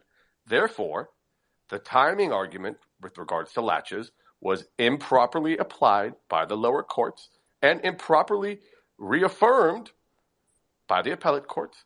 And the Supreme Court simply said, latches was improperly applied because of a misunderstanding or a misapplication of the timing of the petitioner, of Kari Lake. That means that the court could dismiss it the trial court could dismiss it for other reasons, just not latches based on the wrong timing of the application of the law. And what I don't think you should discount the seriousness of Judge Thompson. I think he approached it very seriously. Maybe he made some mistakes that now the Supreme Court is saying he made mistakes on that particular one on signature verification. Now, when he's getting a remand, what do you think he's going to do? Just come up with some other procedural BS reason to dismiss it, or is he going to hear it on the merits? My guess is that he will hear it on the merits, so that it doesn't have any chance of surviving another appeal, because she can still appeal that on the merits, right?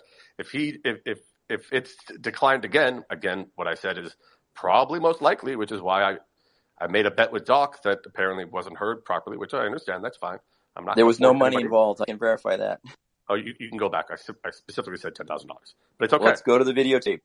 I heard 100,000. Still a bad videotape. That's not what I accepted. You might have said that, but I did. I did hear. That just happens. It's hard to hear people. 10,000, and that's why I was worried for Doc, and hence why I tried to explain why it wasn't a great idea to go ahead with that bet, even when taking into consideration the political referendum. Yeah, I did not go into that bet. And sometimes when you're talking on these spaces, you don't catch sometimes what someone says. We need to leave that line and get to the discussion, I think. Yeah. It's okay, and there was no consideration, so that's no fine. Valuable consideration. Be accurate. No valuable consideration. All I'm saying is, yes, I believe that the judge will most likely address this on the merits and not try to redismiss it based on a technical reason. I think he would be foolish to do so. I think he will adjudicate on the merits. And the reason why I did, although you didn't hear me, Doc, correctly, or at all, maybe whatever the case may be, the recording will say that I said $10,000, but that's fine, is because I believe very, very 10,000 reasons strongly that the judge will adjudicate the merits in the same way he did the other 6 claims and found the evidence lacking.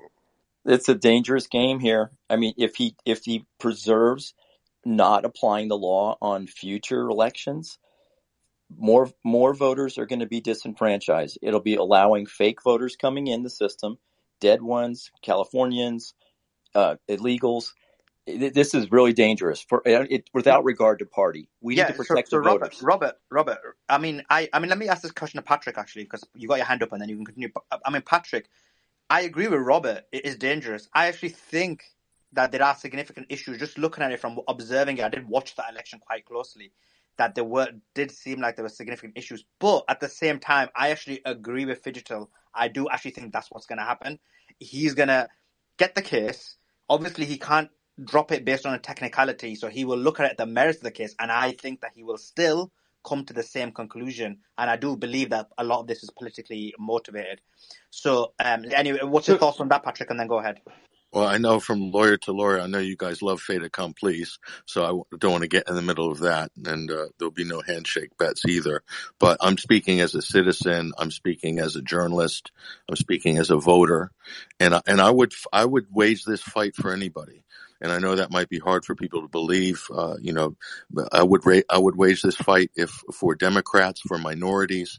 My forefathers waged this fight in the civil rights movement, for segregation, and things like this. So this is an American issue. It's not a partisan issue. The problem is it's become a partisan issue. And see, this is the problem with American politics right now. We have a myopic view of history and our place and our context in it. And this is a big problem. This is the source of a lot of the toxicity that comes with the partisan polarity in the United States right now.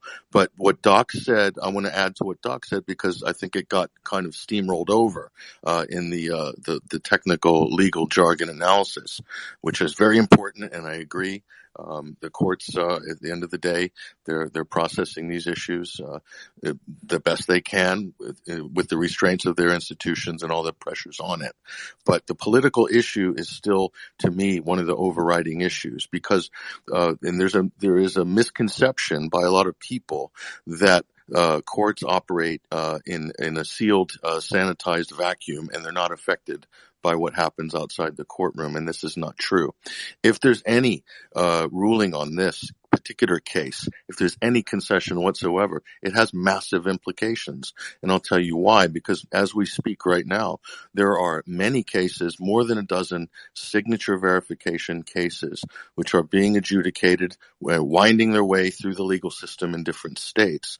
And before the 2020 election, I shall point out as well that the Democrats deployed dozens of lawyers and civil rights lawyers to sue states to stop signature verification, including states like North Carolina. I don't have all the details, but Robert Barnes, attorney, has documented this really well. So they deployed a lot of resources before the 2020 election to challenge signature verifications on various dubious grounds, like it's discriminatory, and this is the same type of thing with opposing voter ID.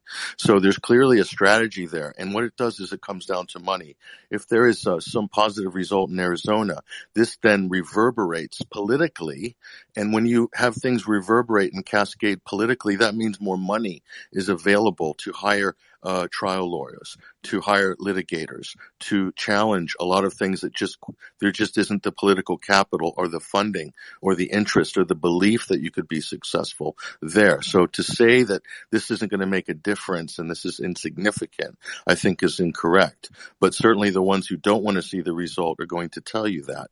So I'm here to speak for the people who want to see election integrity realized and not just talk, but they want to see that everybody trusts it. I said it was if the results came back in her favor, I said it would be very important and very impactful for the precise reasons you just accurately mentioned. Excellent. I completely agree. Then I can buy you a beer. Absolutely. 100%. So rain check there. But I'd like to kick this over to Jim, this issue, because Jim probably has a good political perspective on this about how the politics, the ecosystem of the political conversation, the public support for against or an issue can affect how things are going to be decided in courts in different places across the country on issues just like this. Go for it, Jim. Oh, sorry, I accidentally muted myself. Yeah, I mean it's really hugely important. Like, so we sit in here and discuss the legal issues, and it was a fascinating conversation between Robert and Fidgetal and Doc, and that's the stuff that we deal with internally. And I think even with outside political influence, courts are working through those technical matters, which are part of what we do in courts. But we really have come into a place, and particularly when it comes to these matters as they've been, in 2000 and then jumping ahead to 2020 and until now, We've changed the entire way that we work through the political system because the kinds of stakes, and I'm saying this from an issue of taxonomy here, the kinds of stakes that are at play are greater now than ever, and that happened, I believe, largely, not entirely, but largely in part due to the fact that Trump did come on the scene. So the political matter is one issue in a broad sense. More specifically, I'm convinced because of the reactions to these things. And we need to be fair, by the way, and Fidgetal Mate actually does make some good points about the legal process. And I think we often can you get mad at the judge when the judge is really attempting to follow the proper legal approach to this, the law approach, the requirements of the court.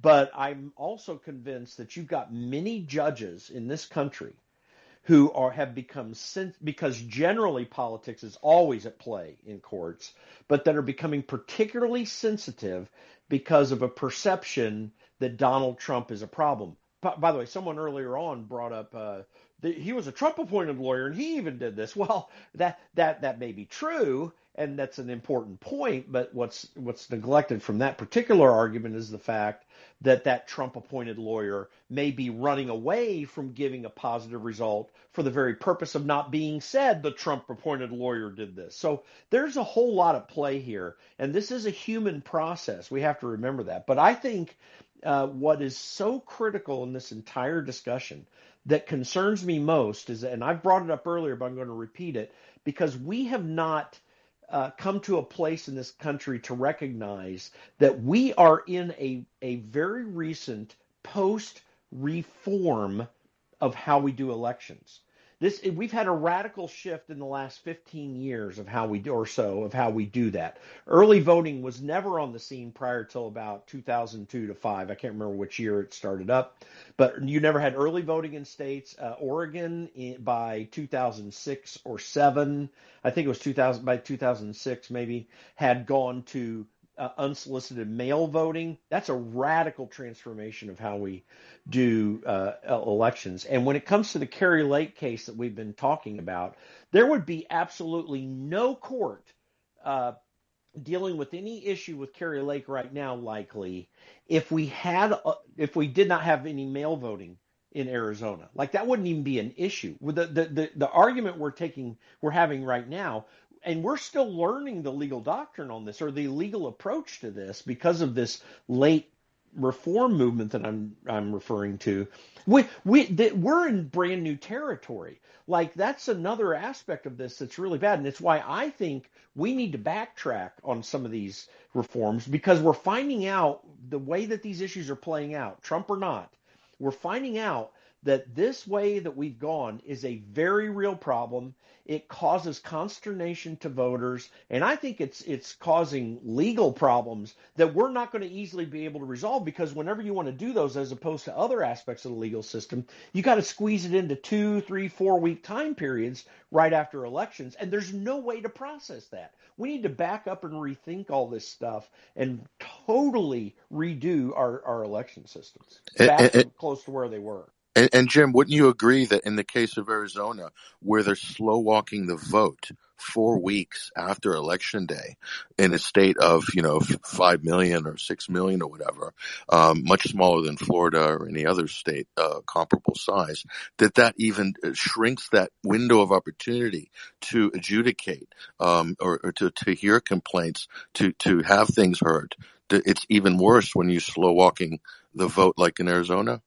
Well, yeah, and by the way, I lived in Maricopa County until 2005, and I've certainly observed the change in the Republican dominance of the county over time, but it hasn't been that radical. In fact, I remember on the 2020 election night when Maricopa County then they said it went to Democrats, because I also observe it from afar. I watched the specific results county by county in certain states, particularly ones I've lived in.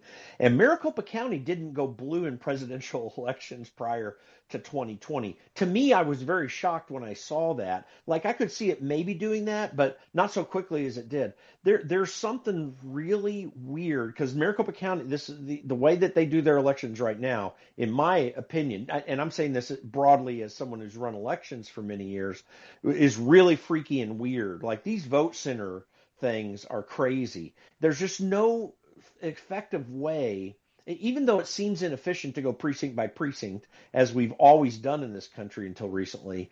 When you have these big vote center things, it's really hard to have vote watchers. And that's a critical aspect of running good elections, as I have done myself when I've been an election in charge of elections from time to time through my And career. And it's yeah, a challenge.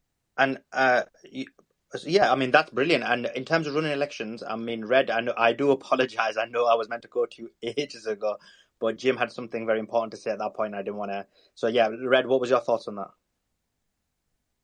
Yeah, thanks again for the opportunity, Soleimani. I wanted to just mention about three different aspects that caused these cases to be dismissed. The first aspect was like mootness, basically. A lot of people said before the elections, and a lot of courts said that these challenges to the use of Zuckerberg funds, Zuckerbucks as we call them, those challenges were dismissed because the election hadn't taken place yet. That kind of seems absurd, but that's the excuse that they used. And then after No, the fact, that's not what they said. They said at that point that the matter wasn't ripe for review. That's what happens before an election takes place. The but matter there is was moot after contracts the in election place was with decided. the names of the county municipal governments or whatnot, and CTCL and these other nonprofits, and they were all working together at that point. So it might not have been right because they might not have finished the heist, but when the robbers are inside the bank, that might be a good time to call the alarm. So that was one reason, and some of those challenges did go through, and some of the actions of these nonprofits were stopped in different jurisdictions. The second reason why these were dismissed is like the Kraken, for example. Sidney Powell came out and filed cases in every county. She didn't have standing to do all of that. And the plaintiffs that she brought with her, some of those people were tainted. Some of those people were sent to her with false evidence and really to take her down. And they succeeded, unfortunately. It And the wasn't a third, question of Cindy Powell having standing. It was a question of whether or not her clients her had plaintiff. standing. Right. Exactly. So thank you for clarifying. I appreciate that. And the third reason was Fox News. And why I say Fox News, and they're still in the litigation, and there's been a lot of things exposed about how Dominion admits that their machines are crap, and that's absolutely the truth. But the issue with Fox News is, even though there was a couple of people talking about that, the general consensus on Fox News was that Joe Biden had won. Fox News is the entity that actually conceded the election. Trump didn't concede, but Fox News did, and that was the cap of the PSYOP associated with the election integrity fraud the election fraud that took place, undermining the integrity that we've had for all of history up until the last 20 plus years or so. And it was that element that totally tanked the entire process, created this fringe media, supported, of course, by social media censorship. But then Rumble came out, we had OAN and Newsmax and some other right-wing extreme news channels that still brought the message, but they were ostracized in Fox News, which everybody's grandfather and grandmother listen to and have on TV all day while they're watching dinner or eating dinner and everything else. They're watching this and totally drinking it up and thinking that they're getting the other side, thinking that they're getting two perspectives, opposing perspectives, when it was fixed the entire time. It was only one perspective. I do want to start wrapping up the space now, so I do want people's final thoughts. I'll try and balance this out, although we've maybe not got as much balance at this point. So let's go for Doc. Doc, what's your final thoughts about this? Your final thoughts about the entire space. So we've covered a number of issues, whether it's the indictment, whether it's Trump v. DeSantis, and we do want to go more into detail about that in a future space. And then we have election integrity, and then the Arizona situation. Well, thank you again for the host for bringing me up and tolerating my opinion. I really appreciate that. I appreciate everyone that argues their beliefs here, Fidgetal, Ed, the Krasensteins. I do think this is a critical time in our nation. Tom Fenton has been in these spaces and said that these election challenges and the lawfare For those who don't know the term lawfare, it's a derivative of warfare, where attorneys, are fighting each other in ways that are not honorable and unprofessional, and that's become the course in our country, and it's coarsened our debate. The debate in here, I think it's a reflection of that. Although this is probably the mildest space I've been on Mario's for Mario. So thanks again. Appreciate you all. Let's go for Jim. Yeah. By the way, I'm going to be nice again, the way Doc was. I have a lot of respect for Fidgetal. We disagree a whole lot on stuff, but he's a smart guy and actually thinks through this. And I know that there are conservatives out there hearing that saying, "What are you talking about?" But no, I do like him. And exactly. We get shut down every time we make a compliment.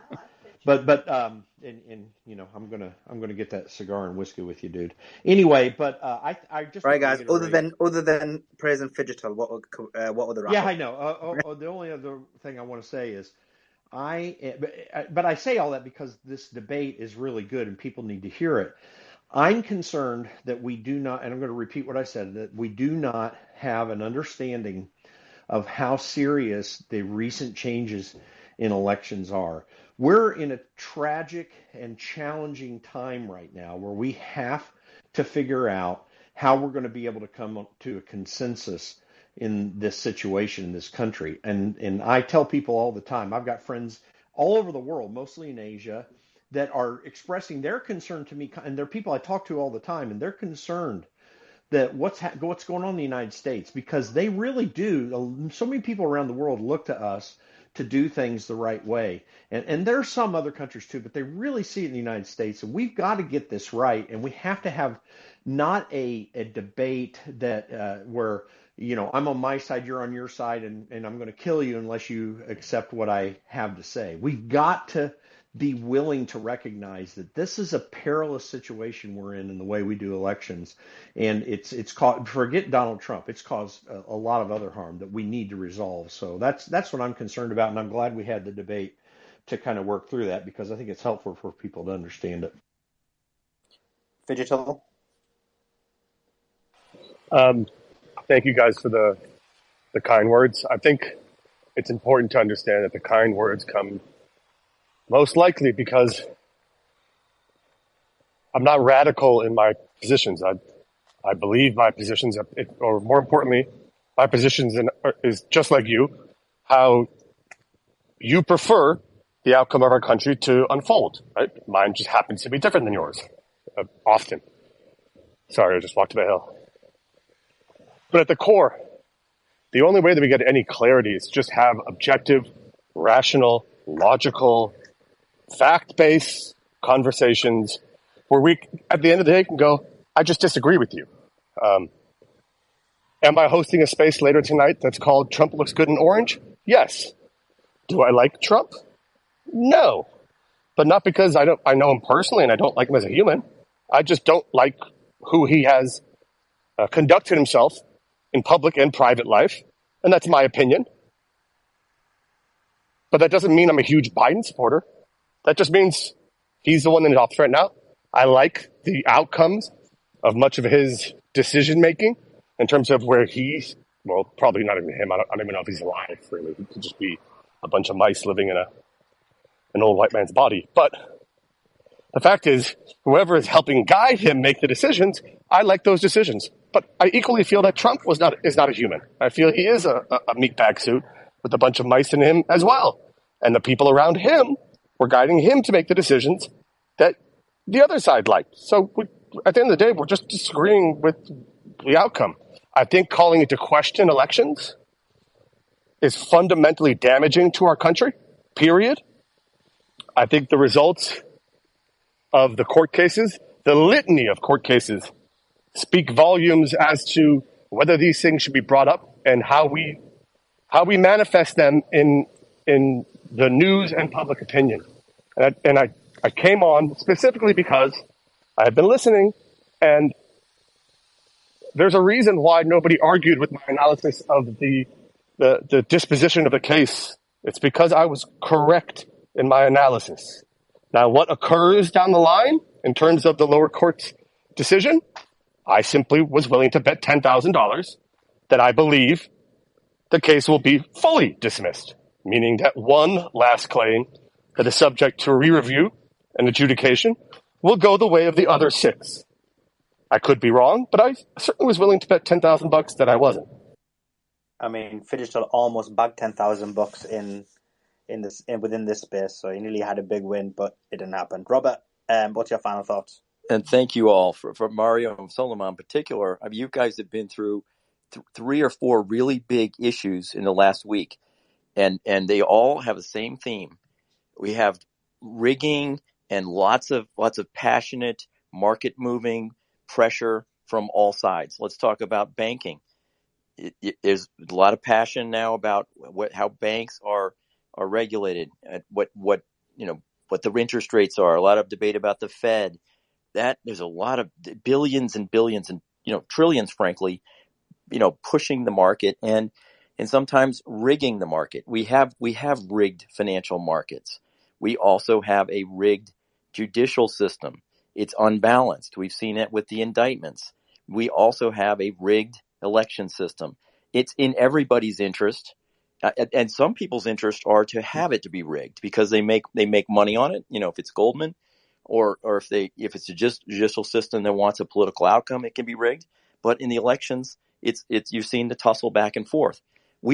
In everybody's interest here, we need to have a common set of rules for banking. We need stable currency. We don't want crypto to have a line of code that steals it from your wallet, like in FTX. We need a stable banking system that's de-rigged. We need to de-rig all these things. I'm here to help do that, and definitely we have to de-rig the elections. Thanks for that. And Patrick, your final thoughts? Yeah, thank you. Some great insights here. And it's nice to have a broad-based views from different people who have different areas of interest and expertise. And you put that together and allow people to balance that out and make some kind of evaluation of what they've heard. I think that's wonderful. And you guys have done a pretty good job moderating what is a potentially incendiary issue. But one of the things that struck me over the last 2 elections is, and I have friends from all over the world, as I know that some of the people in this space are international in their business and so forth. And so people talk. And my friends from Brazil, particularly very politically minded, were chuckling at the last election, the 2020 election, almost like we told you so. He said as soon as you went all electronic voting and computerized everything, automated everything for convenience, or because there was a crisis in 2000, he said, we've been doing this throughout the 90s. All of these corporations with all these latest voting tech solutions have road tested all of this stuff in South America, Central America, and in, quote, third world countries. And mind you, you'd be naive to think that our Central Intelligence Agency are not interested in these tools as they're used in other foreign countries. But the horror when you start to consider that these tools might also be used to rig or to distort electoral results in the United States of America.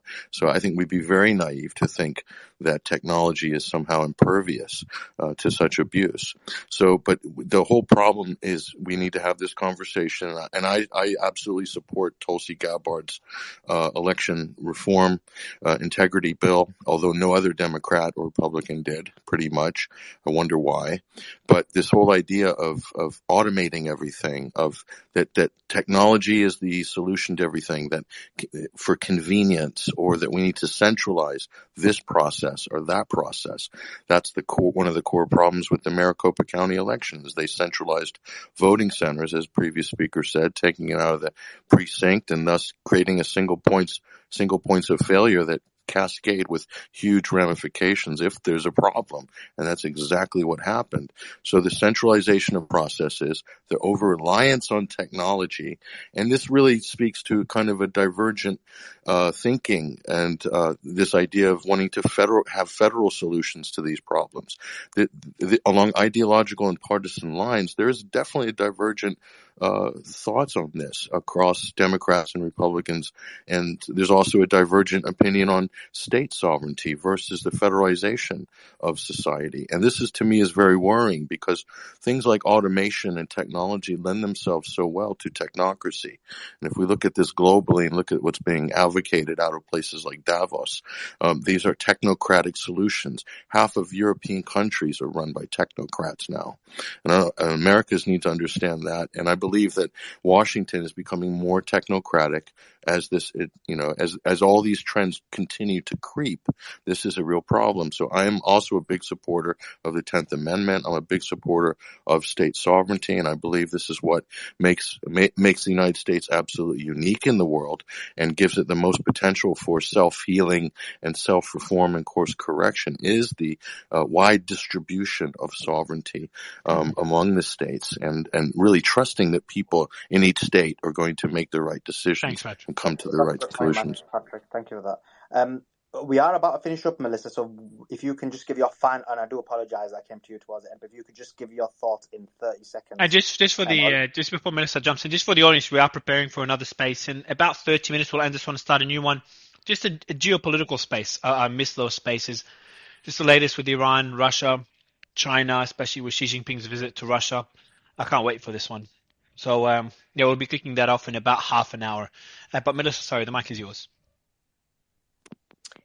Thank you so much for having me on. Yeah, I just wanted to piggyback on what, in my closing statement, to piggyback on what Patrick was saying. I really, being somebody who came from a third world country, like he was saying, the people in Brazil, they've lived through this, like they've seen this. And, I'm growing up in a third world country. I mean, this is what we saw with the elections, and to see it happen here in the United States in the 2020 election for me was very shocking, and it was very scary. And I think even just everything, it just connects with all the dots with everything that's happening with the censorship that's taking place, with the COVID mandates and all of these things. And I think all those dots connect. And I think people should just stop looking at this from a left-right perspective and really truly understand what is happening to the United States. When you see elections no longer run properly, the idea that in America you can't have one day, one vote with a voter ID is just, unbelievable to me. So obviously, the fact that they have changed all these election laws is because there's cheating going on and there's fraud going on because there is an agenda to put certain people in place. And I think people need to really focus on that. And I know, a lot of people maybe on the Democrat side might be fine with it now because the people that are being put in place usually tend to lean left. But you wouldn't like, if that changes, it wouldn't be a good outcome. So basically, I mean, when a country starts to trend towards communism, authoritarianism, censorship, Marxism, which, I have seen coming from a country that fell to Marxism. I'm seeing the exact same playbook play out here in the United States. And it doesn't end well for anybody. Yeah, that's a good point, Melissa. No, thank you for that. Thanks for coming. We do appreciate you joining the stage. I'm sorry I'm rushing you. It's basically. Oh no, absolutely. I was meant to end the stage. This space a while ago, but I've just let everybody have the last comments. Allsauce, have you got any last comments? Hey, no, I really appreciated all the speakers, especially kind of the guys here with legal backgrounds and direct exposure here. It was fascinating. I learned a lot. This isn't my forte, but I appreciated everybody's comment, and it was a great space. So I thank you so much for letting me co-host and be a speaker as well. No, we appreciate you. You have a wealth of knowledge and experience. Raphael, have you got any last comments for the last 5-10 seconds before I wrap it up? I'm gonna let you close the space because apparently you have another one starting in 30 minutes. So I appreciate I don't know when you guys sleep, but try to get some at some point. Yeah, I appreciate that. Thanks guys. Yeah, I really enjoyed the debate. I think we had very good interaction on a number of issues. Like I said, in terms of Trump's indictment, we had Jenna, Ellis on, we had Benny Johnson on. We talked about election integrity, and then the major news that came out, which was the Arizona elections. So I appreciate everybody and the input, and I really did, because we had a wide range of input, as many people said. So yeah, appreciate time. Join us in 30 minutes. We've got a geopolitical space, and those are always, they're less articulate. I'm not articulate, but they're more emotional is probably the way to say it. So yeah, join in. It'd be awesome. Thank